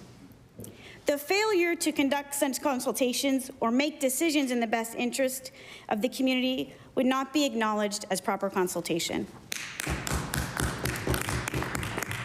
The consultation process is defined as consultation must include no fewer than 1 or more than 3 public meetings with representatives from impacted communities during which the members of the impacted community may provide their own recommendations and comments. And last definition, meaningful. The timely process of seeking, discussing, and considering carefully the views of the impacted community in a manner that is contingent with the impacted community's cultural views and feasible seeking agreement. And consultation between government and the African Nova Scotian community shall be conducted in a manner that acknowledges them and their voices as expertise. And I'll table this. So I would encourage government to take a pause and work with community members and consider these suggested regulations. The minister also confirmed he received a letter from the African Nova Scotian Decade for People of African Descent Coalition, which outlined the concerns, and that's where the amendment came. There were further safeguards in that letter. The second one being an advisory board of African Nova Scotian members from all HRM historic African Nova Scotian communities when any application for deeds or development is proposed in any historic African Nova Scotian community, including but not limited Beachville, Cherry Brook, East Preston, Lake Loon, Lucasville, North Preston, and Hammonds Plains. Mr. Speaker, you cannot talk about housing, zoning, or bylaws without considering the impacts of African Nova Scotian communities, or think that there will not be unintentional consequences. This is exactly what happened with Africville, with the Land Titles Clarification Act impacting home ownership and property development. This government's success will depend on building meaningful relationships with individuals, communities, and organizations. We have a complex history fraught with racism due to the loss of expropriation of land, tax sales, and this resulted with generating a legacy of wealth disparity.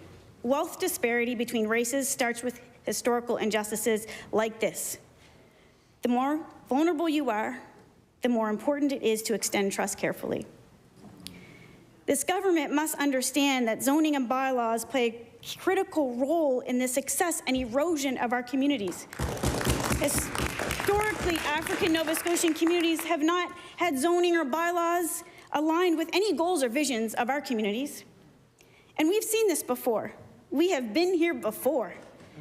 This is far-reaching authority over government. A government that does not look like us or sound like us, or has the empathy to walk in our shoes to even understand what happens when there is no one in the room who can consider the impacts. When there's no one who sounds or looks like me, or better yet, looks like all of you in the gallery. Mr. Speaker, I can't help but wonder what African Nova Scotians might have achieved in generational wealth over past centuries had these barriers not been in place. So let us not keep the barriers in place and assure African Nova Scotian communities that they will forever thrive and prosper with authentic representation and their legacies continue in this province. Mr. Speaker, it's also important to note that this government cannot talk about Bill 225 without considering enforcement of this legislation. The minister has said when enacted the bill, it will help control noise. So I ask this question to the House: how will the noise bylaws be enforced? By whom? I can tell you by whom. Halifax Regional Police and the RCMP, who are already overpoliced in our province, who are already overpoliced because of the calls placed against them for noise or disturbance. I can tell you, low-income families and housing Black, African Nova Scotian, and Indigenous communities. The Minister of Housing and Municipal Affairs has referred to public housing as ghettos, and I'll table that.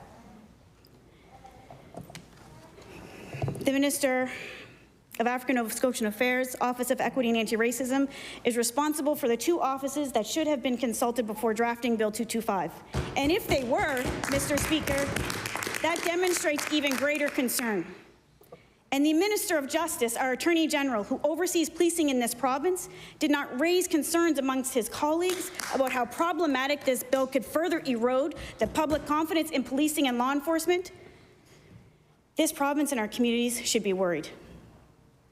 But we're debating the merits of the amendment, which was established the consultation process.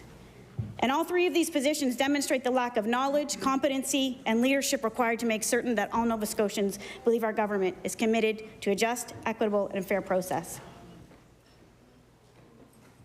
Bill 225 will compromise relationships and further develop mistrust.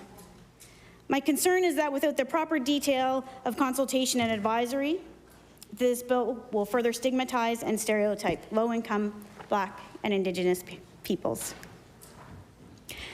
This is not a bill that was intended only to address noise, because the amendment clearly demonstrated that it's about exercising power and authority.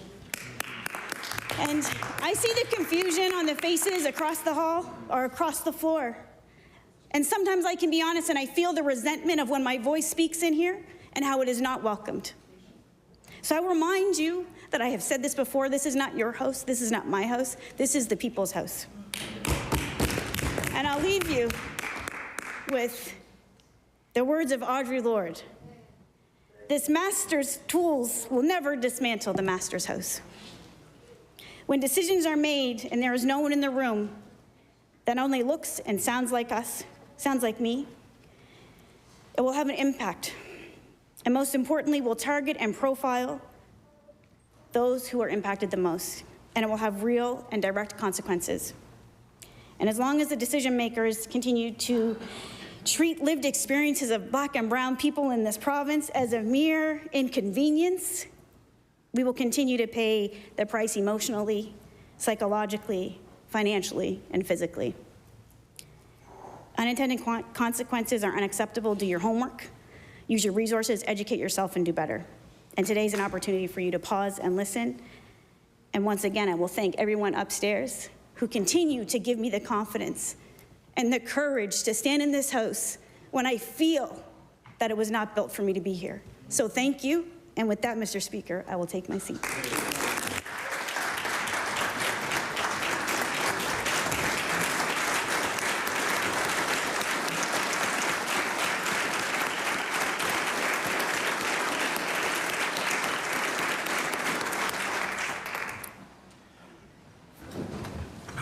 I recognize the honourable member for Halifax Needham. Thank you, Mr. Speaker. I want to say, thank you for those wise words, and especially we understand what this looks like when we're here in this house, and sometimes it is a bit difficult, but I got to give you my strength on that same piece. I rise to speak briefly to this bill, and it won't be brief because you know that it's not going to be brief. This bill has been concerning from the start. It allows a province to unilaterally steamroll HRM bylaws, even though they are often developed in close consultation with the communities impacted. The government has said that the intention is to only apply the bill to the noise bylaw in order to speed up development. But if that's the case, why didn't the government support an amendment to make that clear? I mean, I spoke to many amendments in this House on Thursday, and I fought for changes so this bill could actually have something to stand on. And I'm absolutely happy to see this small piece of amendment that has been put forward, but it is not good enough. Absolutely not good enough. And I want to say that this is why our caucus has opposed this bill at every stage. I'll submit that this is probably all of these bills that have been brought forward, and I don't mean to say this to bring it into the context of this bill, but a lot of the things that we have seen and the themes that we have seen is because the real impetus behind any of these bills is to consolidate control, which is very, very, very concerning. This is also why Black communities have been greatly alarmed by the speedy process of this bill, with no safeguards for communities like some that were mentioned by the member from Preston, Lucasville, Beachville, East Preston, Lake Loon, North Preston, and a number of rural areas that are experiencing great pressure from developers who have been engaged in careful community-based planning. So I'm gonna go into another little piece here, because I spoke on Thursday about the letters that were brought forward to the ministers and to the Premier. And it spoke, and this is exactly what it said: Bill 225, as currently presented, exposes our community to risk of further development and harm. We have been working with HRM over the past 2 years to amend our GU1 zoning to ensure the community is consulted for new development. Bill 225 will give authority to nullify the proposed amendments when they are finalized. Systemic racism has caused centuries of inequality. In our province, the most economically significant being the dispossession of land belonging to African Nova Scotians. Loss of land through expropriation, tax sales, and fractured land title has prohibited residents from generating legacy wealth. Over hundreds of years, the effects have compounded exponentially, which has destroyed millions of dollars of Black wealth. Our community's heritage has been eroded as lands are developed outside of community control, and with immense housing and development pressures in the region. So I'll also touch on another letter, and I can put these forward as well, Mr. Speaker. The changes proposed in Bill 225 would allow the provincial government to bypass HRM procedures for obtaining land deeds, permits, and allow the province to authorize developers' permits for land. This change is deeply concerning, as it would nullify, once again, all the work African Nova Scotian communities have done to protect and preserve their historic communities in favor of land developers. Without safeguards within this bill to protect the historic African Nova Scotian communities in HRM, the outcome could be disastrous. If this bill passes as currently proposed, it will allow the further gentrification and possible erasure of our historic African Nova Scotian communities within HRM and beyond. So there were a number of proposed safeguards. There were a number of amendments that I put forward that included some of these pieces on Thursday night, which were rejected by this government. So I want to touch on a few things that were talked about when it comes to why we're here in this House. Because we talk about legislation, and there was a piece of legislation that was just recently passed. And it's called, let me just get the name of that piece. An act to dismantle racism and hate. I've been waiting for this moment to really put forward what this really means, and now I can use it. So let me just, how does this play out in the actions of this government? When they put forward bills that are structurally discriminatory, with no consult or regard to the African Nova Scotian communities. I also have to say that if you look at the makeup of the government side of this House, you would see a white premier, a white Minister of African Nova Scotian Affairs and Office of Equity and Anti-Racism, a white cabinet who put forward a piece of legislation that speaks just to this issue, discrimination and anti-black racism. So my thought is, no one on the government side thought this was a bad idea. Thought it was great. No one. And the fact that we continue to have bills like this on the table is quite disturbing when this government was so proud of the Dismantling Racism and Hate Act. So I would kindly suggest that we should take in this information, because this is your bill, as it is not a good look for this government when you don't practice what you preach.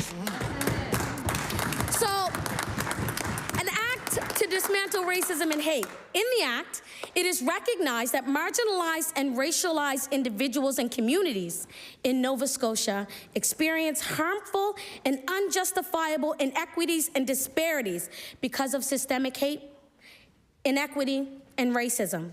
And systemic hate, inequity, and racism is often caused by government and public body policies, practices, and procedures that appear neutral but have the effect of disadvantaging marginalized and racialized groups that can be perpetuated by a failure to identify, monitor, and correct disparities and inequities, which is what we have in front of us today in this particular bill.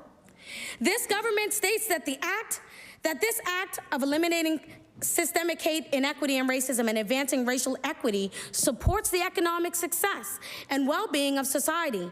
And everyone benefits when individuals and communities are no longer marginalized. Well, we all need to truly believe that. And I mean, based on the amendments that I put forward that was rejected by this government, I'm really not quite sure that's what everyone in this House believes. And the letters from this community speak to the contrary. And this act is intended to establish a commitment by the government to address systemic hate, inequity, and racism, to enhance the economic success and well-being of all Nova Scotians. So in this case, are we committed to continuing this harm or addressing it, as it will state as I will continue on with my discussion? In the Section 3, the minister is responsible for the general supervision and management of the Act of the regulations. And as my colleague said over here, we were wondering, why didn't this piece of legislation go through the minister's office? Why didn't it go through and see, whether there were some inequities that could be addressed? The office of is responsible for the implementation of this act on behalf of and under the supervision of the minister. So my question today is, that we have an office that specifically addresses these concerns, and a minister that is responsible and is accountable to Nova Scotians, who is also sitting alongside his colleagues, who, with his knowledge and understanding of the act, should have immediately, and if not the minister, his department, immediately gave advice to his colleagues about the harm and inequitable actions that this bill would cause. The objective of the government is to achieve equity and anti-racism and to eliminate disparities, hate, and inequities. I said that before. That negatively impact marginalized and racialized individuals and communities in this province. And I would say here today in this House, this bill does exactly that, and communities have spoke to it.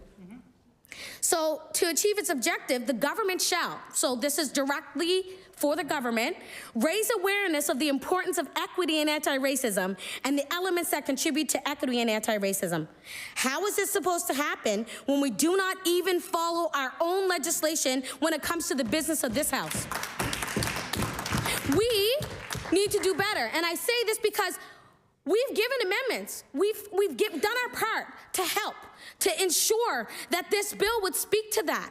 The community has spoken. They've given their input, and we are still not doing the work that needs to be done. So we need to do better, and as well open our eyes to the harms that this speaks for our African Nova Scotian communities. I'm raising awareness as we speak, so I hope that we are all listening. We need to create the conditions necessary for equity and anti-racism. This is crucial to the work that we do here in the House, and we should be the example of how we want all Nova Scotians to be treated. So if this is a bill that we're going to bring forward that's going to exclude and continue to marginalize and continue to oppress Black people and communities, is that really what we want to show? In this act, the office's responsibility includes evaluating existing policies to address systemic hate, inequity, and racism. Was this the case with this bill? Did the minister confer with his colleagues about this and how this was not a good idea? Being the Minister of African Nova Scotian Affairs and the Office of Equity and Anti-Racism, this is exactly the type of systemic racism and discrimination that the minister needs to recognize and fight for, even speak to. One of the many reasons why the African Nova Scotian community was so up in arms about the minister's role as a white male. How are we, as African Nova Scotians, supposed to feel like you have our back if you're not able to recognize these types of harms? This is not the first time this has happened. This act is based on principles. And I will say, you know, the government, it says here in this act, the government is committed to eliminating systemic hate, inequity, and racism. The achievement of equity and anti-racism is a shared responsibility among governments, the private sector, and all Nova Scotians. Systemic hate, inequity, and racism require urgent action. If this isn't urgent, I don't know what is. Was there any action on this bill to consult with African Nova Scotian community partners who have made statements, give recommendations for safeguards? Appreciating the impact of intersectionality is crucial in addressing systemic hate, inequity, and racism. And the demonstration of leadership and commitment to equity and anti-racism, which this government hasn't yet shown. So I know I've spoken in great detail, and I did say I was going to keep it brief, but you know. Some may actually have listened to my words, and I'm hoping that you all have an understanding of my concerns. It is on record, so we can always go back to it if we feel like we might not be doing the right thing. I want to remind all members that this bill, as well as many others, speaks volumes to the lack of diversity and acknowledgement and understanding of the adversity and barriers that our communities and our African Nova Scotian communities face. And we have a piece of legislation, and I say this because, you know, kind of doing a little bit of studying, doing a little bit of research, and I'm kind of like, yeah, I get to add that into the act. This is what we produce. This is the work that we do. We have to stand by the work that we do. And it's really important for us to be that leader when it comes to allowing Nova Scotians to do that same stuff. So I want to say that we have a piece of legislation that speaks directly to this behavior and how it is disrespectful and requires urgent action to this matter. The Progressive Conservative Party needs to read and acknowledge that this bill goes completely against the act and should be taken off the table completely. And so I'm going to get back to my notes. I want to say that, you know, we stand here and we talk about a number of things. Our role is to debate the issues and bring forward some major pieces because this is what we do. We're here to help you. We're not here to, you know, create wildness. We're here to help you do the best work that you can do as a government. And if you don't see that, there's a problem because we have a ton of expertise, mainly in our own ridings. We can tell you about what's going on where we live. So I want to say that, you know, I spoke to DPAD's letter. I spoke to a letter from Pastor Lenny. And to their credit, the government did make a change to this bill in response to that letter. Was it enough? No, it wasn't. But I got to commend the minister that there was an amendment put forward. And I appreciate that. But we also need to understand that there's more that we can do. You know, historically, historic African Nova Scotian communities are very concerned about this piece of work, and we need a government that respects community voices and not steamrolls them. As my colleague said, there's clear definitions of consultation. There's clear definitions of what we could be doing to help bolden the bills that we put forward. And we need a government that respects community consultation and the democratic process. So I will say this. There is an opportunity for this government right now as we sit and as we look at this and as we talk and listen. There's an opportunity. The government can rescind this bill. They can take this bill back, take what we've all said, take what the community says, consult, whatever that looks like, and we can pull it, take it back, and maybe bring something else back that may be relevant to the work that we need to be doing in this House. Thank you.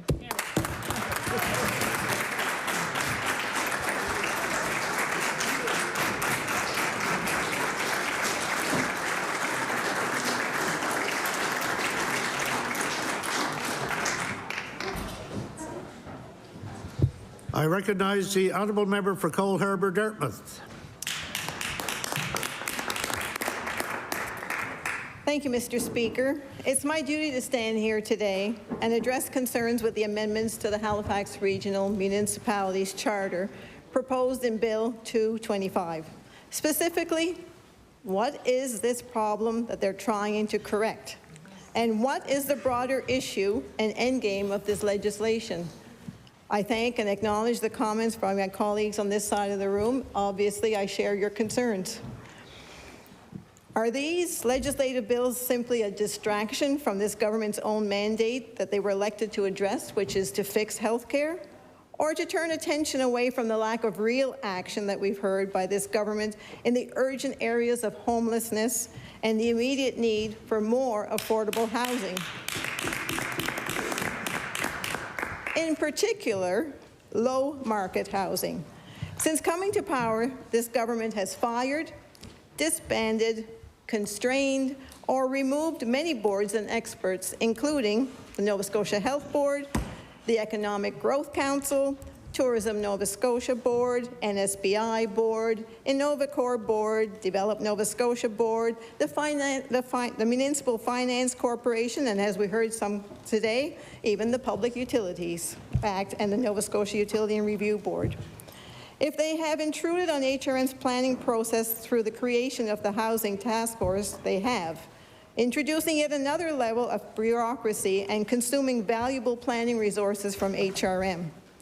Now they want to take over the management of HRM by giving themselves the power to arbitrarily veto any HRM bylaw.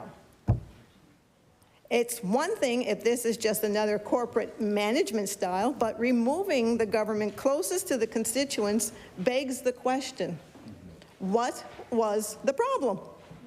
What is the broader issue, or what is this government's endgame? We know our democracy is in jeopardy. It's been in decline for some time, with falling voter turnout rates for elections at all orders of government, and social media becoming a soapbox to replace reasoned democratic debate. Democracy is fragile and should not be taken for granted. But by the very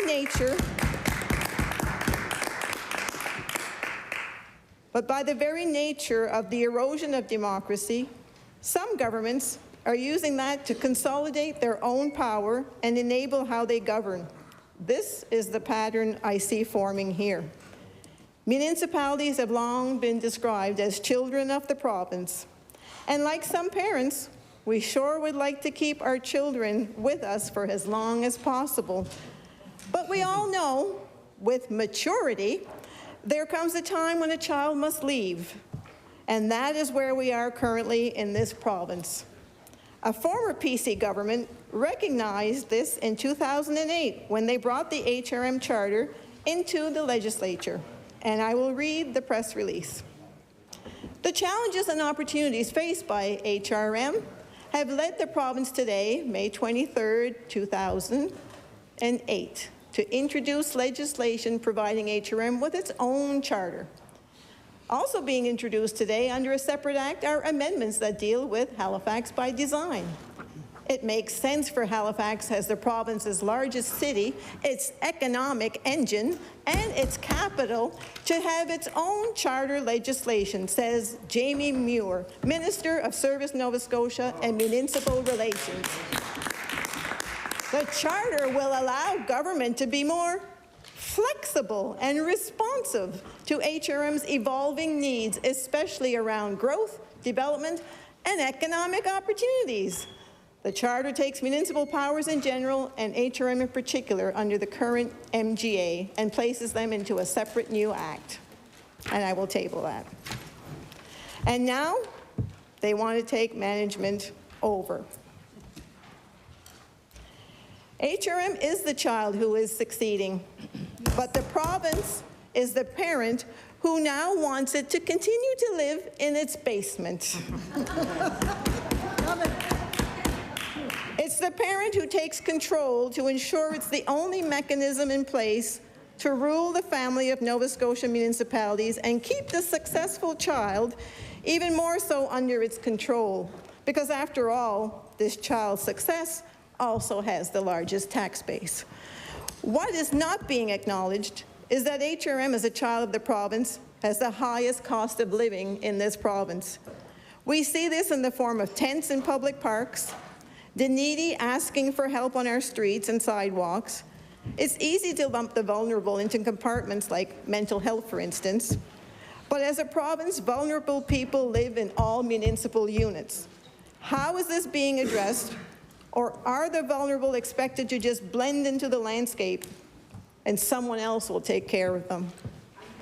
So I ask this government, why focus on HRM's governance model, specifically the HRM Charter, when so many other areas need your attention now?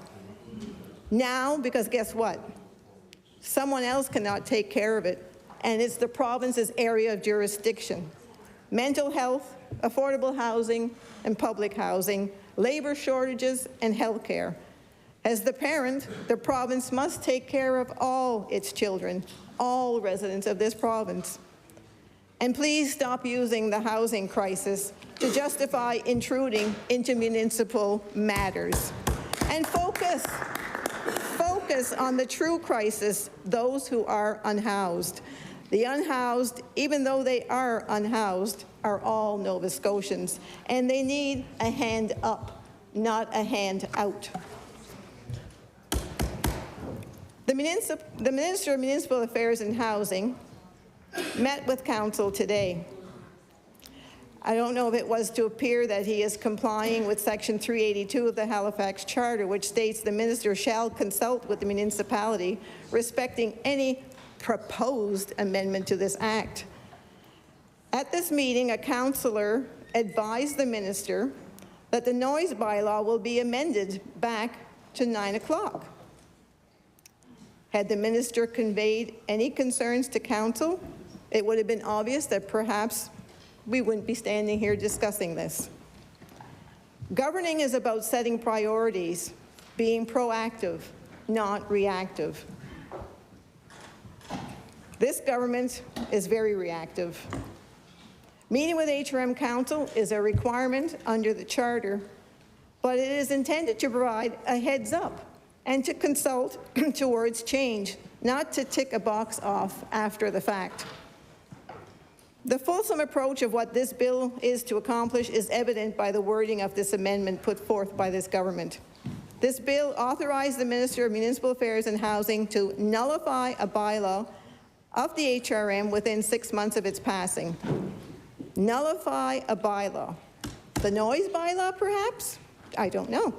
As the Minister of Municipal Affairs and Housing clearly stated during a recent press briefing, but my amendment to specifically address the noise bylaw failed. So therefore, one would conclude this bill is not specific to just one bylaw.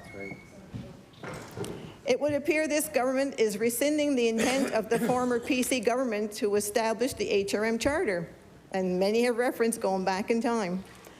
And rather than be progressive in 2022 to collaborate with HRM to see the province's capital city continue to grow, This government feels it knows better and is now causing concern to all elected municipal officials in Nova Scotia, as they all wonder who and what will be next. The bill states Chapter 39 of the Acts of 2008 is further amended by adding immediately after Section 204 the following: that the Minister A determines that the bylaw or part of a bylaw would impact housing or development. And 3, notwithstanding Section 382 of the HRM Government Act, nothing in this Act or done pursuant to the provisions enacted or amended by this Act triggers any requirement to consult with the HRM or even notify the Nova Scotia Federation of Municipalities. This bill came out of the blue, and pun intended. I have an article which I will table where the mayor indicates he had breakfast with the minister a short time ago, where the noise bylaw concerns were not discussed nor brought up, and I will table that. And then he's called the night before to advise of the bill to be tabled the next day in the Nova Scotia legislature. So I asked the Minister of Municipal Affairs and Housing what changed and who gave direction to implement this bill.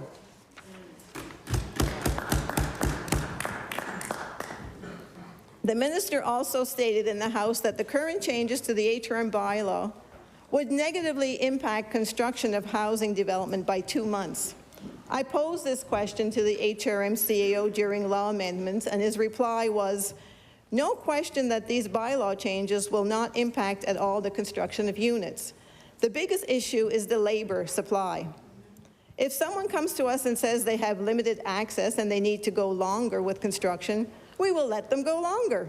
If it's a little bit misleading that there is going to be that many days or months taken out of the construction season, it is in fact not true, in my opinion, and I'll table that. But back to this bill at hand. Let me remind you that the amalgamated HRM represents approximately half of Nova Scotia's population. It's also the largest rural municipality in Nova Scotia. It stretches from Hubbards to Ecum-Secum and all points in between, including Sable Island, and geographically is the same size as Prince Edward Island. May I also remind you that in addition to managing development in HRM is responsible for collecting and managing your garbage, compost, recycled material, fighting your fires, protecting the safety and security of your life and property, including the police officers who stand here outside at Province House. Building, maintaining, and plowing your streets and sidewalks, operating your buses and ferries, developing your active transportation opportunities, building businesses, parks, and providing parking services to help your local businesses, building and operating your parks, playgrounds, gardens, and recreation programs and facilities, providing animal services and many more services which directly impact the day-to-day lives of individual residents, and for paying for all of these services. So may I finally remind you, every one of these services must be considered when contemplating new housing and development opportunities. And as such, any HRM bylaw could potentially impact housing and development, and thus be at risk as a result of this legislation. HRMs develop policies and processes, working with democratically elected municipal representatives and including robust public engagement, to develop its bylaws to protect all residents of HRM. It has a dedicated and professional staff involved in developing, managing, and operating the services. And elected municipal officials are there to address concerns on an ongoing basis, which is why bylaws are fluid and can be amended at any time. Bylaws are created by the people and for the people. And municipal government is truly the closest to the people of our province. So does this government really think it has the skills, knowledge, and expertise to adequately carry out the role of HRM's elected officials and professional staff? Does the government really believe that it has no obligation to consult with the HRM or to notify the Nova Scotia Federation of Municipalities in nullifying democratically developed bylaws? This bill was amended to address planning and development in underrepresented communities of HRM. Sadly, this consideration is seen as an oversight given that this government did not address it from the beginning? Has this government done its due diligence to ensure no other areas of concern were overlooked, especially given the broad scope of this bill? Mr. Speaker, I ask that this government don't make another misstep like so many others that this government has made in its rush to appear proactive, when in fact they are simply tearing down our democratic institutions and consolidating power in their own hands without actually doing anything concrete to address the immediate problems and concerns of ordinary Nova Scotians.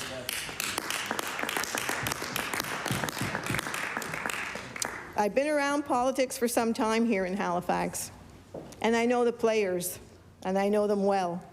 And I will continue to observe, but be aware, regardless of the current erosion of democracy, many Nova Scotians are paying attention, including every elected municipal official across Nova Scotia. I attended the Nova Scotia Federation of Municipalities dinner, as did the minister, and we heard wholeheartedly the concerns from everyone across this province as a municipal elected official. And if one would think that this is not on the minds of people, I will be tabling these two articles, and I'm just going to quote a few of the letters that were addressed into the local paper. Ever since winning his majority, Premier Tim Houston has wanted to show that he's a man of action, someone who gets things accomplished, who cuts through red tape, someone who doesn't let things like democracy and consultation slow him down. Order, please. I missed it. I'm glad the clerk is on the ball. You gave the proper name for the Premier, and I'd ask that you retract that, please. Well, just if you come across it, just say the Premier. Thank you. The honourable member for Cole Harbour Dartmouth. Thank you, Mr. Speaker, and thank you for that clarification. All power to the Premier seems to be his motto. What might be next? As many have pointed out, overriding the noise bylaw is not going to solve the housing shortage, which is caused by other issues. It sets a dangerous precedent for the province to interfere further in municipal affairs. The province is now micromanaging and second-guessing municipal decisions with inadequate information. The municipal government is tasked with working out a balanced relationship between citizens' needs and further development. The province is ill-equipped to adequately do that which is already being addressed at the municipal level. Claiming the excuse that they are responding to the need of housing and are doing this on behalf of Nova Scotians is disingenuous. Nullifying bylaws that were developed with broad citizen input is certainly not representing the interest of Nova Scotians. The Housing Task Force is composed entirely of upper echelon bureaucrats, but there is no one who represents the interests of the general public, HRM Council, or its existing regional plan. And I will table those letters. Just because the province can with this bill doesn't mean it should.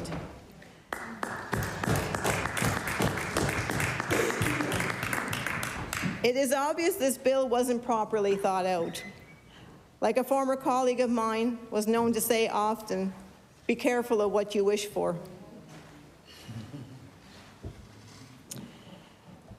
Especially in the light of HRM Council's amendment to the noise bylaw for concrete finishing that they are tabling and probably have already passed, to change the time from 8 o'clock back to 9 o'clock.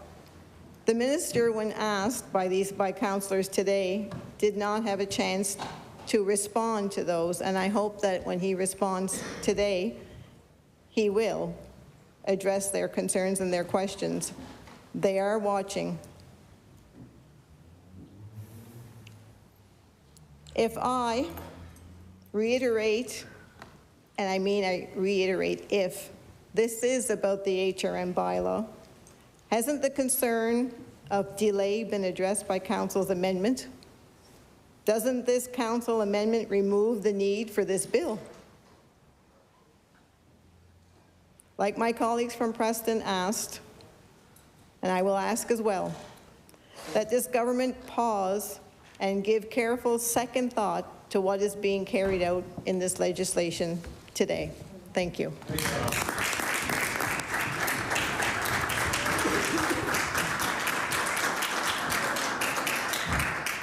I recognize the honourable member for Cape Breton Centre, Whitney Pier. Thank you, Mr. Speaker. Boy, do I have a lot to say, but I don't want to go over too much of what I said during committee of the whole when we went through amendments and others. But I had the member for Cole Harbour Dartmouth reminded me. I also had a colleague, a former councillor,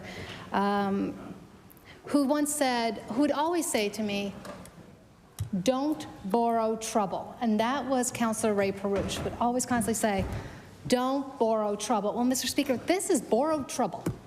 This bill is borrowed trouble, and I'm going to go back to what I said during law amendments.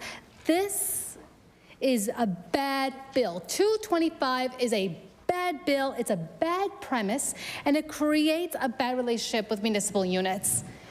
It is just a bad bill. And yes, one amendment that we did support in our caucus was because it was a necessity to support, or else consultation would not happen. But the premise of the bill, Mr. Speaker, is a bad bill. And the only way forward in this bill is for the minister to rescind the bill, and may it never rear its ugly head again. Bill 225 is undemocratic. Again, Mr. Speaker, it's heavy-handed and not needed. Again, I'll go back to what was said during law amendments. The Bill 225 is a direct intrusion into municipal affairs, and it happened without any consultation with the HRM. In fact, the only time I know of that consultation did happen was when the minister today went before the HRM council meeting. All this time, and that was the consultation that occurred.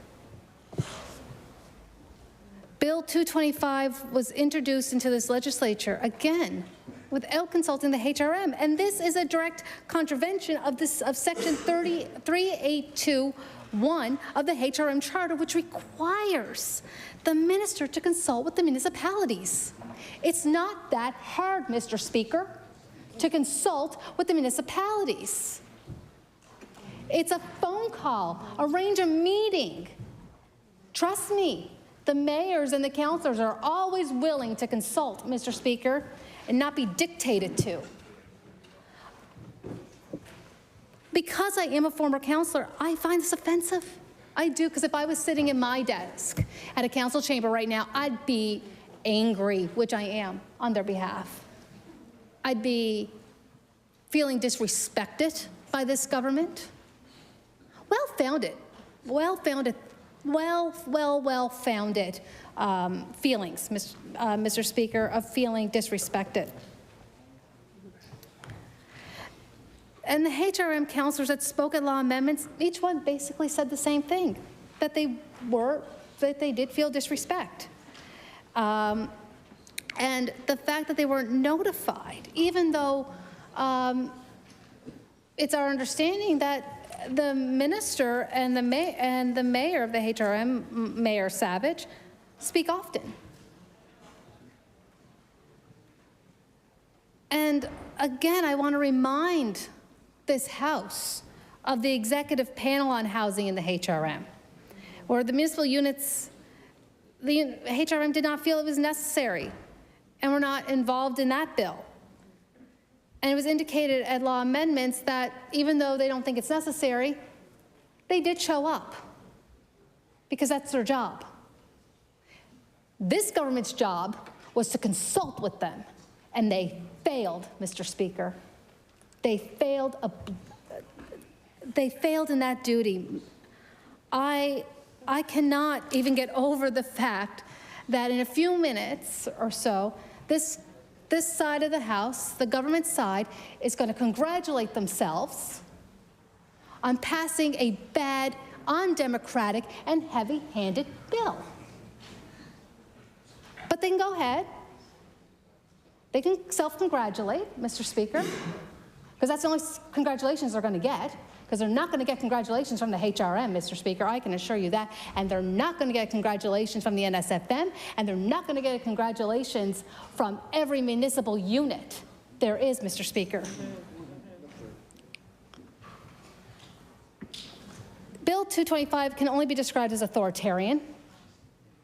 This bill will override bylaws. Again, I'm going to explain this to my colleagues across the aisle who may not understand how government works and how municipal government works. Bylaws often come from issues that residents have. The residents bring it forward to their councillors. The councillors bring it forward to their colleagues around the chamber. They direct and ask the CAO and staff to produce a paper. That staffer does that. From there, they may or may not create a bylaw. The bylaw then goes through a stages such as ours.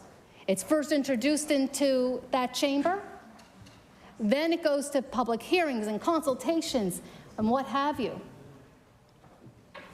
And also prior to that, while the work was being done to produce the bylaw, consultation was also happening. I should say that. Then there's public hearings. And they can be immense and they can be exhausting, but they are a necessity because it makes sure that the communities have their say. And now it's, again, call the minister. You want a consultation? Call the minister.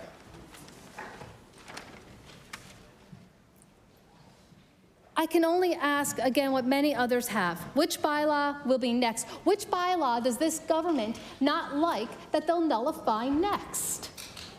How many times are they going to interfere in municipal government and municipal bylaws? I can say a lot more, and I'm not going to. What I'm going to say is this. The only way through this bill is to rescind it, take it back, and may it never rear its ugly head again. Thank you. I recognize the honourable member for Hammonds Plains Lucasville. Thanks, Mr. Speaker. Thank you to all my colleagues for standing up today and speaking to this important initiative from the government. I will begin by acknowledging that this all started under the auspices that there was an issue that delays development so significantly related to a noise bylaw, which we know now not to be the case. We know definitively by way of not accepting the Liberal amendment to focus it on a noise bylaw, and by admitting that it's not just about that, by introducing another subsequent amendment, which I'll go into a little bit further. So it's whether we'll hear those words come from the minister or not, we know that to be the case. So I'm a representative for 2 historic African Nova Scotian communities and 2 First Nations reserves, so I feel pretty strongly compelled to say a few things in response to some of the feedback that I've received from constituents and community members. And I will state that in my comments in Committee of the Whole House, I started by, an attempt at a little bit of diplomacy and saying that I do appreciate the sentiment behind the amendment that was offered, but I'm hesitant to stand in my place today and reiterate that because of the sheer how things had to come together. And it was, the government introduced an amendment in the final hours of the day. We rushed our way through it. We had to move on. The government said it was so, and that was supposed to be good enough. But I believe that the conversation about marginalized communities is something that deserves more time than the last 10 minutes on the fly at the end of a day. And frankly, you know, if it was genuine, if it was a genuine amendment, then we would have had the opportunity at that point in time in our legislative process to ask these questions. I did pose one question to the minister through the chair, and he looked at me like I had 4 heads. He didn't even bother to try and offer an answer to my question. So I'll ask them now, and hopefully he'll make a point to address some of them, because though I approach the conversation humbly, I do represent the communities of Upper Hammonds Plains and Lucasville and the Acadia First Nations and the Shabanagadie First Nations reserves in my constituency. So the language around that particular amendment used the word exclusively, and I had a conversation with somebody, a couple of different people who further acknowledged that the use of that word is as tricky and difficult to read. So as I started to ask the minister, I said, who gets to decide whether something exclusively impacts the community or not? That's an important question to ask, and I think it's an important question to answer. Secondly, through the chair, through the speaker, if there are stakeholders that are connected to or have stakes in communities, be them business related, be them development related or otherwise, does that omit that situation from being exclusive to one of the communities that we're talking about? That's important to answer. What happens, and this is very specific to the circumstances in Upper Hammonds Plains. What happens when there's work underway at the HRM pertaining to bylaws and laws that are designed to protect the historic integrity of, in this case, Upper Hammonds Plains, but all African Nova Scotian communities? What happens when there's work underway that is not yet complete? Does the work that's underway qualify as being a bylaw that this amendment would serve to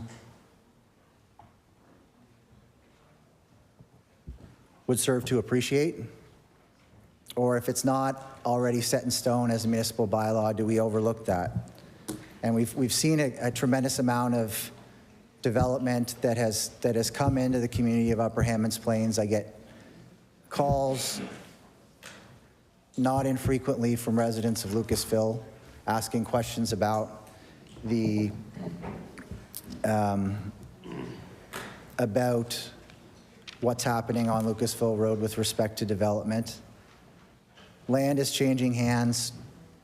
People want to develop, which leads to my next question, and the minister references this as the newfound sentiment behind this bill. It's, you know, when there is a public good, when there's a public good involved, that's when this comes in. He says, hopefully, Mr. Speaker, he says, hopefully we never have to use this. Like that. So if there's a scenario where whomever is responsible for deciding on the exclusivity of this bylaw, which I submit is the minister.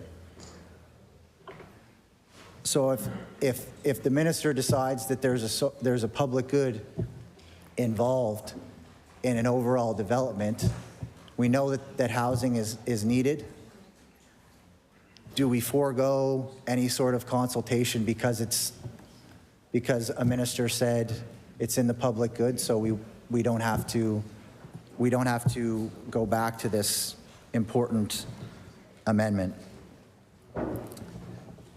So I have to register these questions because an amendment of this sort in the 11th hour is not enough to develop the important relationships that we as an entity, and I say this as we as a government, we as a legislature, need to be intentional about establishing these relationships.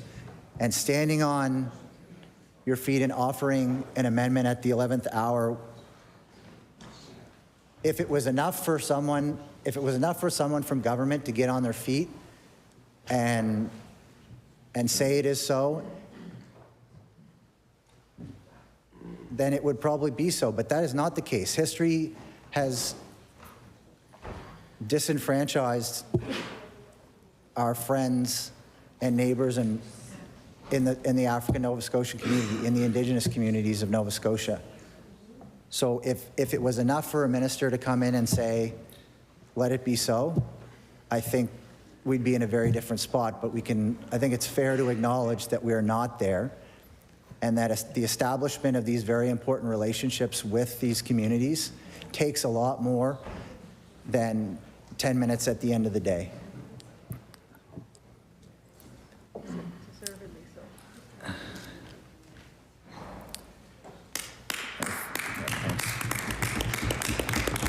I'll just make it.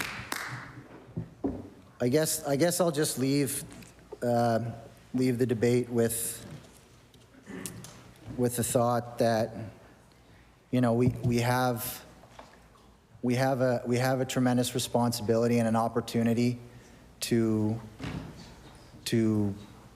build relationships with all Nova Scotians and communities throughout this province, and foregoing some stronger consultation would be a tremendous misstep, in my opinion.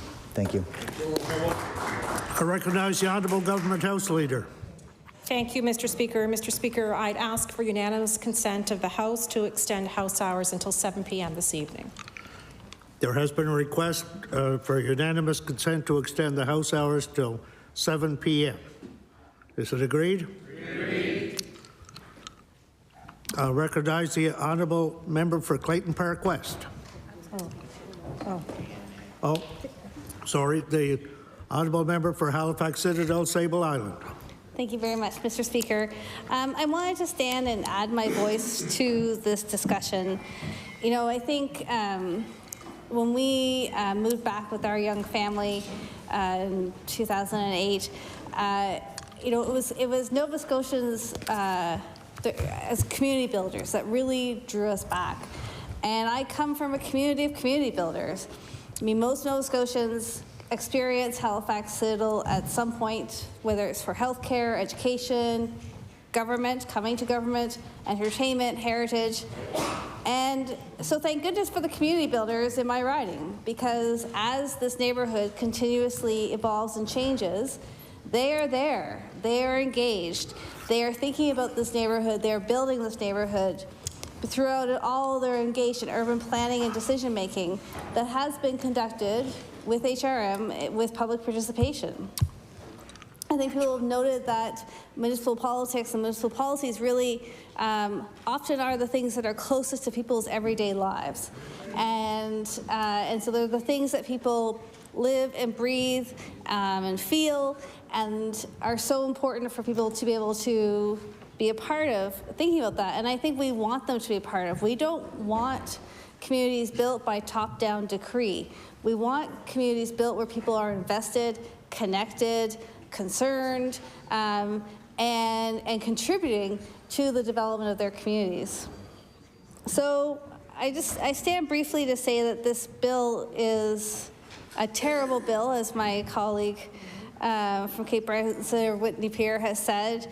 I stand here on behalf of constituents that I've heard from who rightly wonder exactly how far their rights as residents of HRM are going to be harmed over time. I don't even quite understand how the government chose to disregard a section of a statute, which is Section 382 of the HRM Charter, which I think requires consultation. So what kind of government is just disregarding pieces of provincial legislation? I think we need to be very concerned about this bill, but what about other bills? What other pieces are you just going to disregard in decision making? What this government will disregard decision making? The minister and government had a chance to fix the bill and to make it about noise bylaws. And just as an aside, in Halifax Citadel, we have a lot of cranes up. We have a lot of development going on. And actually, you know what? The noise bylaws are a big deal. I hear about on a weekly basis. But you know, the government had a chance to focus this, to address what they were saying they were wanting to address, and they didn't do that. So it's really clear that's not what this bill is about. It's really clear this bill is another example of where this government, through this minister, continues to consolidate power and actually override the municipal voting rights of like 500,000 people almost.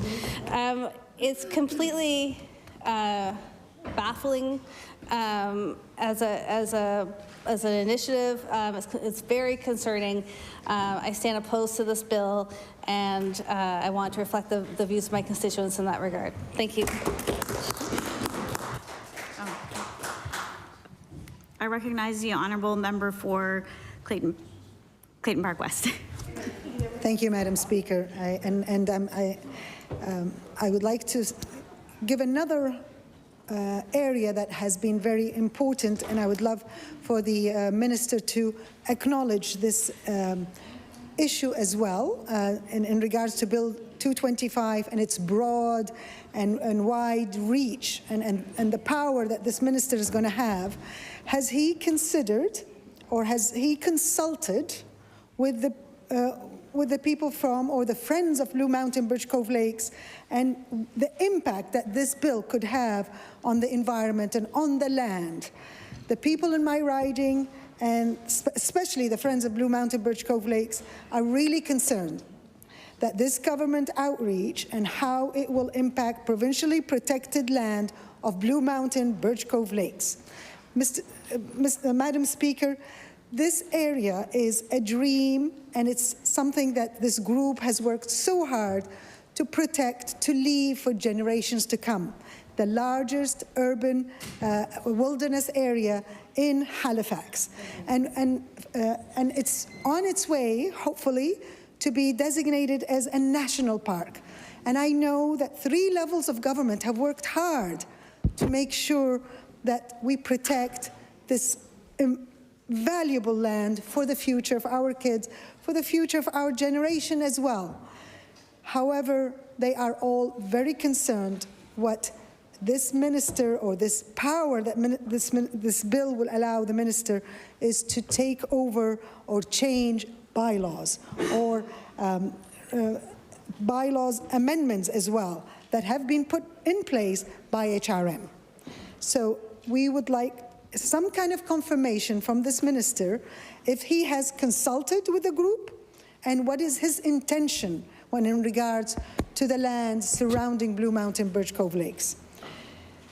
If this minister was really concerned about the noise bylaws, on November 3rd, at Committee of the Whole, the Committee of the Whole House on Bills, the member for Cole Harbour Dartmouth brought forward an amendment to specify that this bill is about noise bylaws. It was voted down by this government. And why? Because the bill wasn't really about the noise bylaw. It was some kind of camouflage to hide behind this one small bylaw that this bill is supposed to be about.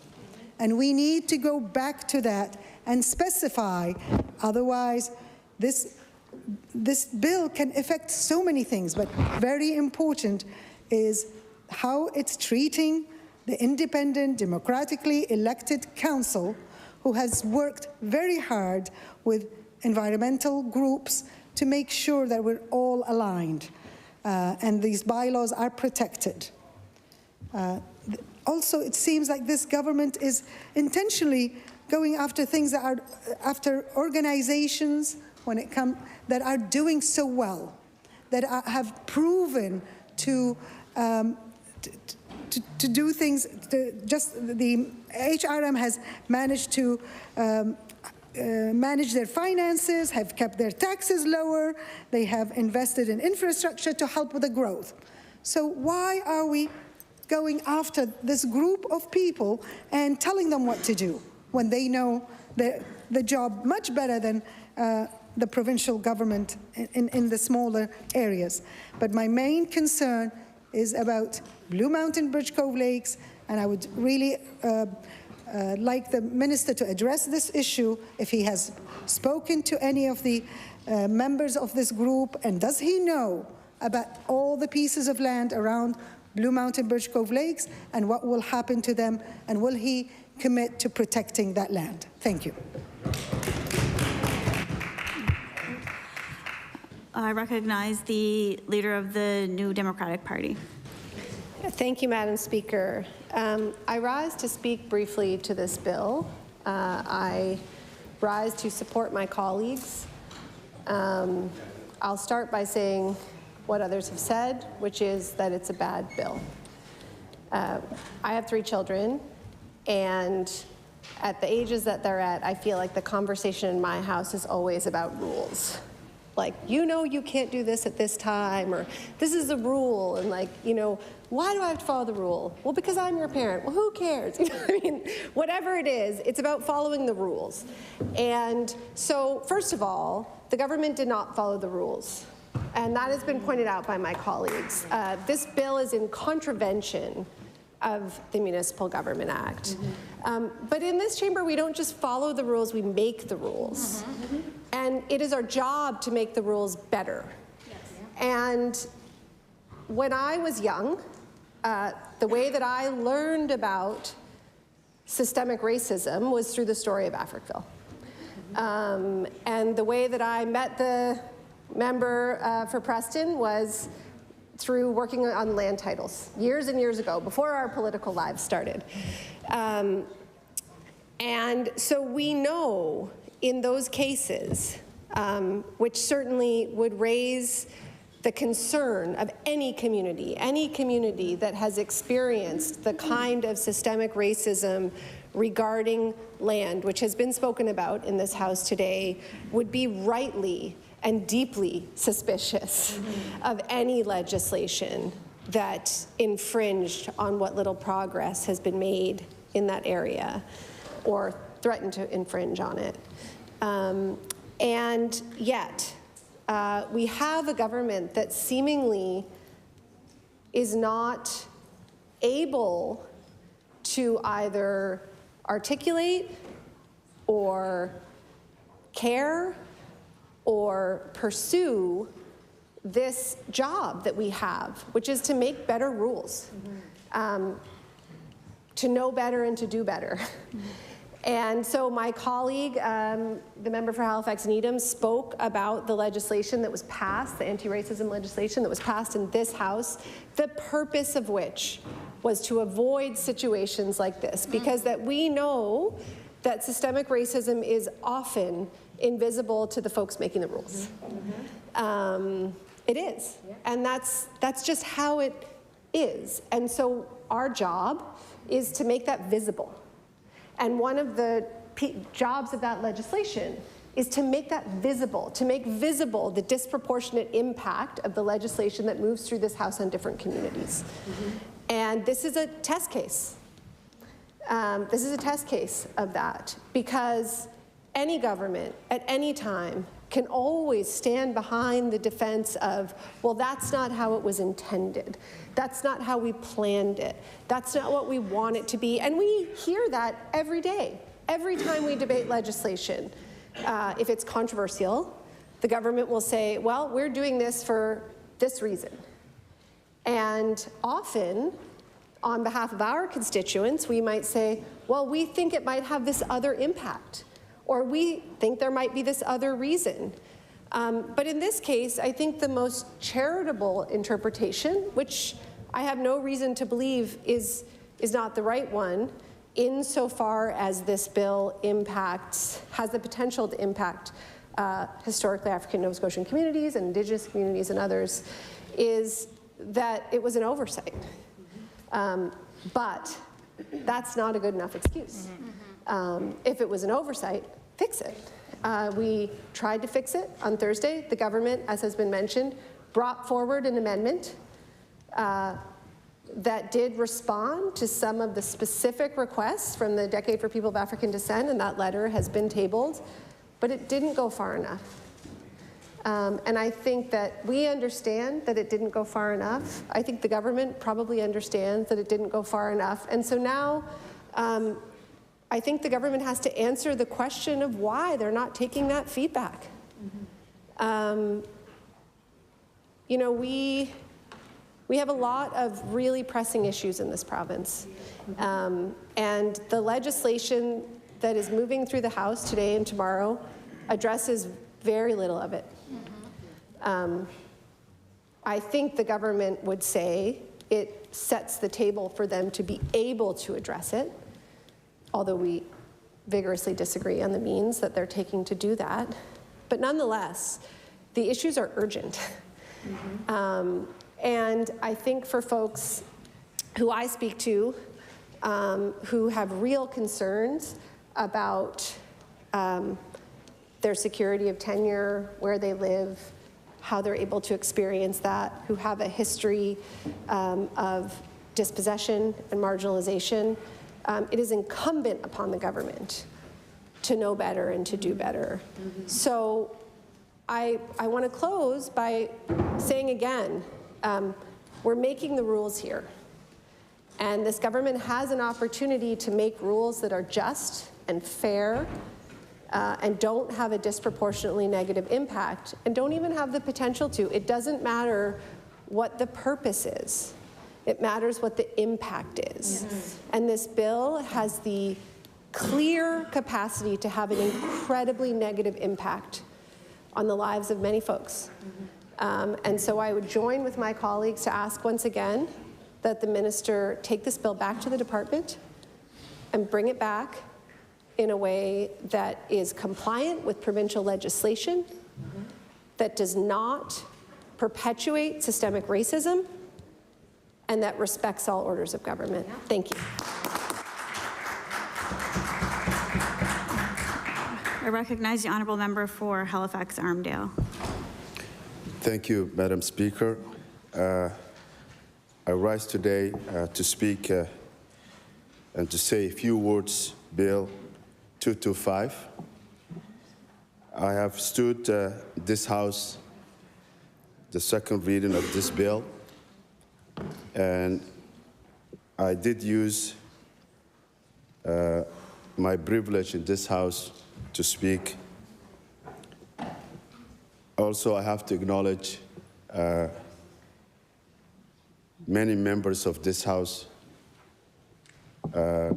speak this bill, and I could not say more than those members have said this bill. Having said that, first of all, I would like to acknowledge members of African Nova Scotians who show up today at this House. And also, one of the things that actually caught my attention was I see actually makeshift. There is actually people who show up just 1 hour ago, and there was a people who were here 2 o'clock today. That shows the significance of what we are talking about here today. And I really believe we as the elected officials, this House is people's house. And when they show up, we need to pay attention. When they speak, we need to acknowledge. So again, I'd like to say all of you, thank you for coming. This is your house. Secondly, you have a voice in this house, in these seats. And you have seen when my colleague, Madam Speaker, take the microphone, I could not say more than. So because of that reason, your voice is here. And also, I'm going to remind my colleagues, I see a lot of seniors who show up here, and I saw a lot of babies here. And some of them are still here. That's the future. And between. And they're watching us, what's happening here today. This community have endured enough, and enough is enough. And I will urge my colleagues to reconsider these concerns. I have a great respect with my colleague, Minister of Housing. I attended today his presentation in the City Hall, and I attend for good reason. And to give you the background, I have worked this municipality, and I was lucky enough to be a member of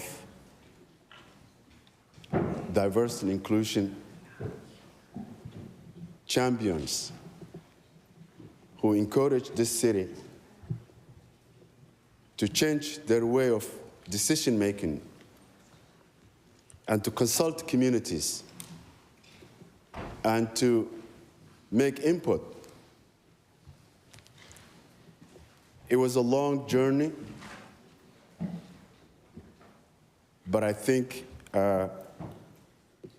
before I joined this House and I left the municipality, I felt we made the progress because the city have adopted a lot of policies and procedures that are included irrespective of what community, specifically Indigenous and African Nova Scotian issues that will affect their daily life to be in the table. Unfortunately, this is a part of the history of this province, especially when it comes to issues of African Nova Scotians. Every time that you feel we made a step forward, we take 2 steps backward. And by the way, this doesn't happen out of vacuum. It happens intentionally. And when you hear systemic racism, you wonder if it's somebody over there that you can recognize his face. That's not. So I urge the Premier and the Minister, I urge you to listen to the community. And by the way, this community have passed the ages and the times that you use vague language, that you manipulate words, and nobody knows what you're talking about. And the testimony, it was shared right here.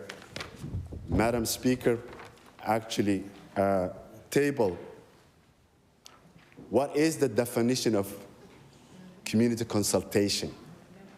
If you really believe and you are sincere, you want to include your decisions in the community, I urge you to adopt that definition.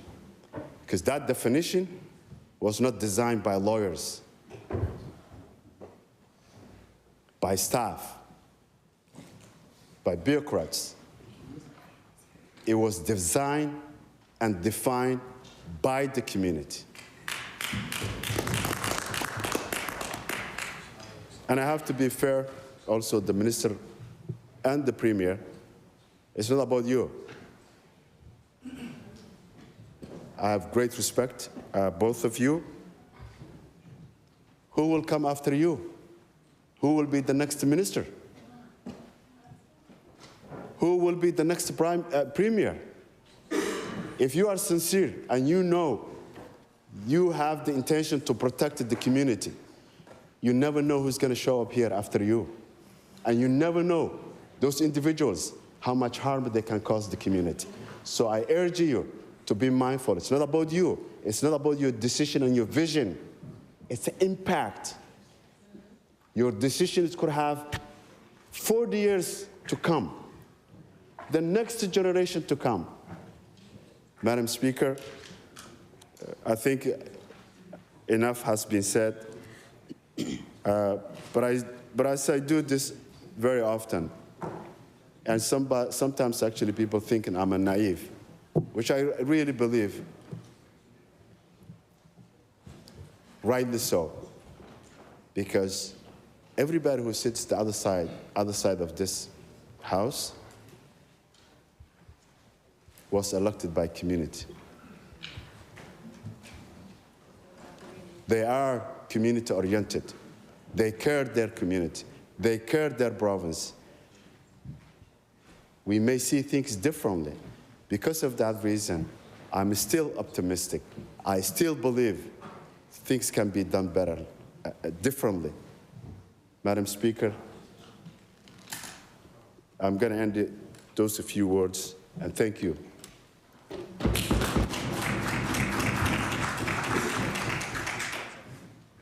I recognize the member for Kings Hands South.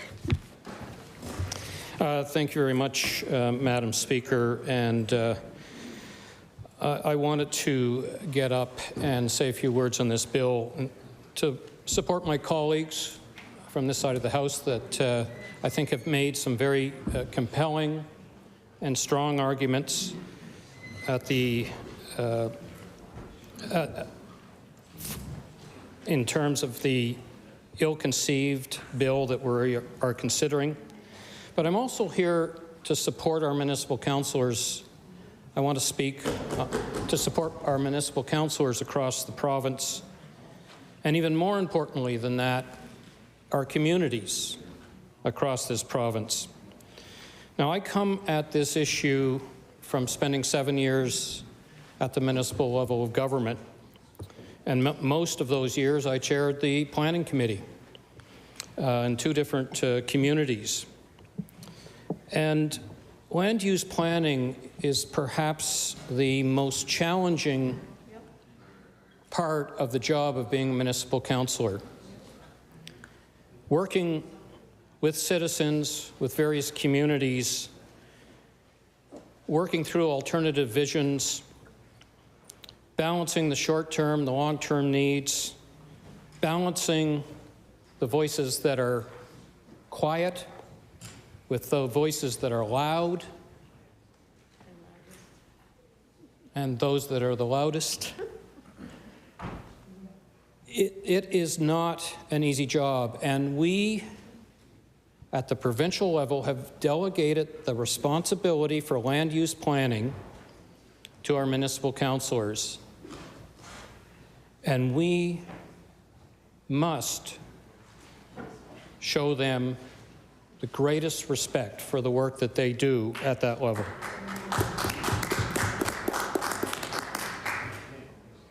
They are the elected officials that know their communities, that live their communities day to day and interact with citizens on their issues, whether that be noise or traffic or how high buildings should be. And it is not easy, as I have said, to work through those conversations with communities.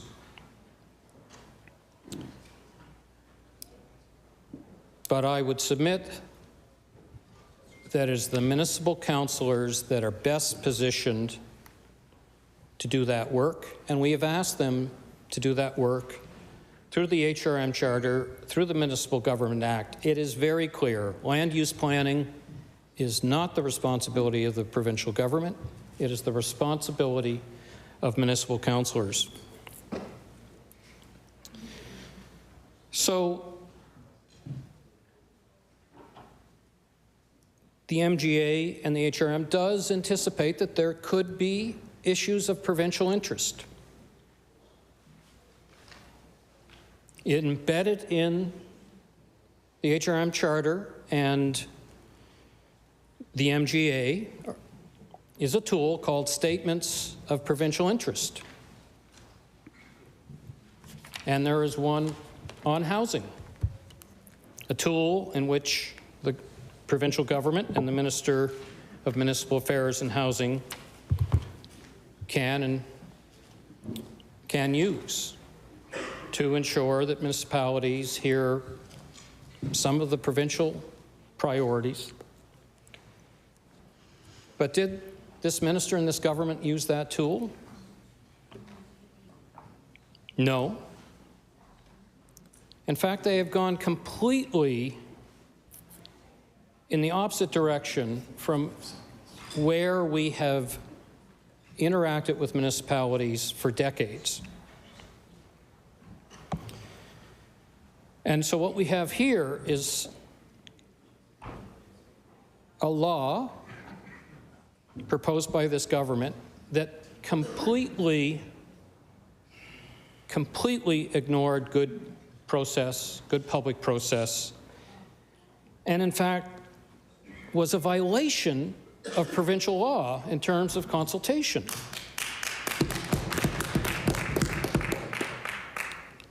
What kind of government makes laws by breaking their own laws that already exist?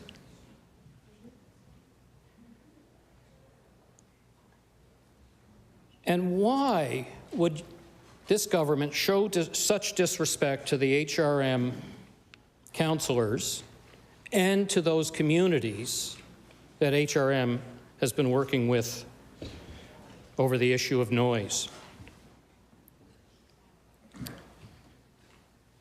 They worked on this bylaw for months.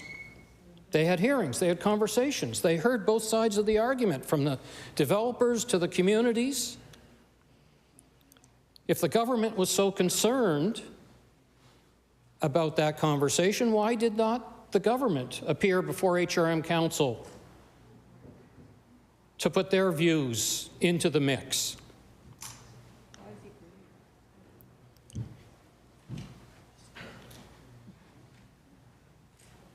What we have learned through this process is when you don't govern properly, use the process, follow your own laws, there can be unintended consequences and serious unintended consequences, and we've talked about that with respect to the folks in the gallery and the issues of racism.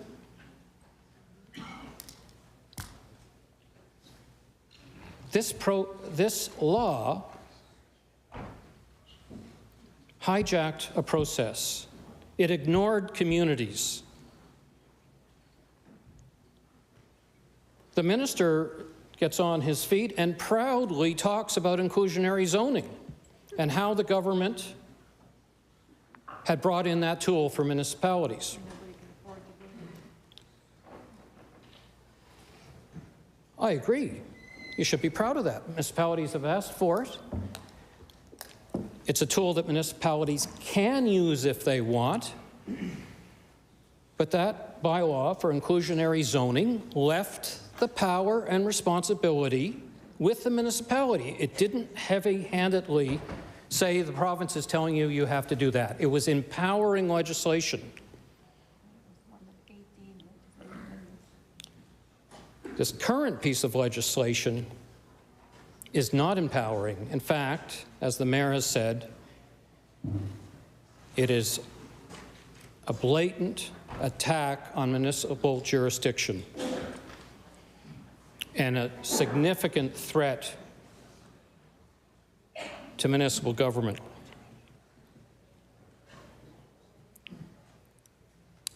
So why the government can't stay in its own lane in terms of passing empowering legislation, using the statements of provincial interest. Instead, a heavy-handed, unthought-through piece of legislation at the last minute, a surprise to HRM Council, a surprise to the mayor who meets weekly with the minister, raises a lot of questions. How did this come out of thin air? Mayor Savage has talked about his relationship in his weekly meetings with the minister. And then the night before this legislation is tabled, the minister calls the mayor.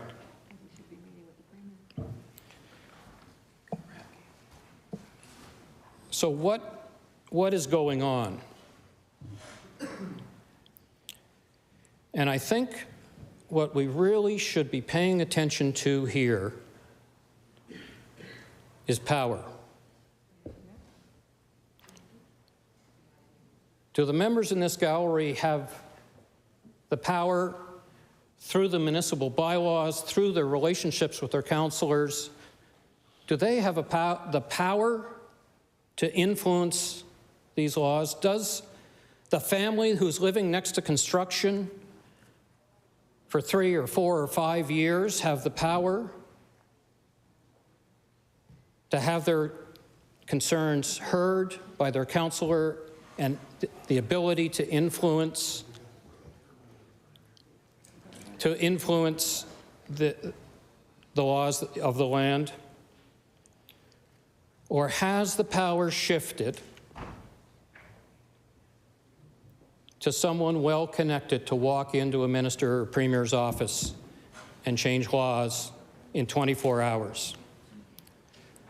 That's what is of paramount concern, and how this government has taken this law and put it on this table with the unintended consequences that has been an attack on communities and on municipal councillors. So let's let municipalities do their job. Thank you, Madam Speaker. If I'm to I recognize the honourable member for Coal Harbour. Thank you, Ms. Speaker. I wasn't going to stand. I'd like to thank all community members, all members who spoke before me regarding this bill. Fact, bill was drafted. Fact, the bill was done without consultation. Fact, the bill says that it's about bylaws, noise bylaw. Fact, we have a number of community members who've come to this House in opposition of this. Here we are again, once again, having to remind folks that there are communities and people who will be impacted by decisions that you make. I'm not going to stand long. I'm going to ask that. No, I'm not. I'm going to make a statement. I hope a lesson was learned today. As I've said in this House in the past, I'll say it once again. We don't need protectors. We need allies. And having you think about what you have done and taking some real serious consideration in the fact that you're making decisions, that decisions are being made, sorry, Ms. Speaker, decisions are being made without those who are going to be affected. That's paternalistic. Don't do it again. Thank you.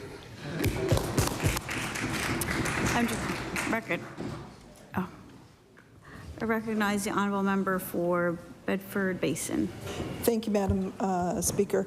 I will be very brief. I could not possibly match the eloquence of my colleagues who've gone before me, but I do just want to say that I don't think this is just about a noise bylaw. I know. I have a lot of faith in people, but I don't think this is just about a noise bylaw. And I think that as lawmakers, we make mistakes when we don't stop and ask ourselves who is not in the room as we're making a decision. And we know who was not in the room as this decision was made. Well, HRM wasn't in the room, and a lot of citizens of HRM were not in the room. I have to be honest, I was surprised when I heard that HRM was enacting this bylaw. I thought, what are they, nuts? We need more housing. And then I found out that the reason that they were doing this was because in the past, the building was taking place in uninhabited areas. So it didn't matter if building went later. But citizens were complaining. So our councillors were reacting to what they were hearing in their communities. I recognize that the government doesn't have a lot of members from HRM. But nonetheless, people who live in HRM are citizens too, and they deserve to have their concerns heard. So I will just make that point. I will also say that in my area, there's an historic area which is one of the oldest communities in the province. It's not an African Nova Scotian community, it's just an old area. And there has been discussion about having a heritage conservation area designation for areas outside the downtown. Is that the next step? Is that what will be disallowed? Will the community of Fort Sackville suddenly become all high-rises? I don't know. But that is the possibility that results from this particular bill. And so I promised that I wouldn't speak for long, but I wanted to raise that issue because to me it's important that people stop and think about the people that this will impact. And maybe the governing members don't represent them, I get that. But I do think they're Nova Scotians, they're people who live here, in many cases they're property owners, not all. But they're people who have rights as well. Thank you. If I'm to recognize the minister to close debate on the bill. Thank you, Madam Chair. And I do want to say a few words and answer some of the questions. I didn't realize we were going to go till 7, so I wasn't writing down questions. I thought I would remember them, but now there's too many to answer specifically, but I will try to answer some of them. But Madam Speaker, today in the question period, we were answering questions about homelessness and affordability, and those things weigh heavy on me personally. And one of the reasons to bring in this bill was that exactly. And I realize that I'm advocating for a constituency who will be moving into homes built in 2 or 3 that will be finished in a year or 2 years. So they're not speaking for those homes. They don't know who they are, but I'm advocating for them in that I think it's the role of government to look at what we do that impacts the cost of housing. Ourselves, as you all know, we're investing. In the past year, we've invested close to $100 million in various forms in housing. There's a lot of government money going into that. But yet, as governments, we have to look at what are we doing to make homes more affordable in ways that maybe in terms of how we act, in terms of our bylaws, our regulations. And the reason to address this noise bylaw was we're hearing every day from doctors, nurses, people who want to move into the community, work here, I can't find a place to live. We're hearing from employers, I need to hire people, but they have no place to live. We're hearing from people that, and we're hearing from you, that there's a crisis of homelessness. In fact, I got asked in the hallway when, I said, you know, when the housing crisis abates, I'll have no problem at all with a noise bylaw. And I was asked, when will that be? And I said, when there's nobody living in a tent. And so we are deeply concerned about all those things. This bylaw is inflationary to the cost of housing, undoubtedly, in a time when there's many other things that are inflationary to the cost of housing that we really can't control. But a noise bylaw we can control. If we look across the country, there's other jurisdictions with at least 3 with very broad powers, and in fact the broad powers on our level of government over any municipal bylaw were once there. In fact, as former members, the former ministers of municipal affairs on the other side will know, there are a lot of things that I, as Minister of Municipal Affairs, sign off on now, in any case, on municipal bylaws. And in fact, the previous government mandated that every municipality in the province have land use bylaws, which I certainly agree with, and which some municipalities are still protesting. So there are many different ways we, at this level of government, interact with our municipal partners. So I do want to point out the limitations on the bill. First of all, the bylaw nullification has to be about housing or development. Secondly, it has to be in the public interest. The public interest, and I just want to say that there's no way in my mind ever that it would ever be in the public interest that we impact a marginalized community. And I just want to say that the member for Preston and for Halifax Needham, their voices are valuable in this House. We want to hear them, just like we want to hear every member's voice. Absolutely matters, and the communities you come from. So I just want to stress that. I can't imagine how it would be in the public interest in any way, shape, or form to damage or injure or further marginalize these historically marginalized communities. And we recognize that, and we want to lift them up and help them and honor them. And so that is one of the things that that's important to me.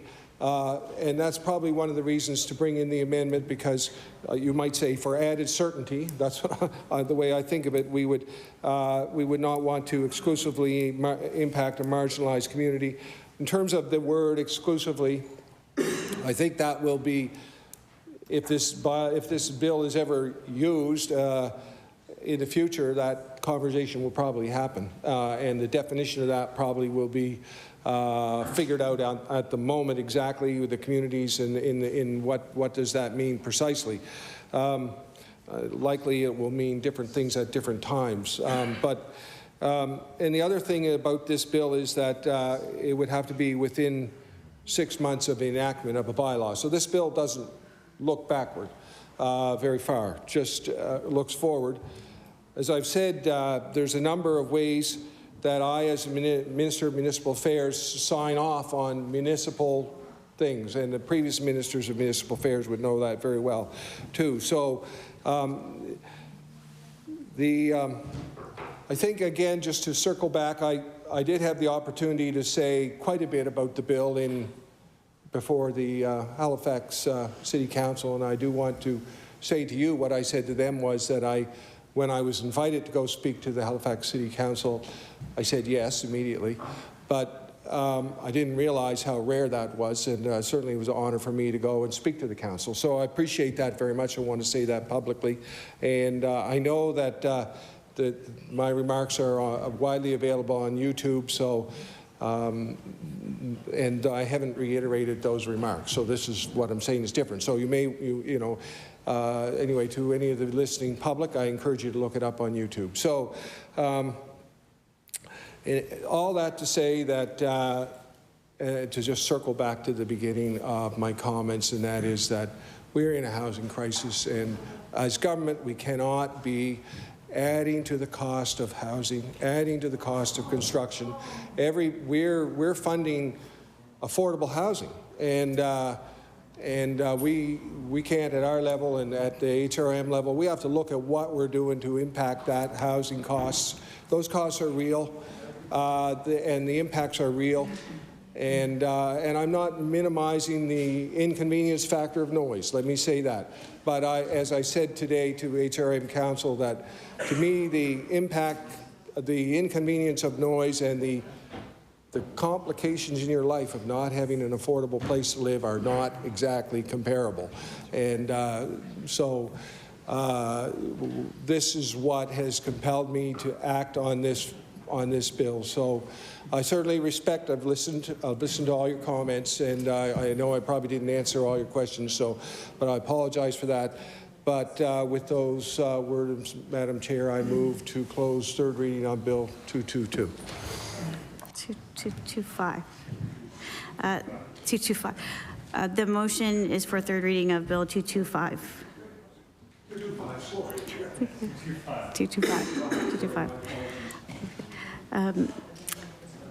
The motion for third reading of Bill 225. Would all those in favor of the motion please indicate aye? Aye. Contrary-minded, nay. Nay. Order that the bill do pass and the title be as read by the clerk. Oh, sorry, the clerk will read the title of the bill. Sorry. Bill 225, an act to amend Chapter 39 of the Acts of 2008, the Halifax Regional Municipality Charter. Order. Oh, okay. I order that the bill do pass and the title be as read by the clerk. Ordered that the bill be engrossed. I recognize the Government House Leader. Thank you, Madam Speaker. Would you please call Bill number 219, Gaming Control Act, an act to amend? Bill number 219, Gaming Control Act. I recognize the Honourable Deputy Premier. Thank you, Madam Speaker. I move third reading now of Bill number 219, an act to amend the Gaming Control Act. Madam Speaker, this legislation will enable previously announced changes to the Nova Scotia Gaming Corporation to proceed, including the integration of both operations and staff into the Department of Finance and Treasury Board. This legislation is about avoiding duplication. It's about being accountable for what actions are taken when it comes to gaming. And as a government, we take our responsibility on gaming seriously. And I want to reiterate, Madam Speaker, this government will always be deliberate with our decisions around gaming and will rely on expert advice from our colleagues at the Office of Addictions and Mental Health, because that is where that expertise lies. So, Madam Speaker, with that, I will look forward to hearing from my honourable colleagues.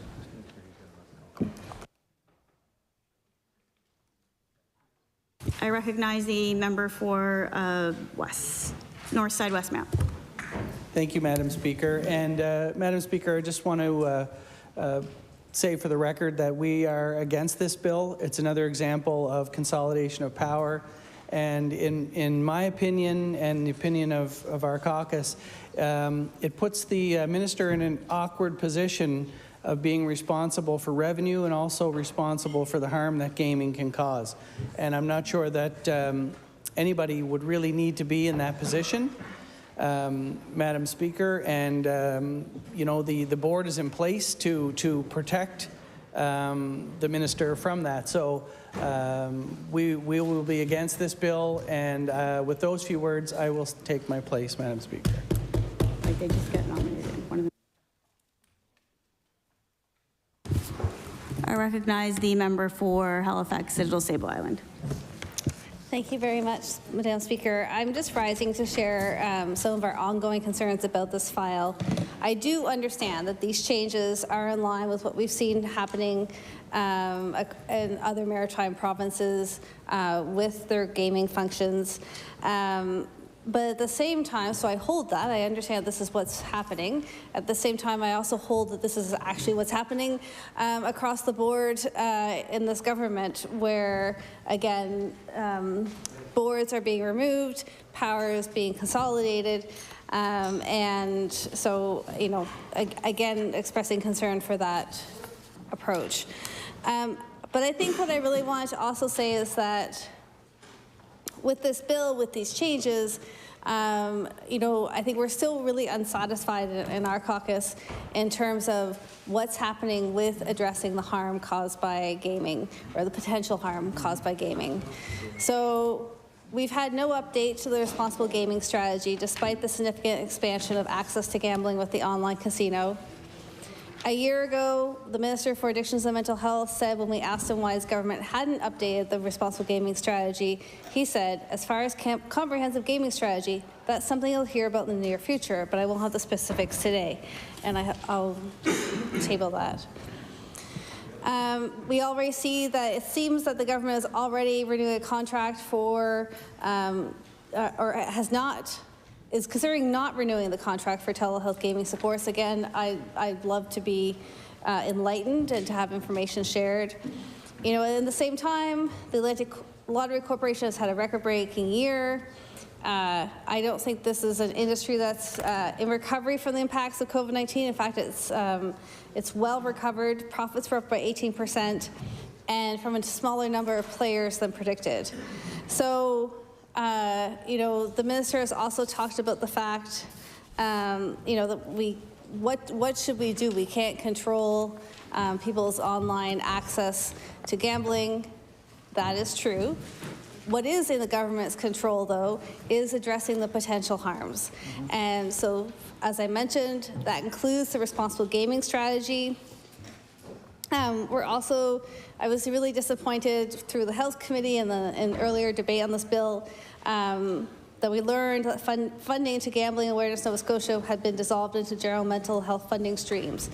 And I quote, the dissolved funding from Gambling Awareness Nova Scotia was allocated to various services, supports, and provided with the NSHA, IWK Health, government partners, and community nonprofit organizations, including community grants, research, tobacco cessation programs, and community engagement.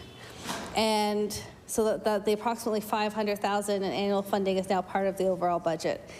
And, you know, and at the time in Health Committee, there was a discussion about the fact that, well, that's, you know, it's really important, right? Like, we don't want to just treat people in isolation or sort of issues in isolation. And that's true, absolutely. We need to be looking at the whole person. We need to meet them where they're at, address the social determinants of health.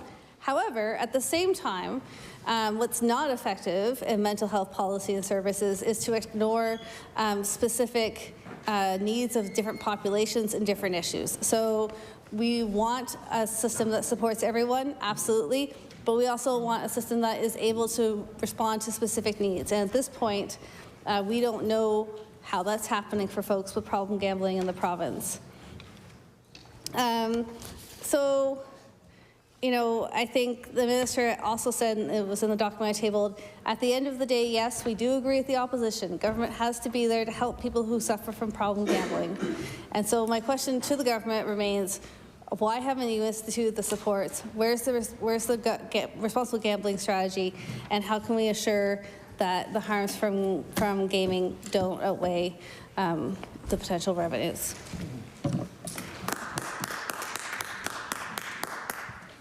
I recognize the Minister of Finance if it is to close debate on the bill. Thank you, Madam Speaker, and I do move to close debate on third reading of Bill number 219, the Gaming Control Act. The motion is for third reading of Bill number 219, Gaming Control Act. Would all those in favor of the motion please indicate by saying aye? Aye. Contrary-minded, nay? Nay. The motion is carried. Bill 219, an act to amend Chapter 4 of the Acts of 1994 and 95, the Gaming Control Act. If I was to recognize the House Leader? Do your little thing there first. Sorry. Okay. Ordered that the bill do pass and the title be as read by the clerk. Ordered that the bill be engrossed. I recognize the House Leader. Would you please call Bill number 227, Financial Measures Fall 2022 Act?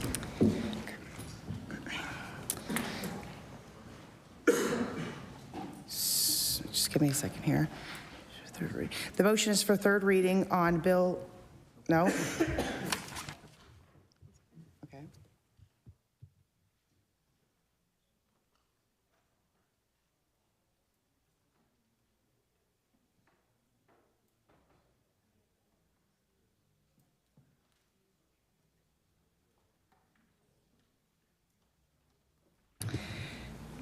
Bill number 227, Financial Measures Fall 222 Act. I recognize the Honourable Minister of Finance.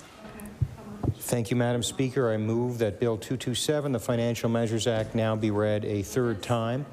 Madam Speaker, this bill has two main functions, as we've discussed earlier and at prior stages of the bill. One being to increase the tax credit for capital investments in the province to 25% from 15%. And the second measure in this bill is to harmonize the province's fertility and surrogacy supports with new federal rebates. And I now move third reading of this bill. Thank you.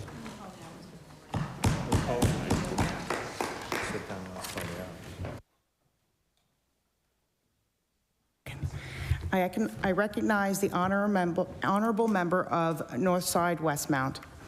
Thank you, Madam Speaker, and we are in support of this bill.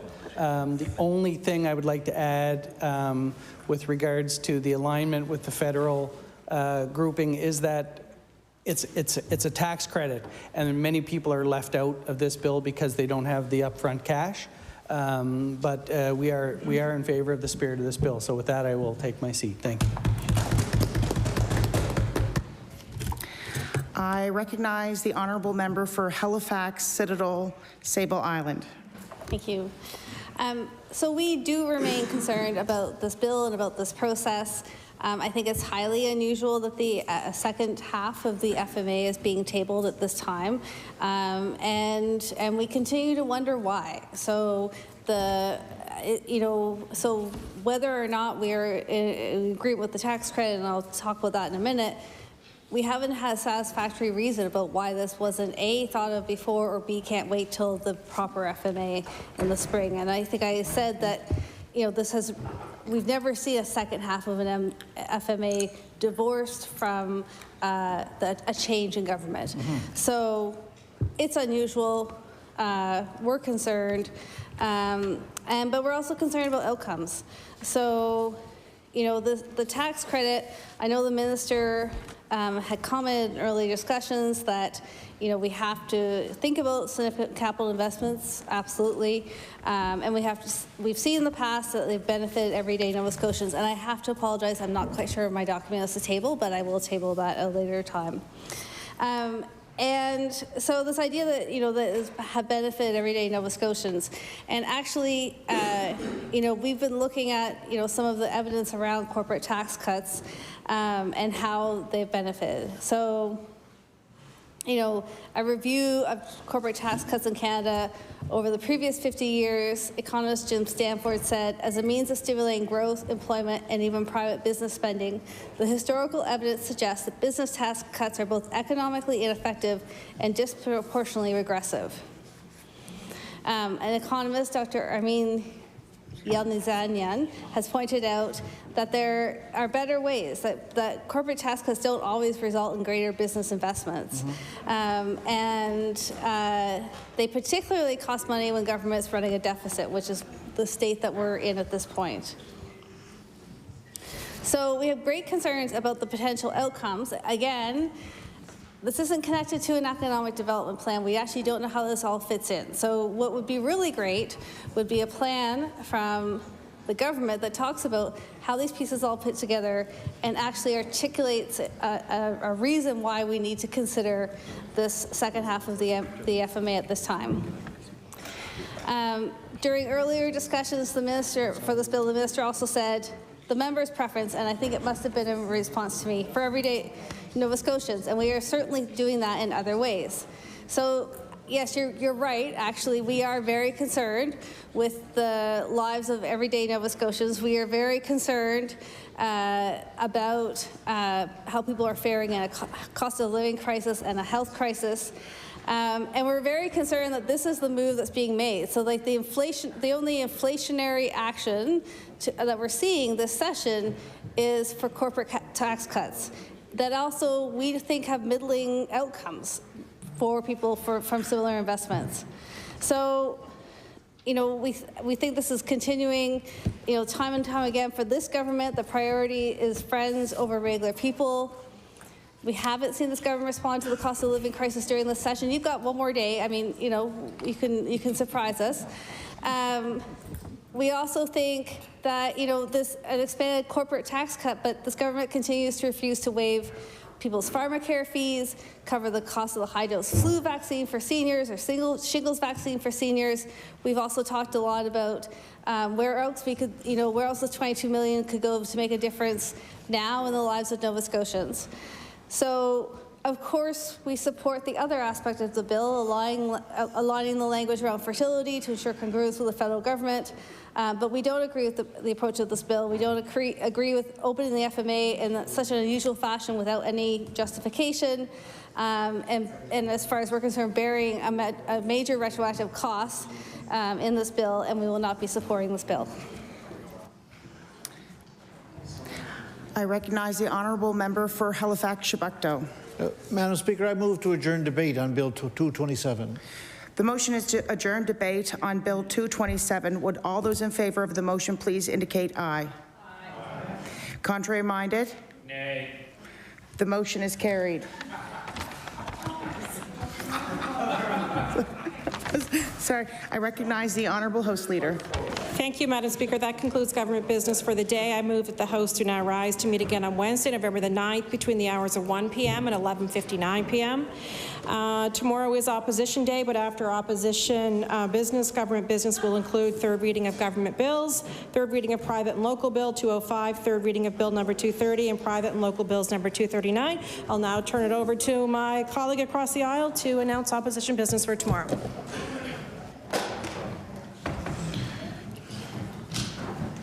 I recognize the honourable member for Sydney, member 2. Thank you, Madam Speaker. Congratulations to you. I actually, at this point, Madam Speaker, have not confirmed the bills yet for tomorrow, but I will happily send that on to both House leaders once it is confirmed. Okay, so do I say?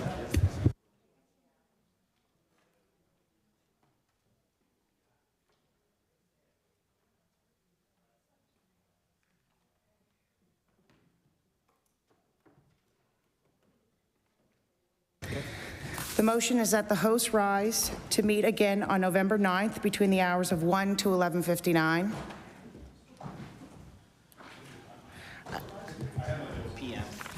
PM. Okay. With those in favor of the motion, Would those in favor of the motion please indicate by saying aye? Aye. Contrary minded, nay. The motion is carried. We stand adjourned until tomorrow at 1 p.m.